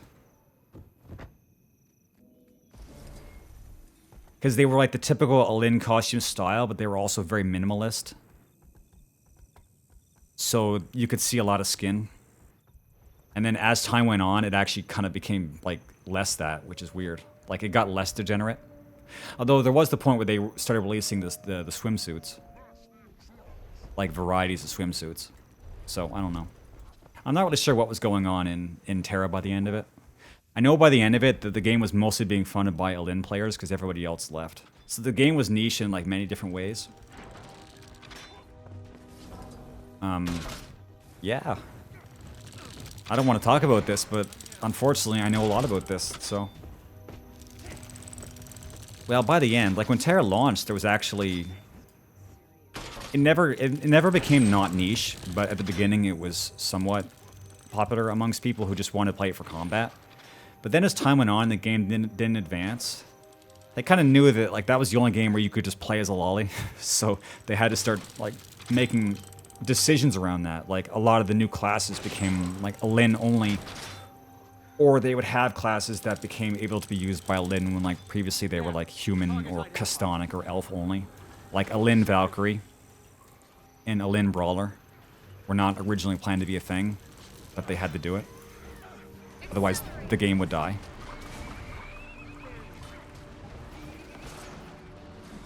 Wow, nice.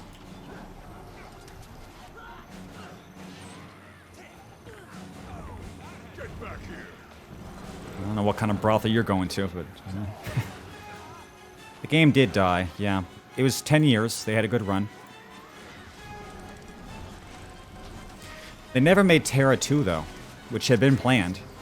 But I don't know what they were thinking. Terra 2 was going to be like what was it? It was going to be like a strategy game or like a turn-based game or something. And I was like, what are you... Dude, what the fuck are you talking about? You're going to make Terra 2? Like...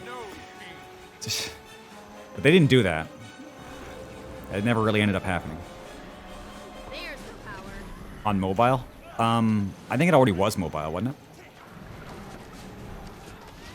Well, the thing is, they had an actual game. Like, this is about how Korea is that they have these great ideas, and it's just too jank, and they never capitalize. Terra had, as far as MMOs go, but even like in the case of normal games, they had a really good combat system going. See, this is how it's weird how time gets away from you. It's like we had Terra released a bit after Vindictus. Both those games had very good combat systems, but they were both very jank, and they never actually stopped being niche. But I kept thinking to myself, okay, well these games are not great, but this should be like a basically an indicator of where the trends in MMOs are going. And then they weren't, and then they didn't make any MMOs. I say this a million times. FF14 was the last MMO. It just, you know? So it never evolved into something that was actually like a real game. Like to this day, there's not games that have Terra's combat system like in an MMO. What was really like the successor to the combat system of Terra and Vindictus? We have Blue Protocol coming out soon. But Blue Protocol is going to be like 13 years or whatever after like 13 years? 13 years. It honestly didn't bother me that much, but it is true that I do like to have an MMO that is you design your character from scratch. Part of the reason why I stuck with 14 so long was because your character felt like your character. Guild Wars is the same thing. You feel like it's your character. I wouldn't be still playing Guild Wars 2 if I couldn't have, you know, how unique this character is.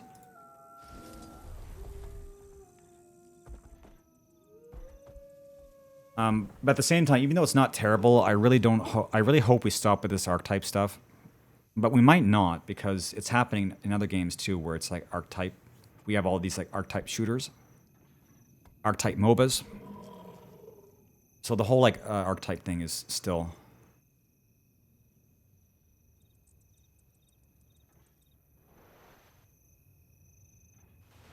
Dude. This is like really unfortunate timing.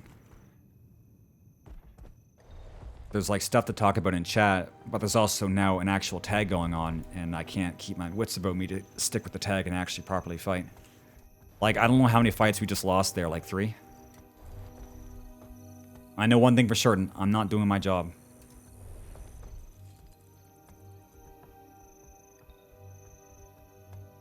Pay to win, no. Grind, yeah. You have to have a grind because you can't make like actual content fast enough. Genshin's the first game I've seen where they actually have a pipeline that is so massive that they managed to get like somewhat substantial content out at a speed where basically you turn around and the game has a bunch of new stuff. Like, I think Genshin's content pipeline is probably the fastest I've ever seen. And not for nothing, they have a huge staff. Oh, they're on the top floor. But until MMOs had the pipeline where they can have like actual new substantial content out quickly, they need to rely on grind to pad out the time where there's nothing going on.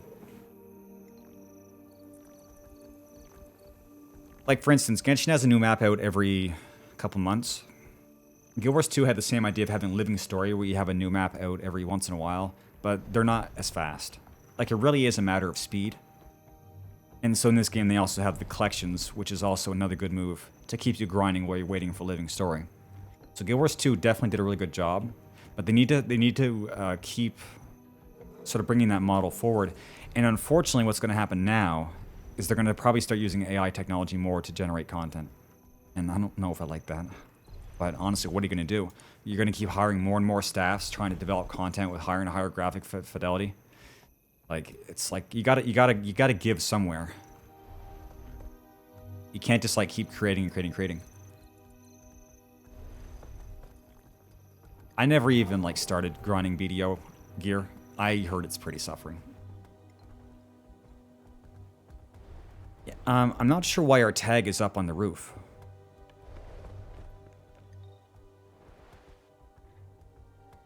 Oh, they're not on the roof now. Why is there a corpse on the roof? What is going on the roof?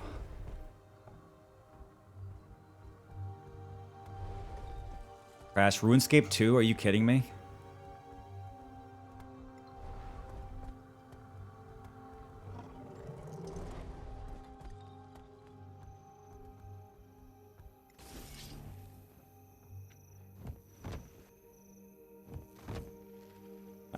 I don't know. I don't ever want to see a RuneScape 2.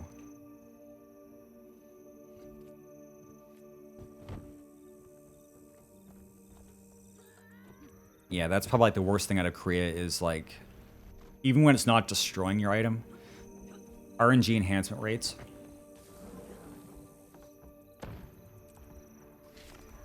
The only game where I actually got to the point and did a bit of that was actually Terra. Other games, I just read about it. But it was like getting your, maxing out your weapon. I was in TFT and there was like several days where we just like holed up in, Shit, what was the name of the area? But basically, it was the end game area for the original game. It was like this really nice green area. It was like Baraka themed or whatever. And we would just run the dungeon. And then we would just like do our rolls for the day to see if we got any enhancement. And it's like, fuck you, nothing. See you again tomorrow.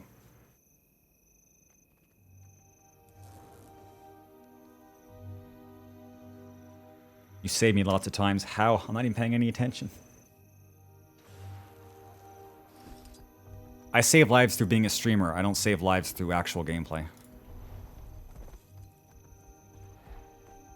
Yeah, but destroying your item, because, you know, this is the other half of the system. You want to stop the catastrophic failure, you use a cash up item. It's not something we ever really should have allowed to happen, but then again, like, how do you stop it? Like, you don't bring over Korean games. Because they're not going to stop doing it, because obviously their player base likes that shit. Otherwise, the games would fail. Which, I mean, a lot of them do, but Korea might still be like the MMO capital of the world. And we don't even see a lot of the... yeah, we don't even see a lot of their games. You know, so... They have stuff that's like even grindier than we can imagine. It's so grindy that they won't even bother bringing it over.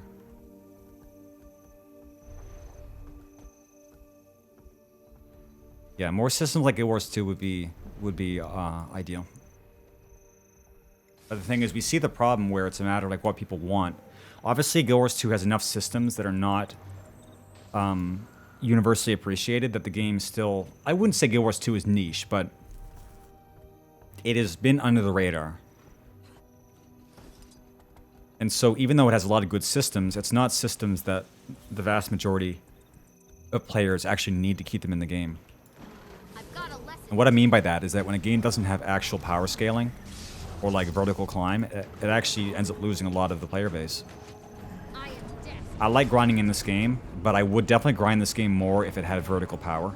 It's just the way things are. I just know that if it had that, I'd spend more time playing it. Because there's just something about the human condition where getting more powerful is just like the end-all be-all. It's like a game without that is just not, you know, it's not worth it.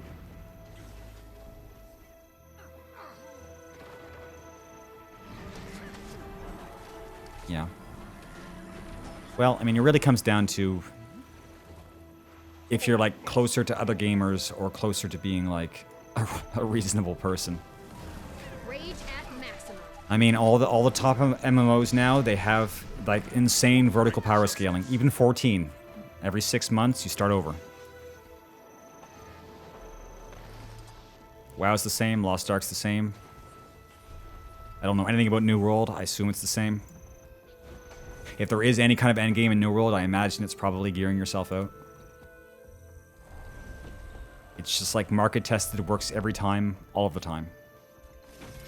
But that doesn't mean that you can't combine that with a robust horizontal system. Because power scaling actually doesn't require very much. I mean, it does, but you're playing with numbers, right? It's not as hard to design that system as it is to make like the actual horizontal stuff.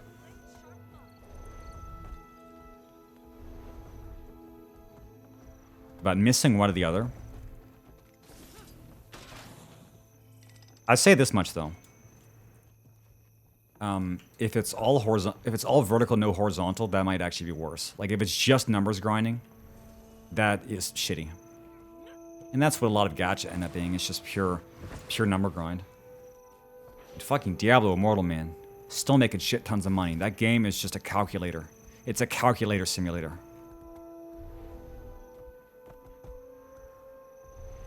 I think it's for December. I saw the amounts. It's like Diablo Immortal and Nikke made like shit tons of money. It's just very depressing. Trash, I will look at it, but if it's shitty, I will roast you.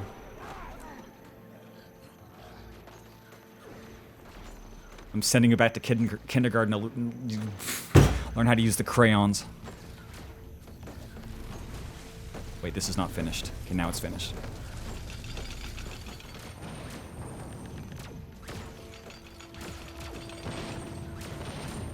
not making as much, it makes more. Gacha make amounts of money that would send your... just... It actually doesn't make sense how much money they make. And this is the reason why we don't get new MMOs, is because why would companies make an MMO when they can make a mobile game? Like, the amount of money it takes to make these games is, like, basically it all goes into the art. Getting healthy. Like, it actually really does. Never felt better. I would say, like, 95% of the development cost for Azulane is probably, like, paying the artists. Because I don't know what they're putting the money towards. Merchandise development, maybe. Azulane is like the queen gacha of just like merchandising. The whole game is just a merchandise simulator. And every gacha is various degrees of that, but what it comes down to is that they'll do the least amount of work for the most amount of effort. There's the power. It's not to say that, you know, they don't have talented artists. They generally do. A lot of gacha look really good. There. Target identified. But underneath it is just, it's so soulless. You look at the intent behind all that nice Armor art. enhanced. It turns your heart to stone.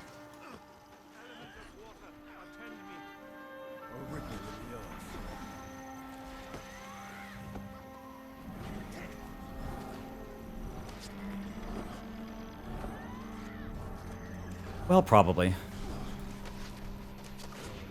But I mean, they hire a lot of Japanese artists, and they get the job done.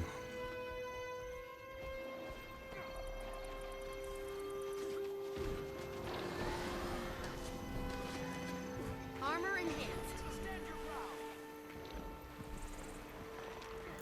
I kind of like the phase we went through where they would create a character in a gacha, and then you would actually know who drew it. Like, that was a nice period. It kind of made every character feel sort of special. But I think we're kind of moving away from that now, where it's becoming less and less in the focus of like who draws a character, who doesn't.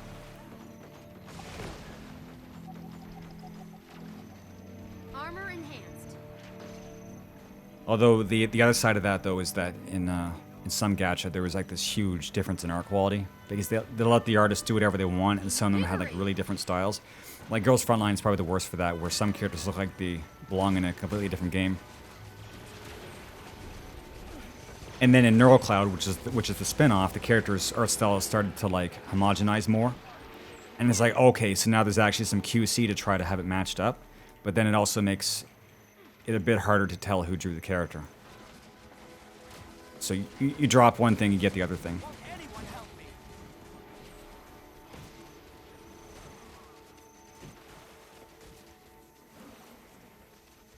Trash, I'm not reading that emote name. I'm not reading it.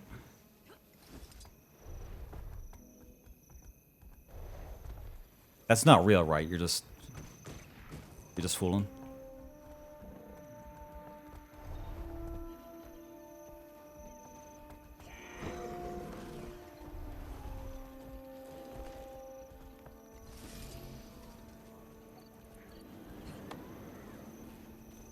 My God.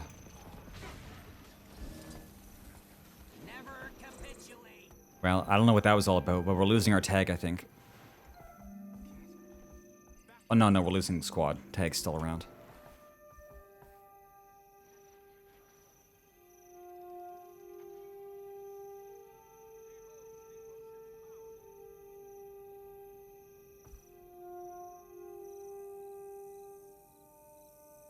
Gosh, what the fuck is this?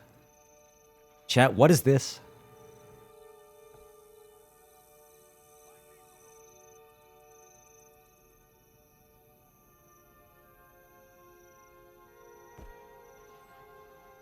What the fuck am I looking at?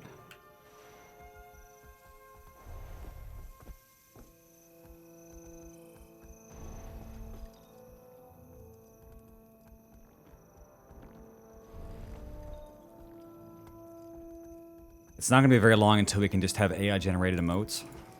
And then emote artists are going to mauled.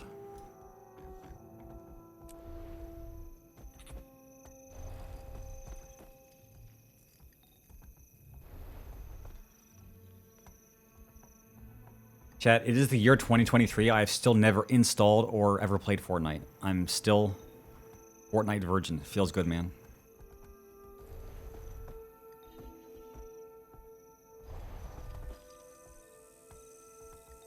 I never played it. I actually might have. I might not actually. Actually. Never mind. I didn't actually have anything to say. I was just trying to fill space. I just wonder if I'd ever be good at Fortnite or Apex. Because I'm good at shooters, but I'm not a zoomer. And zoomers are like... you know?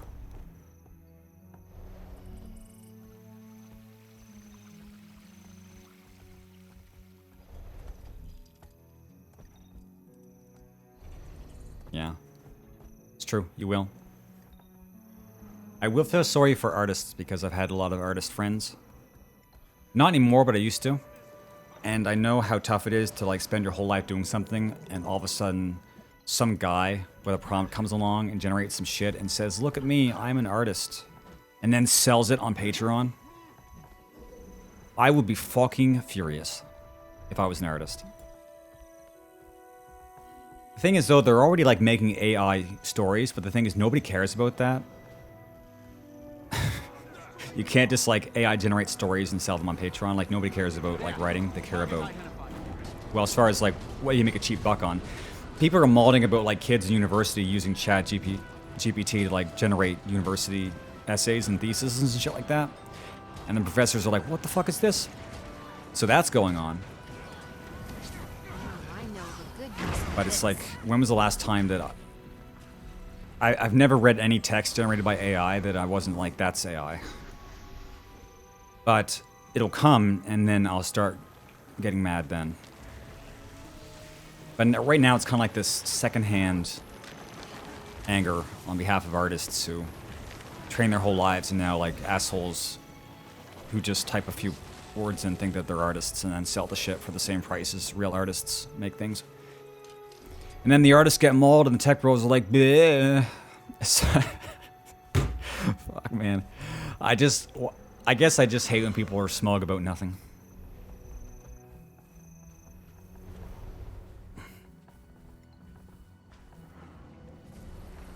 But it is going to come. It's going to pretty soon come to the point where you can type in prompts and do some tweaking.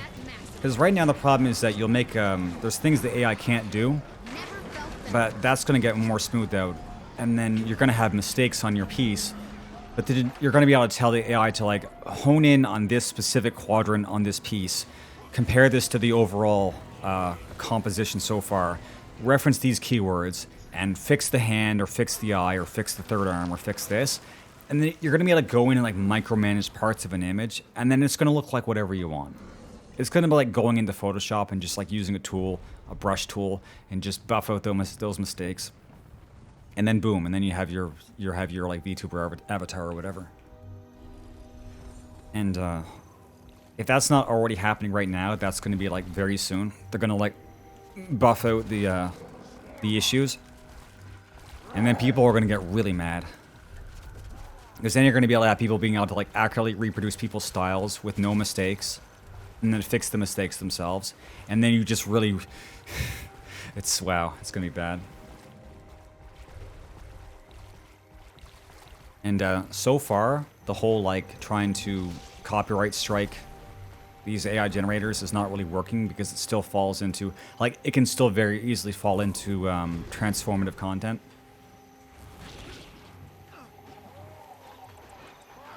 So it's not going to be so easy just to sue these companies, because it's kind of actually sort of hard to do that.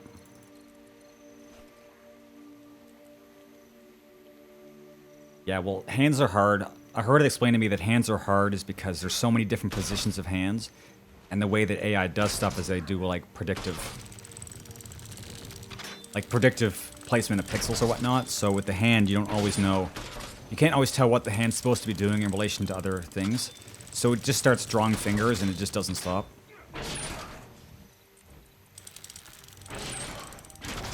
But as far as like models that are able to replicate anime images, they seem to be able to do almost everything really well.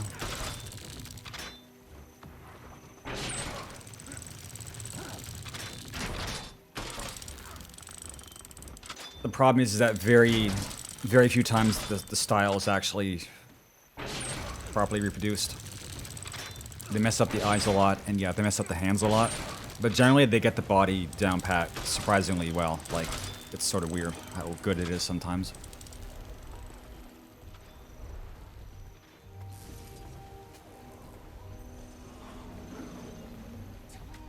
Getting healthy. It's just kind of funny, though, that hands are like the stopping point for a lot of artists, and then it happens to be like that's one of the hardest things for the AI to do as well. And the funny thing is, it's not even really for the same reason. Accelerate. Or maybe, if you think about it, maybe it actually is. It's because hands can be in so many different positions that you have to like do a lot of reference and practice.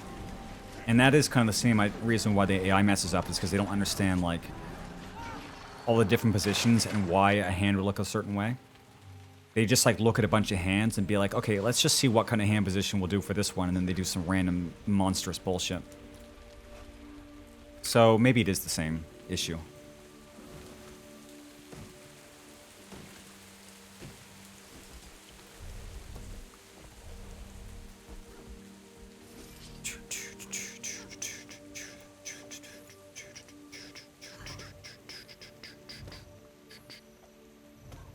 I gotta stop thinking so much and start playing. I've been sleepwalking through this game for like an hour now.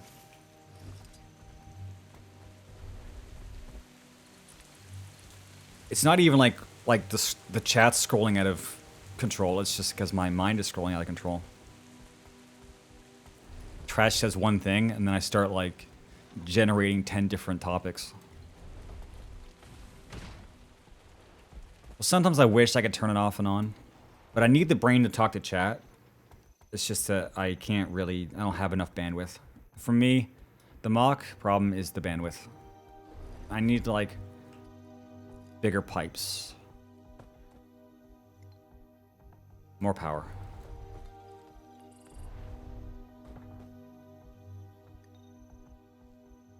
There. Target identified. Yeah, but I could really use some bigger pipes.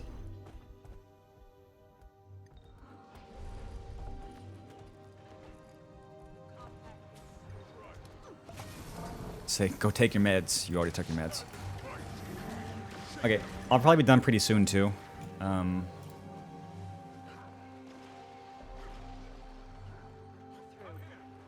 It was an okay night, but I'm not really sure how much more I can get done. Unless something really crazy happens. I didn't come into this stream as well rested as I should have, and There. Target identified. I'm not like my best self today.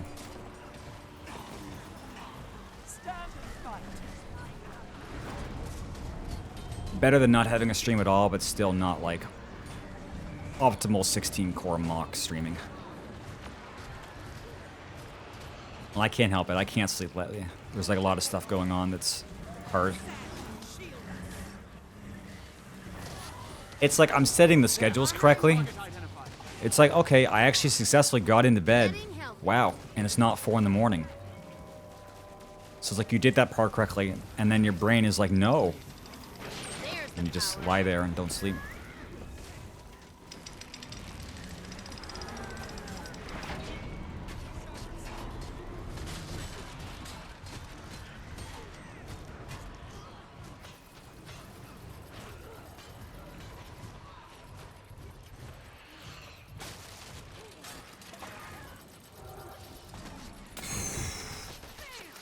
There's the power.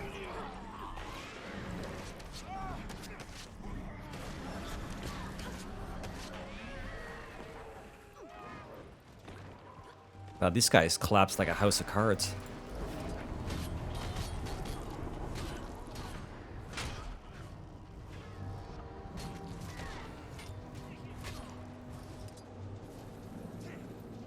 Yeah, it is what it is. It won't last forever though. It's like the proverb. This This is too rather rare. this too will pass. The bad stuff passes, the good stuff passes, it passes.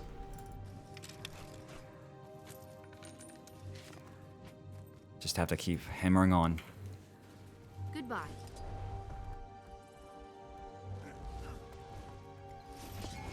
If I have like a brain dead stream, usually the day after is like a good one. So it sort of comes in cycles.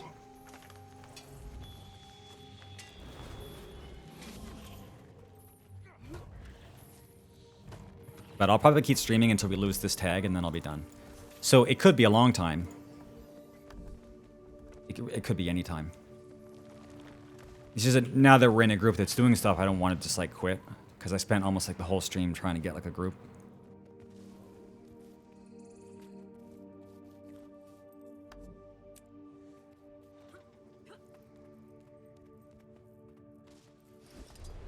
Should get supply. Oh, we don't have any supply.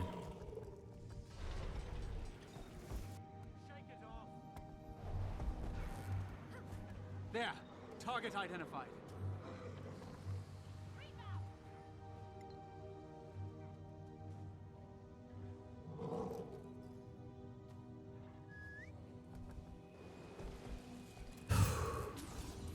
Okay. I am dead.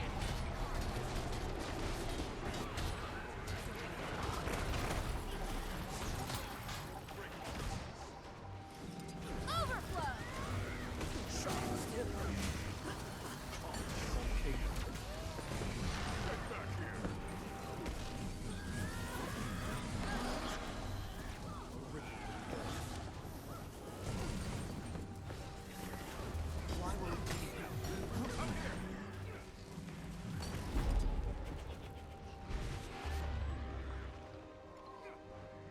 Yeah, like that's how I should be taking these fights. Do a bit and just don't die. Like backing up is okay.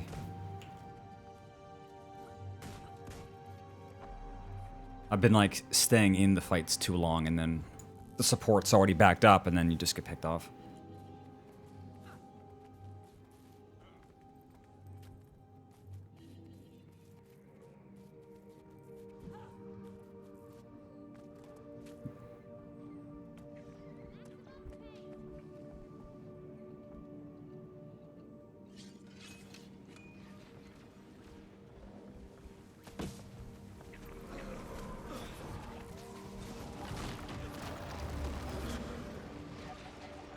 Accelerate.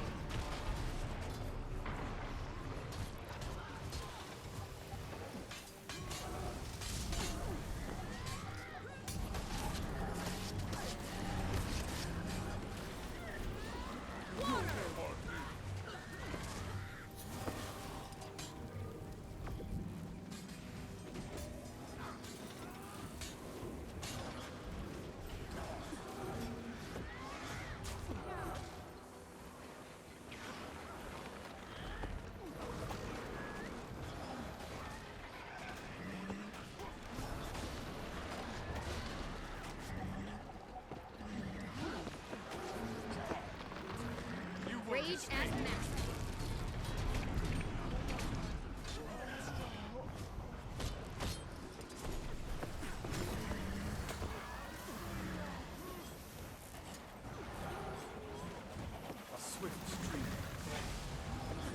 There's the power. Ah, this one's kind of cute.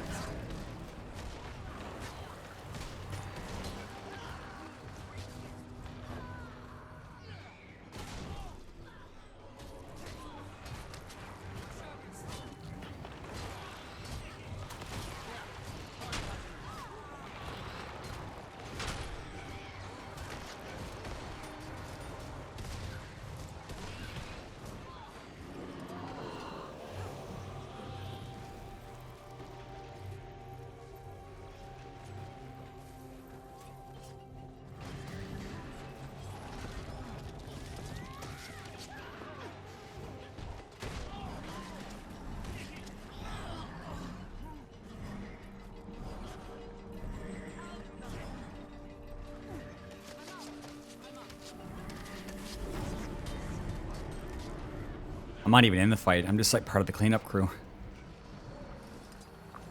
Lightning bolt. There's the power. And that's how I am death incarnate. Now, whatever that is, it went real well.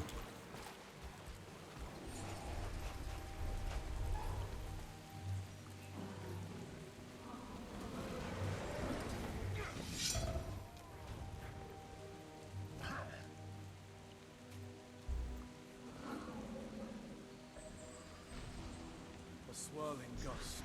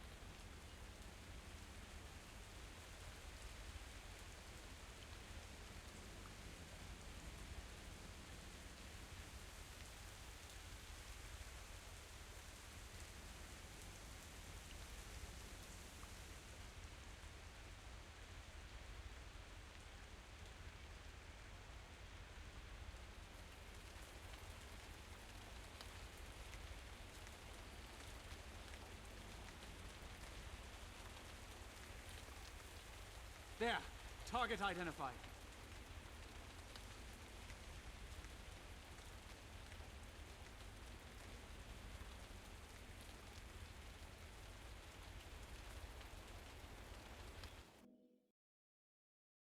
Whoops, I didn't mean to exit the game, Jesus. No, I'm not done yet.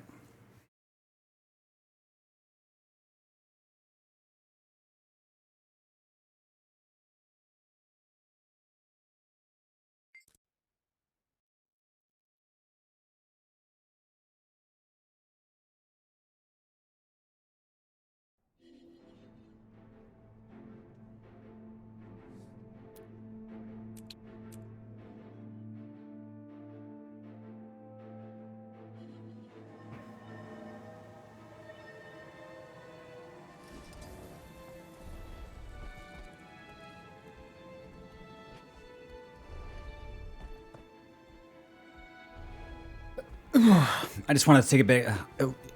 Fuck. Man, I really cannot talk. I just wanted to take a bit of caffeine.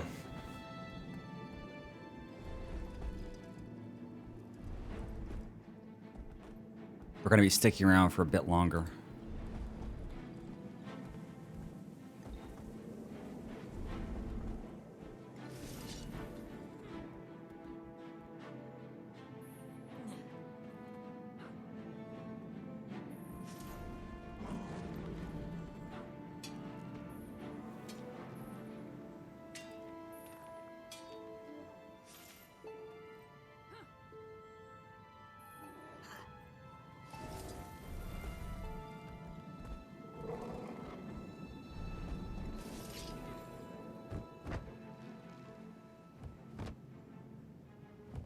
There, target identified.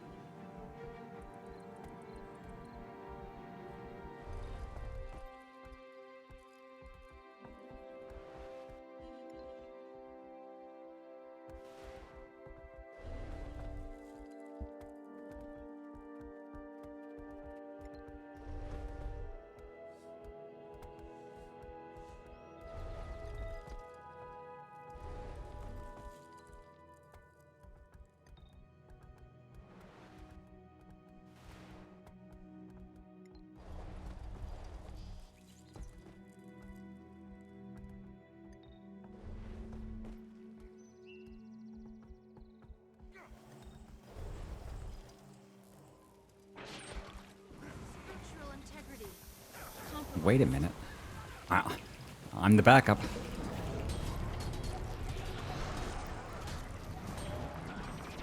I didn't look at the color. I thought we were sieging that place, not defending it. Or maybe they took it and... I don't know. I wasn't looking. Getting healthy.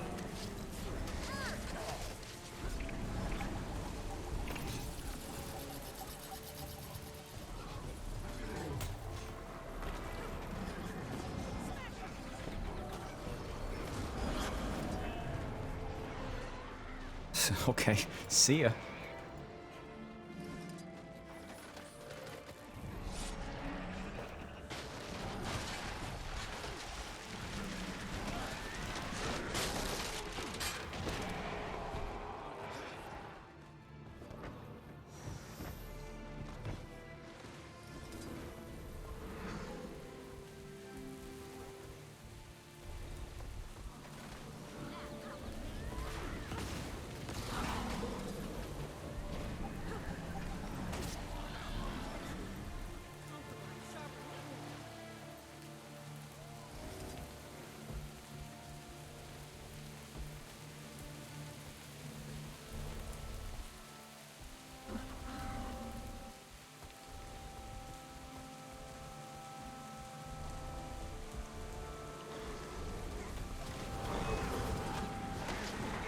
Getting healthy.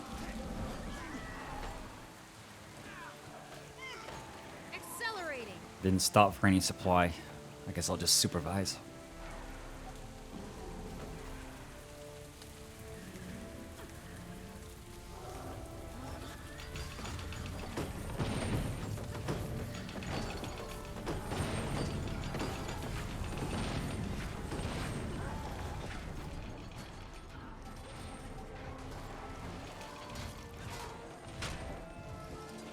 Getting healthy.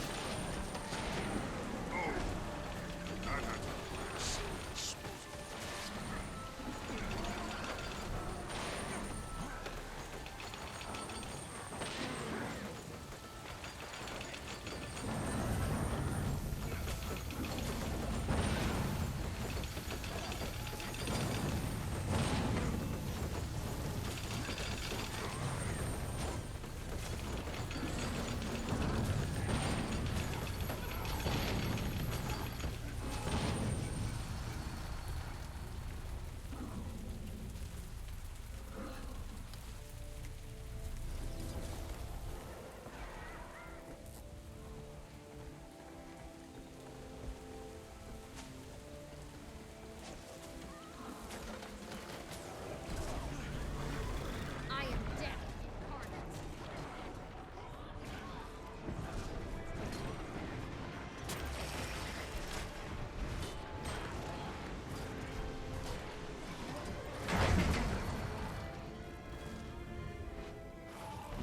Oh yes, I earned this. For iron.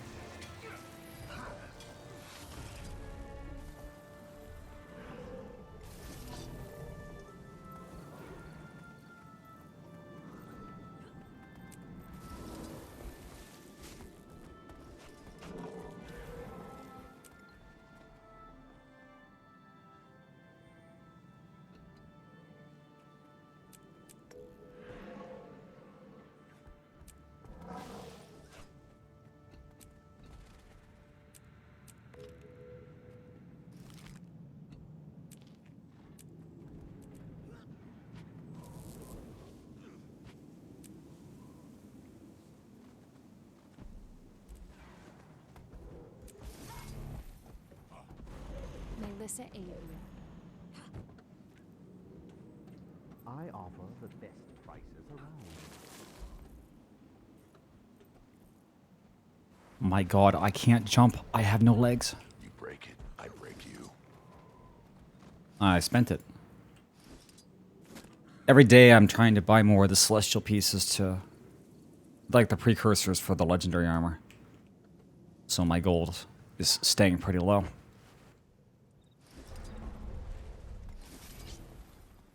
Also, I'm not sure I really ever had that much more. Usually by the time I get 25, I know my bank is full of enough valuable stuff to make up the difference. Whoops, I think I'm too close to the mic. Obviously what? Again, I talk so fast, I don't know what the obviously is for. Short legs, broke, dumbass. The aquarium, you would not, dude. That's the worst. Hey, I haven't seen this guy in a while.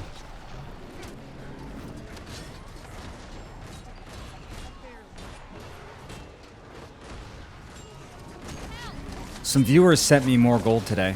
Well, Memories of Battle, but I mean, that's basically... you can buy them with gold, so let's say that they sent me gold, but... probably after today I'll be able to afford maybe the last 2 Celestial, and then I'll be done. And then I'll have to craft the Gift of Dedicated War or whatever. And then I'll really be into it. That'll basically be 2 steps out of like 5, 4, I don't know. Oh, really? Cool, I spent it. Dude, yeah. I mean, what do you think, I sent it to somebody? Yeah. I used to give Wiz money, because he was like more destitute than I was as far as like gear. But yeah, no, I spent it.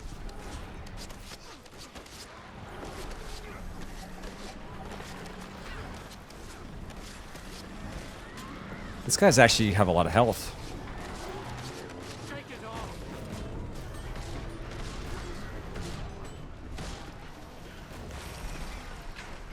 Well, I kind of play gacha the same way, like as gacha as life, you know?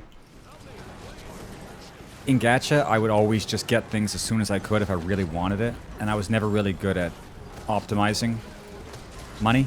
I mean, I'm not too bad. I do try to do the best I can, but sometimes I take shortcuts. And I'm kind of whimsical, so if I want to do something one day and I have enough gold for it, I'll probably just, like, do it. Like, I've been playing a lot of Necro. Let's go and fully kit out a Spectre and spend all my money and then be like, I don't want to play Spectre anymore. So I just, like, you know, that kind of stuff. So it's like, now I have the Spectre, but I just, like, took a huge chunk out of the time I could have been, like, getting something actually good. Anyway, I don't know if I've ever fought that dude.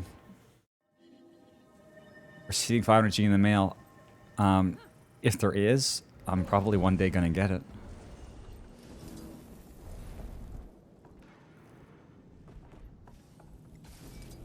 I've been sent all sorts of stuff over the years. Mostly the last couple days, people have been like, really nice. No, I don't play FGO because it has no spark. So playing FGO and not paying money is like, you know, when you miss the first 5 years of the game. Like, why would you ever?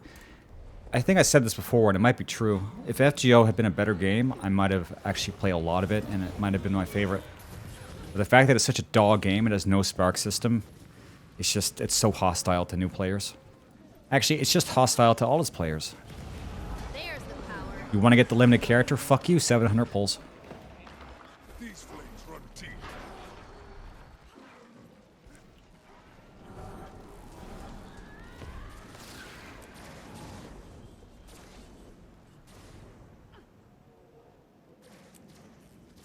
I bet if you played FGO every day, you'd have a jacked account, even if you were free to play. But that would mean having to play FGO every day, and that game still has no auto system.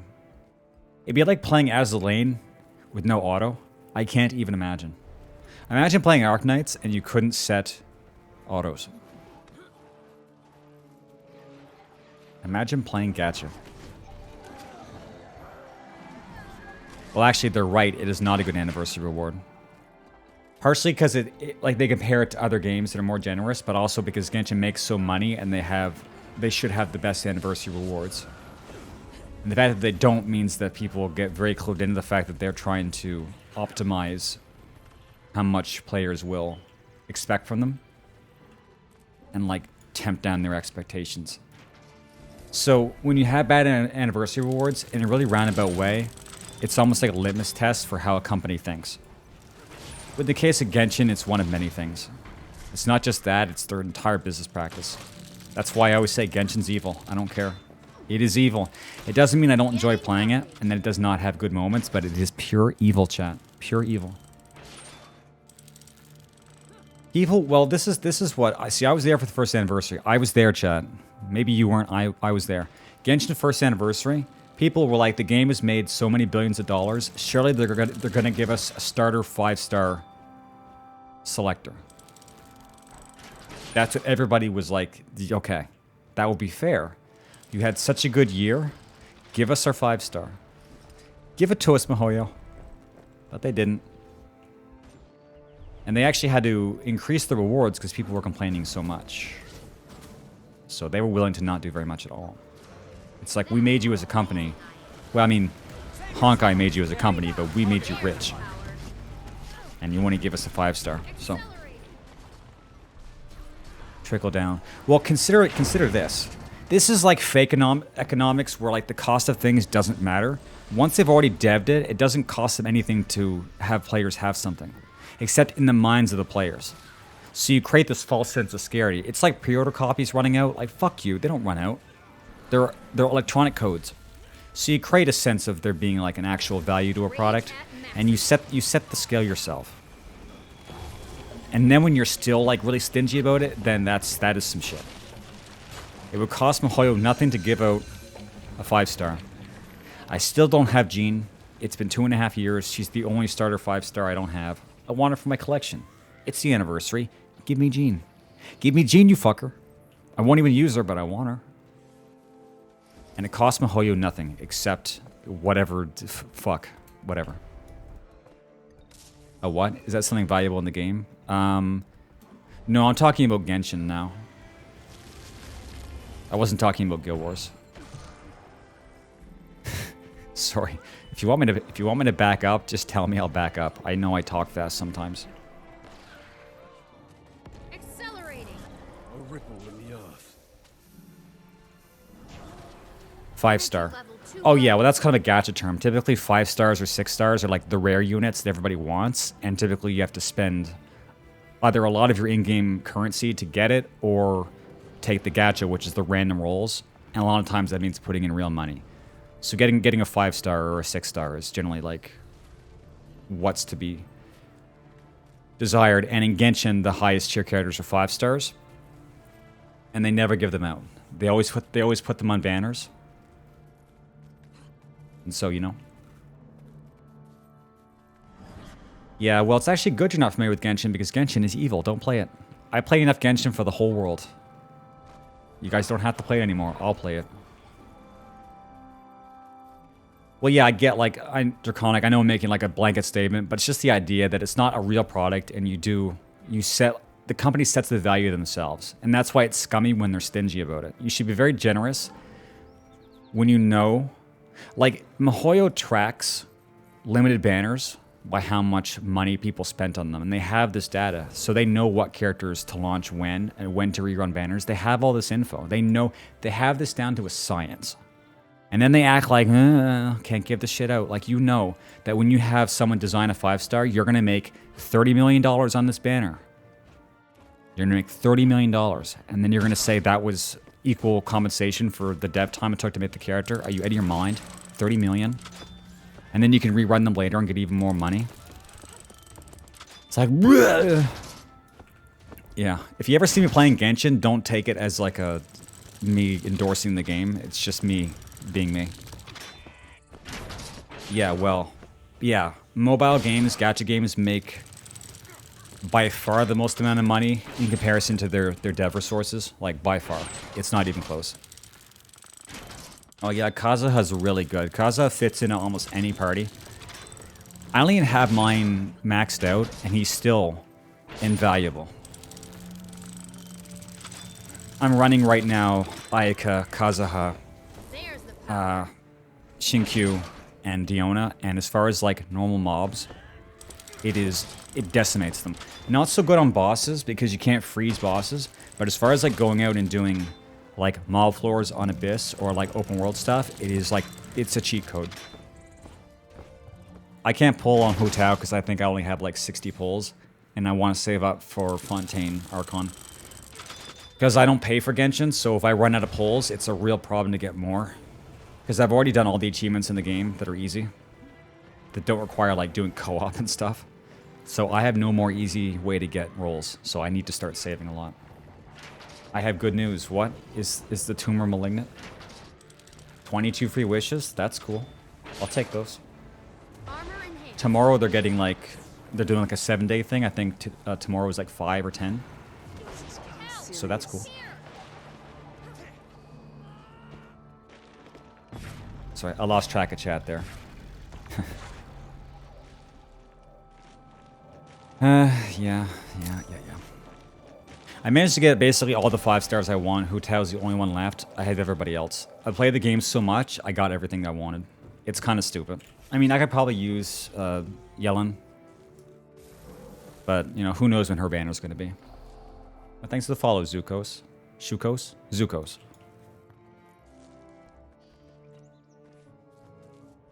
But I know it's kind of hard for me now because I know they added the New of the Desert, and I don't feel like clearing it out. Like, I don't have the motivation, and I don't want to force myself to. I know you're kind of just leaving Primogems lying around on the world map. There. Target identified. I was able to get like 100% world clear, and I felt good about it. But the way these games are is you get 100%, and then they add new stuff, and then you suck again. Maybe you don't feel like going out and doing another 100%. Sometimes I do like games that you can finish and move on from. Because with OCD, if you have a lot of live service games, you find it hard to sleep at night because you're thinking about like, I should get up and grind that game that they added new content to.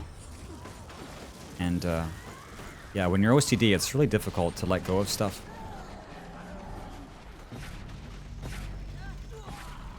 I think the only reason I don't really want to roll for Hu Tao is that Defenses are down. I already have Yoimiya in a functioning party, and Hu Tao is not different enough from Yoimiya. It's like elemental infused steroid auto attack champion, basically. And it's like, I kind of already have one of those. I just kind of like her as a character. Ow. But it would be kind of a luxury purchase. But yeah, I got everybody else. I got all the Archons. I got Raiden. I got a lot. I was actually very lucky recently. Dude, if you execute me, I will fucking kill you. I'm surrounded by teammates and they can't get the fucking dude off me. My god, dude. My fear goes nowhere. They don't do shit. He knocks me off, follows me, gets the execution, and I'm surrounded by teammates. Unbelievable. Visa, oh, fuck you.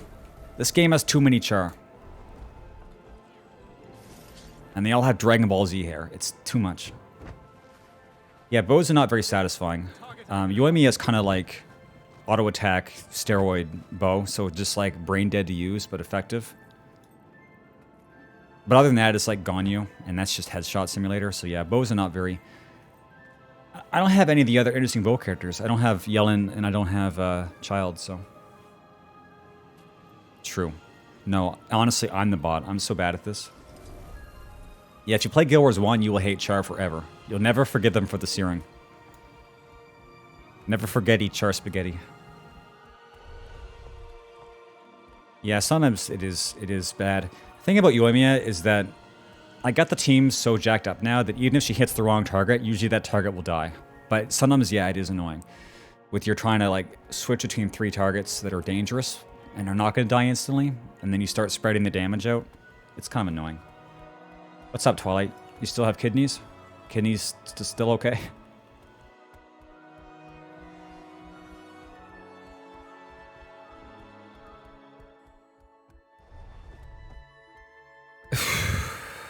I had some caffeine. I think I'm good. I'm just getting away with myself. Wait, we had a green tag. Where did it go? I lost the commander.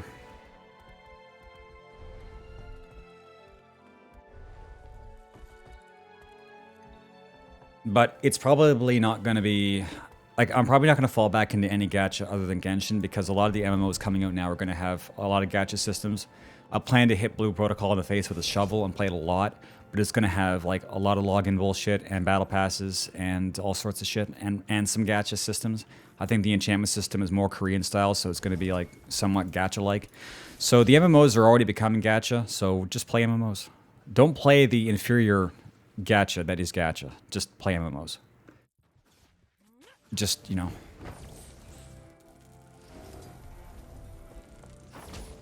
This place today is cursed for me because I keep wandering into it and dying. Do not touch me, motherfucker. Where did my mount health go? Yeah, I'm warping. No, actually, I'll just meet up with them. They're already here. You know, V, so how does it make you feel? You're like 40 years old now. How does it make you feel that you could still go back and play WoW? Like, is it just kind of insane that WoW has been going for 20 years? Are you guys ready for another 20 years of WoW? Yeah, I'm skeptical about Blue Protocol, but that doesn't stop me from playing it. And it's not going to stop me from playing the right MMO. Nothing will stop me. No, I had to stop caffeine now because I won't be able to sleep if I go any further. Like, the later I stream, the more chance I won't be able to sleep. But I just didn't feel like ending today at 5 hours because it didn't feel like we did enough. And then the moment I thought that, chat started up again. So sometimes it's worth it to stick around.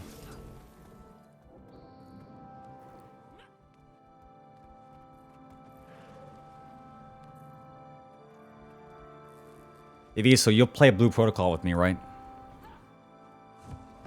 Let's get everybody back in after 10 years to play an MMO together again. This is the first MMO since like 14 that actually has a chance of being a thing. Not a clue what it is. It's like an actual anime MMO. It's like Bandai Namco, so it's not like some literally Who company. It has monetization fuckery. That's the only problem that I see so far. Otherwise, the game looks pretty incredible. We're not sure when it's coming out, though. It's been in dev for like a long time. But they showed a trailer this year at the Game Awards, I think. And it definitely proved they've been working on it and still plan to release it. Yeah, I guess I also worry about that. They're known for like single-player games, so... And also, they might not understand the social aspects of the game, and it might end up being more of a game than of an MMO, you know? Because I get used to 14's like social horizontal bullshit, and they might forget to put that in because they're used to making, what, like Tales games? So that's also a problem, but I can get over some of that. Besides, if they're a good company, if they're not dog shit, they'll listen to the players. Yeah, it is free to play, so yeah, there's going to be monetization out the asshole, but as long as I can get what I want, I don't need to worry too much. As long as it's not pay to win, like XP boosters, that doesn't count. No buying shit that makes you strong. If you stay away from that, then cool. Oh yeah, so Amazon Games. So yeah, there is kind of an unholy trinity. It is Amazon Games, that's true. But I don't know. That we'll have to see. That one will have to play it by ear. True. Yeah, but learn that with Facebook. If it's free, you're the product. Absolutely true. But the way I think about it also is that if you don't want to put up with shitty game practices, you actually just can't play games. So it's either you sit on your soapbox your whole life and grumble, or you actually try to like go into a game and have fun with it and not like make it your whole life identity to like be a cheerleader for the game, whether it's good or bad. At a certain point, it's important to have fun with the game. And just try to minimize the dog shit, because unless you're like powerful and rich and influential, you're not going to fix the trajectory you're on. I say enjoy the wave, and just don't make the wave personally any worse than it already is. But if you say no to everything because you don't agree with it, you might just never be able to do anything. And that's kind of also not great. Like, what are you going to keep playing games that have like made by ethical devs? We can't just all play Guild Wars 1, chat. Not safe for life. Well, trust me, we're gonna get them, all right? It's coming. People are going to be able to make their own shit. They're going to have AIs generate booba games.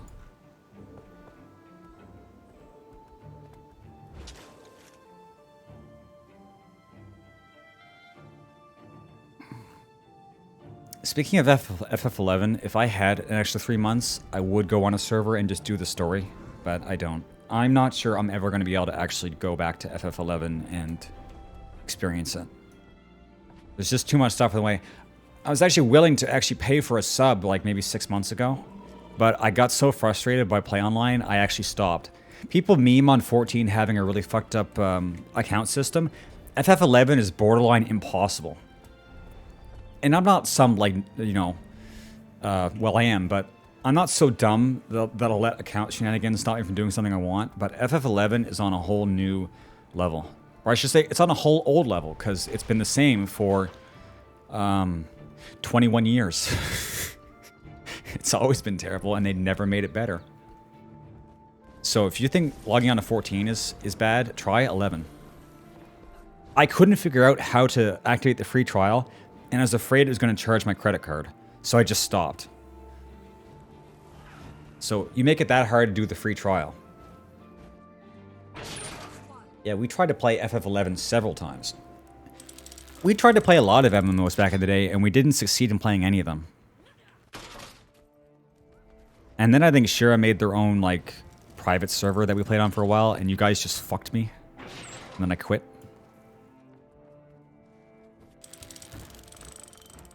But anyway, it would be nice to have like one more chance to play an MMO. I am just always trying to recapture the glory days. But maybe, chat, maybe the glory days are now and you just don't realize it.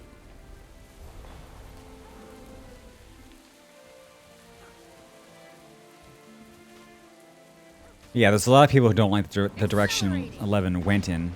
I don't know. I guess there's like 5 people. But for me, I wanted the story, because people are always like, yeah, 11 story. It's like, is it the case that you only like the story in 11 because it lasted forever and you're just really used to it?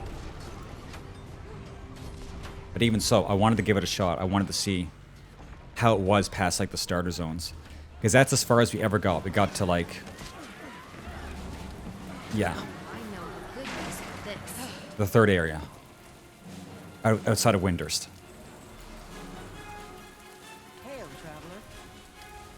It's actually Wiz's fault. It's always Wiz's fault. Wiz ruined FF11. He alt-tabbed the game. We had spent an hour going somewhere to farm crabs or something, and then he alt-tabs the game, and he crashes, and he was the healer. And then that was the day that we quit 11 as a group. We just never... That was the only shot. Cucked by crabs. Cucked by alt-tab.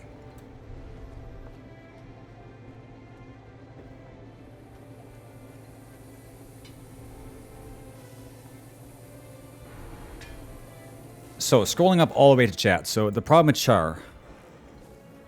So, Dakan is talking about, like, comparing Char against Torn. There's the power. I'm neither here nor there. I don't know where to stand on that. I thought Torn were always cool. There. Target Because I play Warcraft 3, I'm one of those guys. And Ritlock Brimstone does a lot to make you like Char. Ritlock is legitimately a great character. So, he almost makes up for the shortcomings of that entire fucking race. Almost.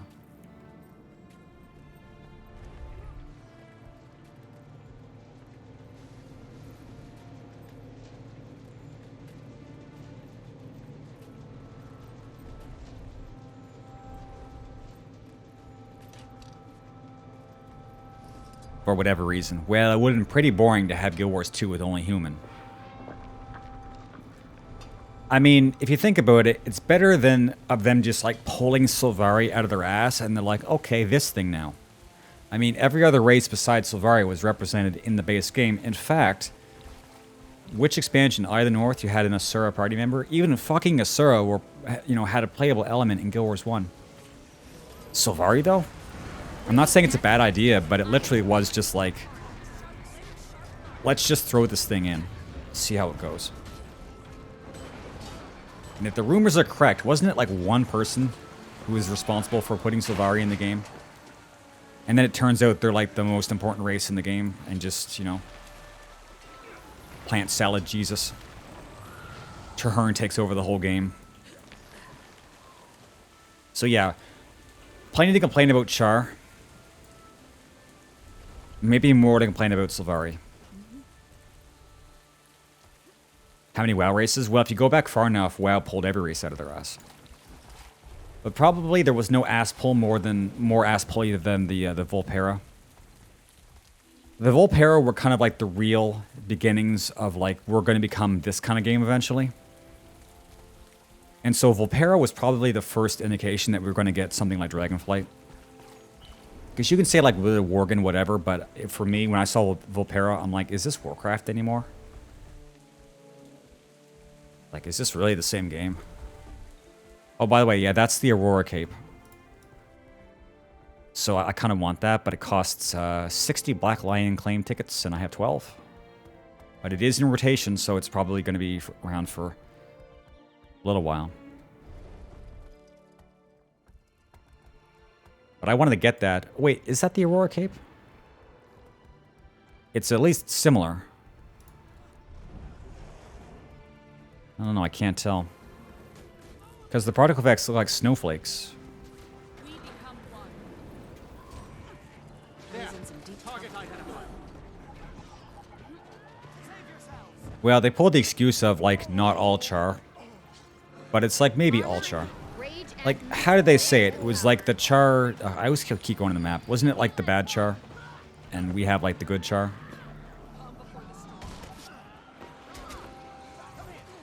But it's also like dying in this game is not the same as just dying for real dying. getting healthy. Because they murdered all the humans, but the ghosts are still all around. So that's basically the same as being alive, right? Just be a ghost. There. Target identified. I think they just wanted to sort of make it because not having Char might have been too boring. Char do add a lot to the playable experience. It's just, There's the power. it is somewhat at odds with the lore. But also, 500 years is a very long time. You should be able to forgive people for atrocities, especially after 500 years. As long as they don't do that shit again. You get one chance. If you genocide us again, you're done. You get one genocide per race. And once you use it up, you have no more coupons for genocide. And if you genocide again, we genocide you. I think it's been 500 years, yeah. Don't say Germany. Fuck you, dude. Don't bring that shit here. Yeah, you can't even kill the ghosts. It's true. Yeah, it's just about as good. You were killed, you're a ghost, now you're immortal. Stop complaining.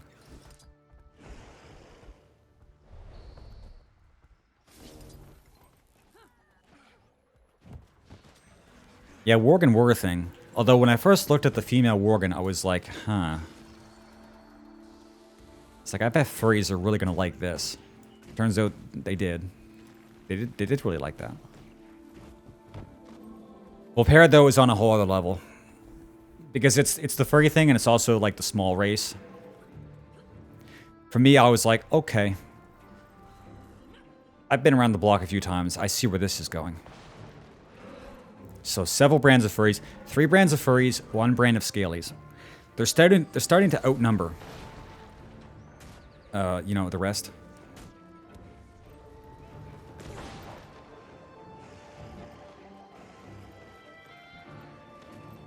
And also, we have to remind them every day, because we're playing Guild Wars 2, that they took the Guild Wars mount system, and it's not as good.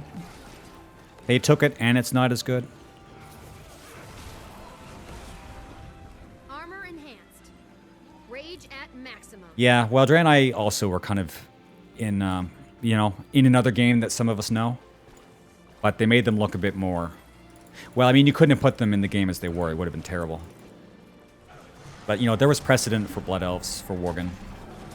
For fucking Pandera, dude. Even if it was an April Fool's joke. Pandera were in Warcraft Frozen Throne. Where the fuck were Volpera? Endurance. I'll tell you where they were. They were in, Okay, I can't say that. That's too rude. Yeah, Lim are great. Rip Terra. But Alin are coming back for Lost Ark, so, you know.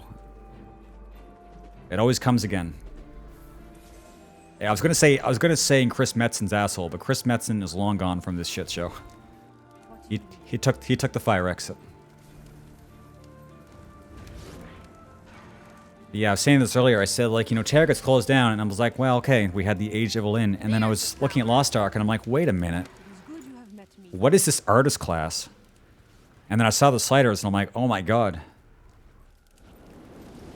The Lin truly is a universal concept.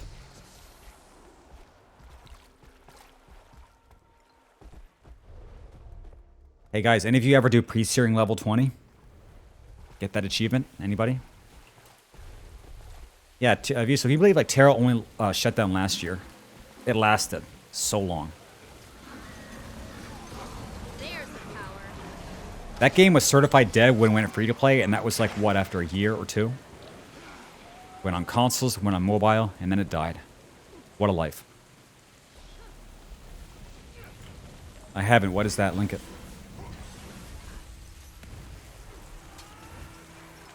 You will overlevel. Yeah, well, and they've revamped the level experience in Terra so many times. I liked the Isle of Dawn. The replacement they made was just bullshit. Because it wasn't any more interesting. And it actually kind of like wrecked the lore. So, imagine getting everything wrong. There's the power. Target identified.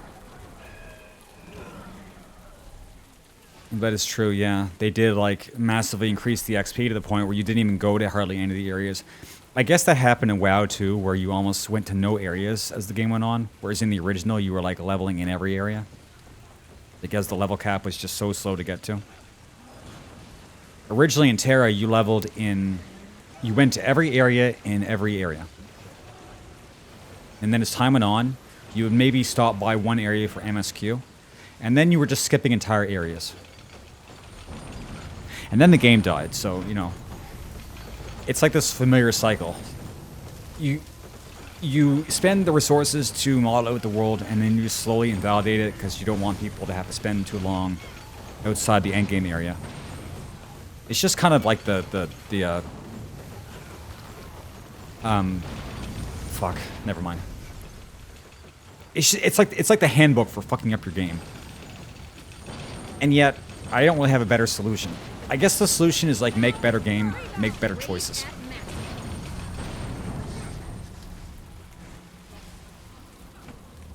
Yeah, I don't even know how many areas you have to go to in WoW. Probably none. There's so many expansions now that it's like choose your own adventure. Like it really is. It's choose your own adventure. Aviso, I thought you would have wanted to go back and be a scaly. Imagine being a scaly chat. Oh, what a pleasant surprise. People could have been bird furries in this game if they had ever added Tengu. And they were gonna, once upon a time. Bring this one down. I would low-key play WoW quite a bit if it was free. I actually would. Because you can justify playing a game if it's free quite easily. But I would have logged into every expansion and done the expansion content and then quit the game until the next expansion. Like, I would have done that consistently for WoW. Because it just feels like it would have been, like, something that would be okay to do. But when you have the sub on it, it's not only that you have to sub, so you have to say to yourself, I'm giving money to Blizzard. Blech. I'm not doing that shit. And this is before all, like, the shenanigans started happening. Thanks for the follow, Grizzle.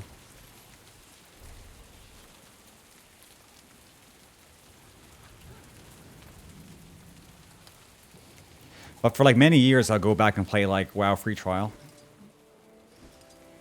Or not free trial, but they used to like, give out free time. You know what? They haven't done that in a long time. Did they stop with that system? Like, here's, you know, 15 days on us or whatever. After a while, I stopped getting those emails. Maybe I told them to stop. Maybe I said fuck off and I just don't remember. But yeah, I don't get emails about that anymore. Yeah, I actually might have actually just told Blizzard to stop emailing me because I don't hear from them anymore. I was playing Overwatch pretty much consistently, but I did eventually stop that too.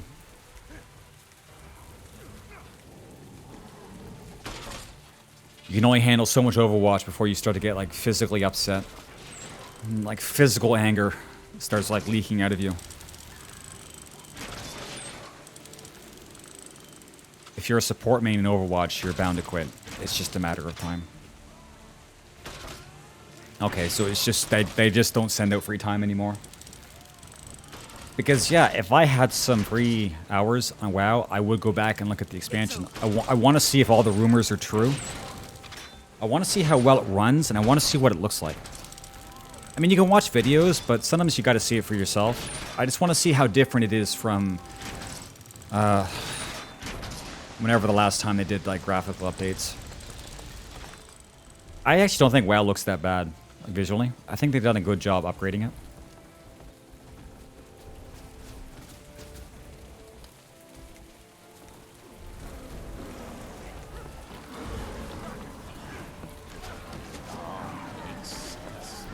How's Classic doing anyway? They're on like Classic Wrath now. Classic Kata soon.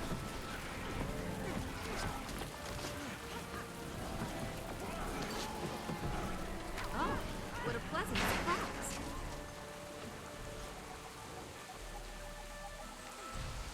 Get to watch the world be destroyed again. See, Classic Kata is when it starts to become kind of dumb. Because people will say that like the game was declining at the end of Wrath and the beginning of Kata, so now they're starting to do Classic for parts of the game that people start to, you know, like they're starting to actually like catch up to where it was. People were asking for Classic. Like they're gonna have Classic Kata and then they're gonna have nested Classic, Classic, Classic. Classic Vanilla within Classic Kata within retail. But basically, where all the shit started was Dungeon Finder, Raid Finder, right? So once they get up to that point, what's the point of having Classic?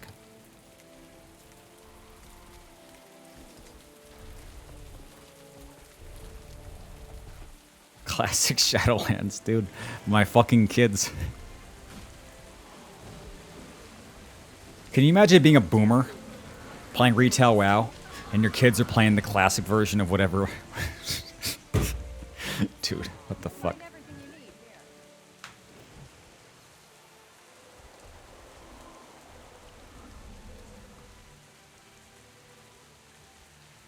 So TLDR, what's wrong with Magic right now? I would like to know. I'm curious, George.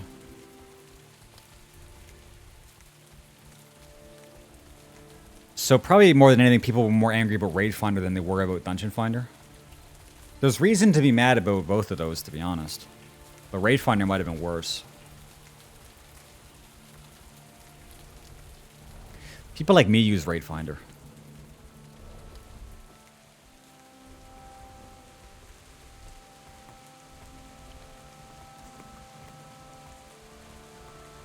Actually, that's a lie. People like me don't raid.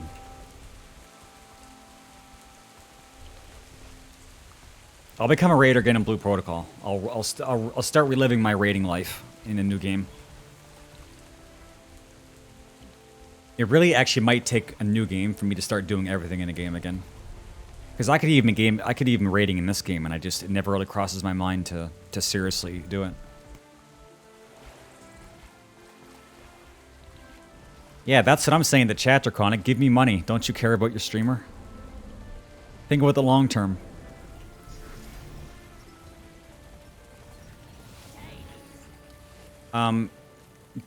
They brought back talent trees for Dragonflight, right? Just because they thought they had to, right?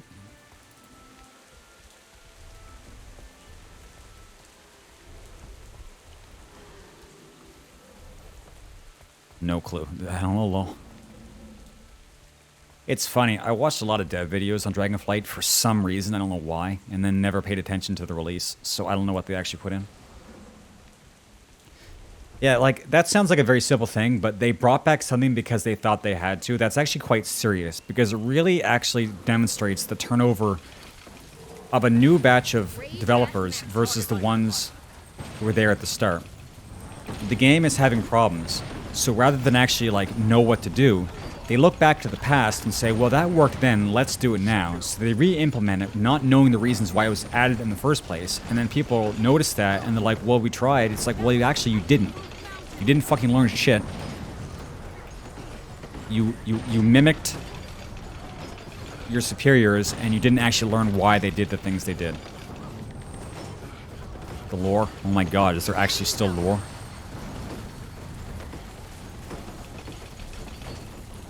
Well, to their credit, Squig, mobile games are starting to look pretty bussin' now, so, you know.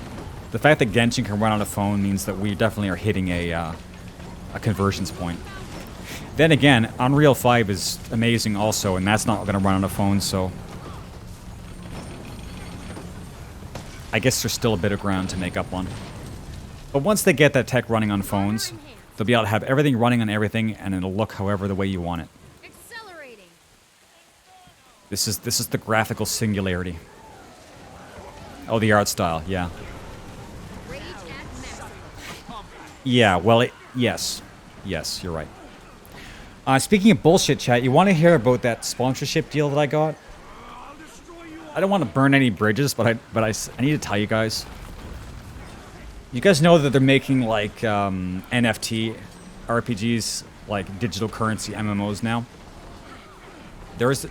Raid! I actually got 2 sponsorships to Raid. I'm not doing it. They're like, we'll give you $250, and I'm like, what the fuck? No. I don't care. I played Raid. I can't play it. I'd be trying to hold in my criticism the whole time, and I would get, like, shit on. But no, there's a lot of these games. One of them's called Big Time, so it's an NFT MMO. Basically, there's a player economy infused by NFTs you buy and put into the game. And they're like, we want to sponsor you. And I'm like, okay. So I'm like, okay, what do I get? And it's like, well, we're going to give you early access passes for you and your community. I'm like, okay. So what are you giving me? And they're like, well, you have to talk to our CEO. And I'm like, excuse me? You guys are making money hand over fist.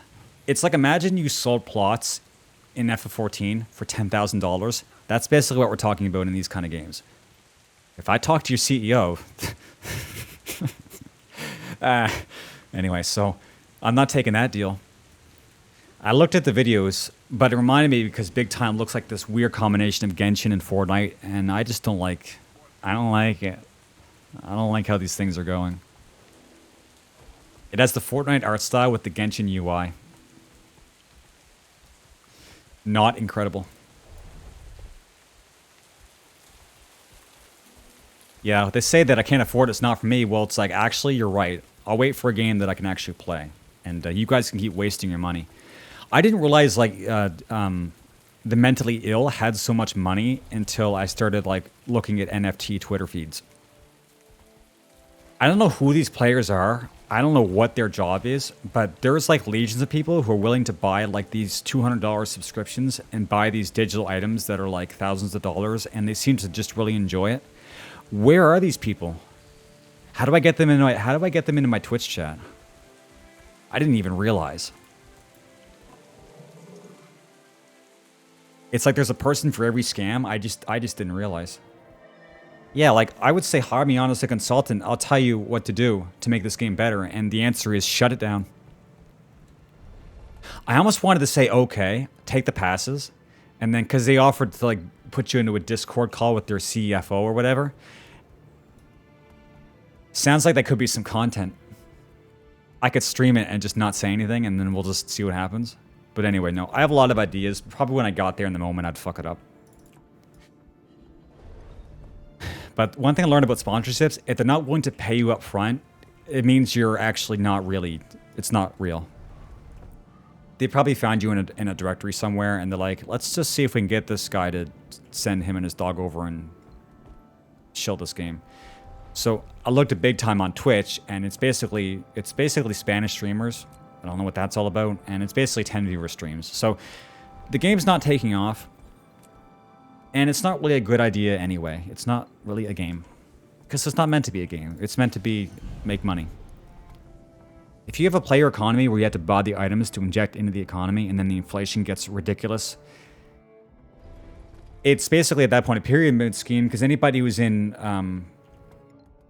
before now controls the price of the items. So the later it takes for you to join, the worse it is. So if these games ever did get to release, nobody would play because the deck is completely stacked against them. And that is even if it's a game that looks like it's worthy to play at all, which is not. Anyway, I think I've talked about this way too much. But yeah, I got an offer for Raid. I don't know. This one actually seems legit.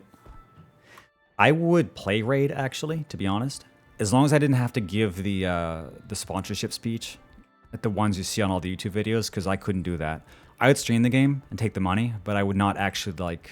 And I wouldn't even say bad things about it. I would actually legitimately play it and say what's good about it while I was playing it, but I'm not following the fucking script. And the thing about that company is that when they get the Raid sponsorships, they want you to read it exactly. You deviate at all, they will fuck you. So you have to stick to it. And I like saying things in my own words. And a good sponsorship should allow you to say things in your own words. However, I guess that all depends on the amount of money. And in this case, it's not very much. Not enough to make me lose my ethics. Yeah, fucking things up is content. I just tend to fuck things up in a way that fucks things up, rather than fucking them up in a funny way. But who knows? I'll give it some thought. Yeah, if you see play to earn, it is a scam. True. A lot of these games started cropping up. I think Ethos, like the 14 lore got Ethos. I think he got wrapped up into one of these as well. And I thought he was smarter than that. Actually, it's not that the people who are running these things are not smart. They're just immoral. Like, they're very good at doing what they're doing. They just don't stop to think about their fucking people over. And I thought Ethos was the more, like, ethically minded person. But who knows? Maybe they offered in the bag and he just couldn't say no. It's going okay, Squig. This has been a really weird day. It's been like no content, then chat, then no content, and now it's chat and content. It only took 6 hours to get there, but we're there. Yeah, and that is what they are. They are pyramid schemes for sure. Yeah.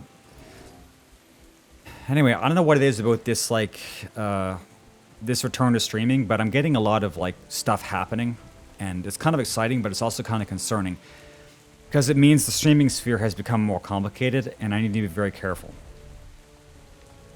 Like, people found me on my first World v World stream back.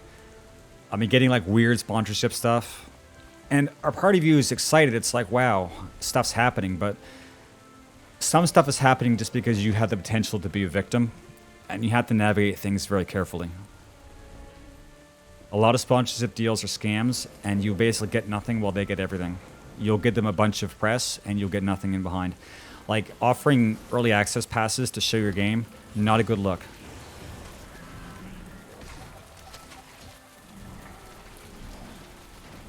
And there's also something to be said about when sponsorship deals ask you to name your price rather than them offering you a price. Because it essentially means that they're asking you, like, what are you worth? Because we have no idea, because we don't even know who you are. So that's also a red flag. But not a deal breaker, really. And also, Stream Elements has gotten so up their own ass that now they offer their own sort of sponsorship deals. And they're also not real because they offer those to everybody. And their deal generally is like you have to reach a certain threshold of signups or they don't pay you at all. So in my mind, that's also not real. Like that's textbook, like they don't know anything about you. They're just giving the same deal to everybody.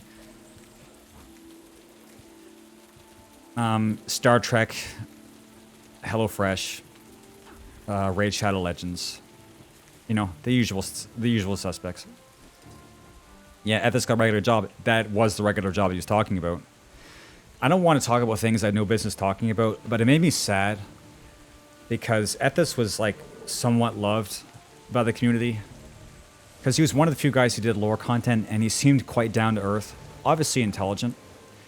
And then he left, and it's like, okay, I guess Ethos decided to move on. But no, he has to completely change his handle so that nobody can follow him around, join an NFT project, and then start bad-mouthing the people who he left behind. That's not a good look. Well, I shouldn't say bad-mouthing the people he left behind. It seems like the rumor I heard was that he didn't want to use his same handle to start NFT stuff because he's afraid the normies wouldn't understand. So something like you don't want to suddenly do that swerve with your 14 community because you know you'll get called out on it. And he's right. You would. Because you're doing shit you shouldn't be doing. Like, stop doing NFT stuff. I went and I researched a bunch of the stuff. Because the group's called the Meta Key. So I watched some of the videos to see what they're doing. And it's like, they're not really doing anything in particular that's useful. But you want to buy their subscription keys, it's like $1,000. And it's like, you're not really deving a game that's like very interesting at all. To be honest, I'm not even sure what they're doing. But whatever it is, it's not worth $1,000 lifetime subscription key. Yeah, none of our business. I'm just talking about it because I just talk. I'm just that guy who talks about stuff. But I just wanted to say, it made me sad because the thought I had was, I guess that's really what your community meant to you. Because he was pretty good on Twitch, and as I say, well-loved, and then he gives it up and doesn't part on good terms, and then acts like he resents the people that he left behind. I just don't like that. It makes me feel uncomfortable because, well, it just does. I mean, obviously.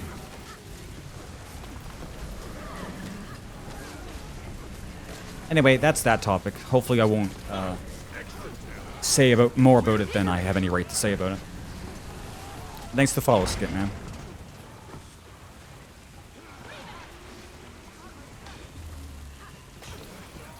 Anyway, chat, it is 7:30, my dudes. What do you want to talk about?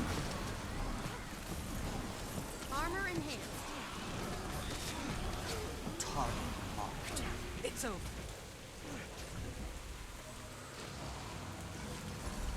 Oh, I know of a good use for this.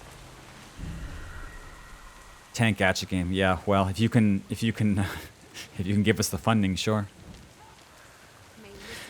To be honest, the tank gacha's whatever. I wanted to do a mecha gacha where you buy the girl and then you get the mecha at the same time. And then you can sell skins for both. And then the gameplay is like, you know, like a Gundam arena shooter. That's my gacha idea. Because then you can do 2 for 1. It's kind of like in Tower Fantasy, you buy the weapon, you get the character, but my idea came first. Shut up. Because mecha needs a resurgence, and there hasn't really been a proper mecha gacha. And you can give it actual gameplay. And you can still, like, sell waifus. They just come with the mech. You get the pilot, you roll gacha on the pilot, who is a character, but then you get the mech for free. I think it's a really good idea. You would need to hire a mechanical design guy. Because not like a lot of people who draw like anime girls can also draw mecha. I mean, some of them can, not very many. So you'd have to hire like double the artists, but it would be like, I'm sure more than double the profit. Surely, chat, surely this is a great idea. I just need a small loan. How much would it cost to design like 50 girls and 50 mech and code an engine? Couple dollars. Yeah, it would be the budget of an actual game. I'm just saying that the if you could actually get the game made, it would basically take the budget of like MiHoYo making Genshin. But I think it would make a lot of money. Rage at maximum. But yeah, the other idea was like kind of like somewhat more sane. It was just making the girls, but they were tanks, like World War II tanks and whatnot. Which is the same idea as things like Concole. But you just anthropomorphize the tanks. And then it would be like probably the same idea, like an arena shooter. Like World of Tanks, except gacha and waifus. Yeah, so there's also that idea. And other than that, This is rather hey, rare. an orange. Yeah. Tiger-sama. Oh, it's double the price if I list it. Rage at maximum. I think I want to list it.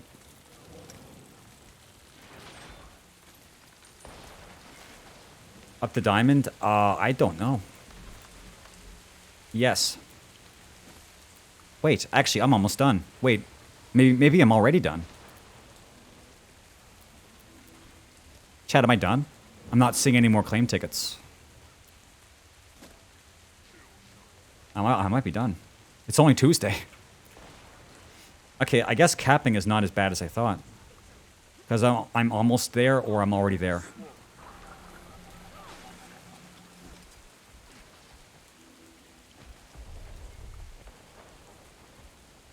Yeah, it's not just the money, it's that I don't, I'm an idea guy, and most people are actually idea guys. I have much less respect for idea people. It's actually harder to execute. So I could like give all these ideas for games, but it actually would be like a million times harder to actually get the team together and make it. So if you had the money, you might still mess it up if you're not like a good business guy. I've seen people make tons of money on Patreon for games and then be bad directors and then fuck it up. Because you can have all the money in the world and even have like good talent, but management is actually like a seriously underrated skill. And you know it is because people always talk about like, oh, the artists are so talented, like they could just do like why are they under the thumb of like CEOs and like big wigs who don't know what they're doing? But it's like actually managing a team is really, really difficult. Like actually really difficult. So if you're not careful, even if you have a lot of money, you'll waste it all.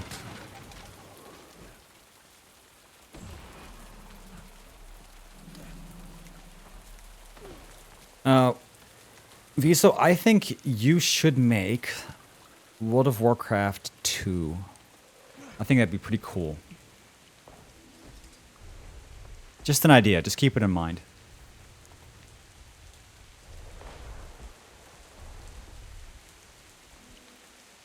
Sage Cersei has been trying to get into this party for like 2 hours.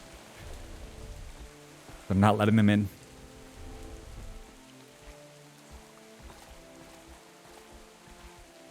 Yeah, World of Warcraft.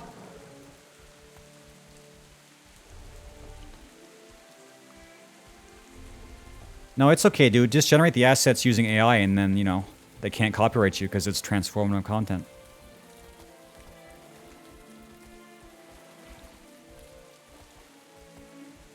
It's transformative. You can't sue for shit.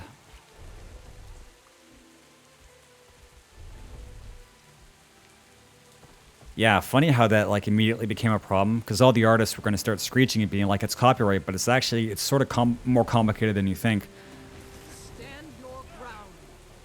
It's probably, from what I've been reading, it is most likely going to fall into transformative content, the same as like doing like reviews and parodies and stuff like that. And it's not going to be so easy to like smash these companies into the ground. I think they might have a pretty solid position to stand on. That's where it is. That's where it is as of 2 days ago when I watched one video. So stay tuned. We'll see where it goes. I already talked about this tonight, but I do have sympathy for artists because they're getting absolutely fucked on right now. They spent their whole life practicing their art, and now this is what they get for it. That, you know, they have their stuff going to a big database where people can just like type in some words, generate art, and then sell it on Patreon, and then act like an artist. Must be infuriating. And it's only going to get worse, chat, because the art right now is actually not that good. It gets a bit better though, and suddenly we're going to be able to like tweak shit like no tomorrow. It's pretty bad now, but it's only been a few years. It's going to get exponentially crazier. I will absolutely start using it when it gets the kinks hammered out, because I'm like a lot of people. I have like crazy ideas, but I never spent the time to actually train up my the actual craft of art. Like, I can close my eyes and I can see things, but I can't actually draw them out. So for people like me, when the system actually gets robust enough, I'll be able to generate a lot of stuff. But then again, everybody will be generating stuff, and it's going to make it not so amazing to have like these really creative things that you can just do. It's going to take some of the fun out of it, because when everybody can do something, it's not as interesting. And I hope it's not going to become like we're going to become numb to just to great art, because we're just going to be seeing art everywhere. Because I feel like we might, like we're going to it's gonna stop being so meaningful. I don't know. This is not really something that I can predict. This is kind of a really weird time right now, I gotta say. Yeah, once AI gets the hands right, that's basically it, because that's where artists mess up. Once the AI knows what hands are and like actually knows the point of them being positioned as they are, yeah, it's game over. Yeah, the monkey selfie. That's just funny.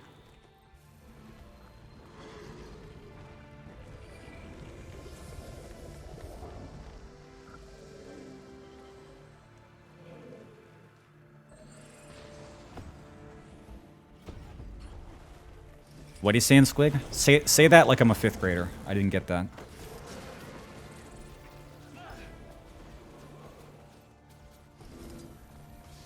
Well, if you ask somebody to give their gut reaction, they'd say, well, it is human-generated because it's coming from a database of human-generated stuff.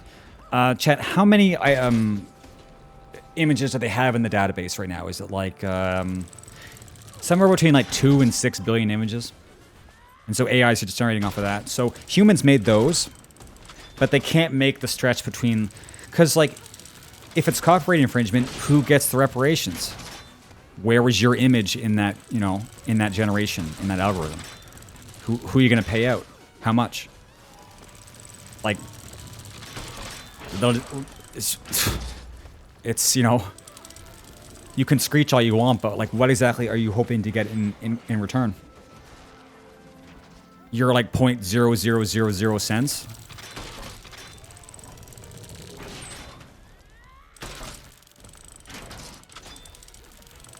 Yeah, but see, this is the thing, Squig, is that we don't quite yet know what that means. Like, we're one day going to see something where it has composition.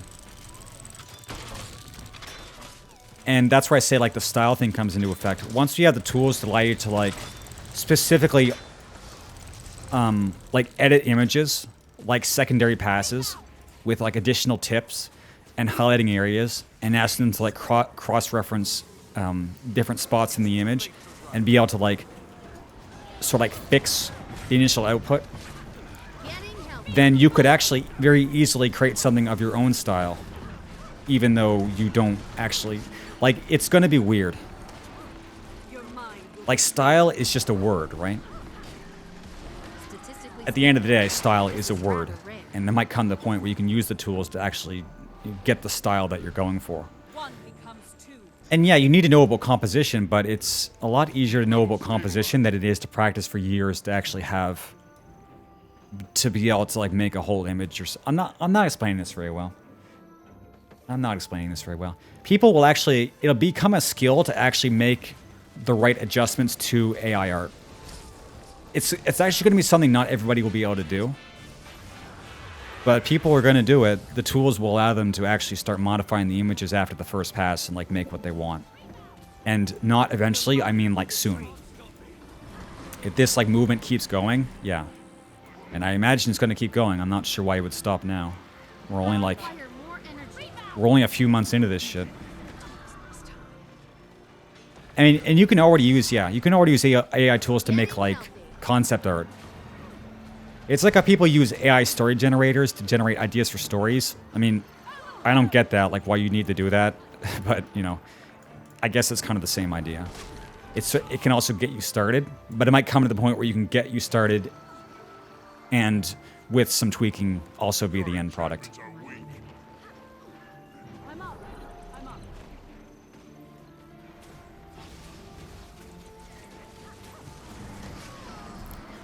BISO, AI generated NFTs.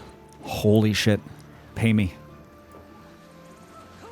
Oh, sorry, I guess Captain Limbeck's heading out. Or already head out. I missed that. Anyway, sorry. Say goodbye to you in your dreams.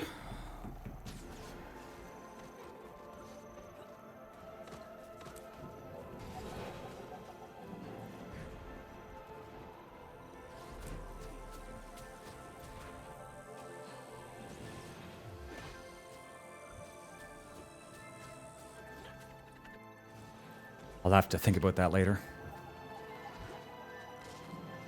Squig, you're making an actual point. And how dare you? Because now I have to like try to think about that, and I can't right now. So I'll just say yes, and I'll think about it later.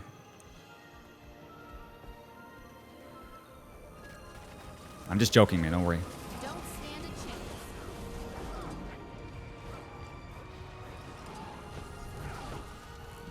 Oh, the Bored Apes are AI? I thought they were just like... Because they look so shitty, I thought people were just like photoshopping new ones. I didn't realize it was just being like endlessly factoried by shit. Damn. That's kind of sad. Because people still want to pay like all this money for them, hoping they can sell them off. Chat, I don't want to like, you know, wish harm on people. But I'm just going to say this much. I hope everybody who ever bought a Bored Ape loses all their money. I can't stand that shit. It's like a character creator. Yeah, it's very weird. And you know what? It can be explained very easily as people are just in it to make money and they don't actually care about what it is. Because imagine actually like being into that for real. Like how devoid is your life of meaning and aesthetics? That this is your new hotness.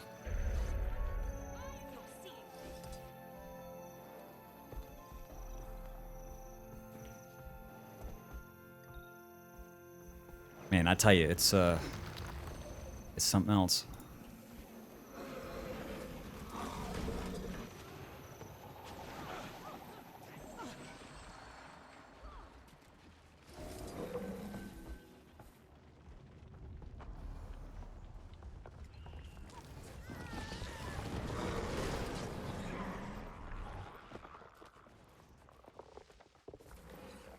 Yeah, well, and they said I couldn't download a car, but you know.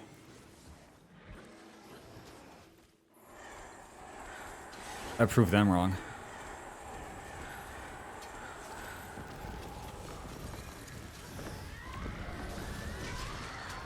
Where's the real person? What were you hoping to accomplish? I don't get it. Okay, chat. It is I'm your clock mock for the night. It is 7:45 p.m. and I've done 6 hours, and I think that was a good 6 hours. And I'm gonna get going. I want to stream tomorrow, but I actually have something going on tomorrow, so probably day after that. Don't be surprised if it starts in the morning, but probably still ending about like an hour and a half before now. I really want to try to like practice 8-hour streams, because that's really about how much I want to be doing is 8 hours. So, thanks for hanging out, dudes. I'll see you again. Weird stream, but actually pretty good, so thanks. Anyway, I'll catch y'all later.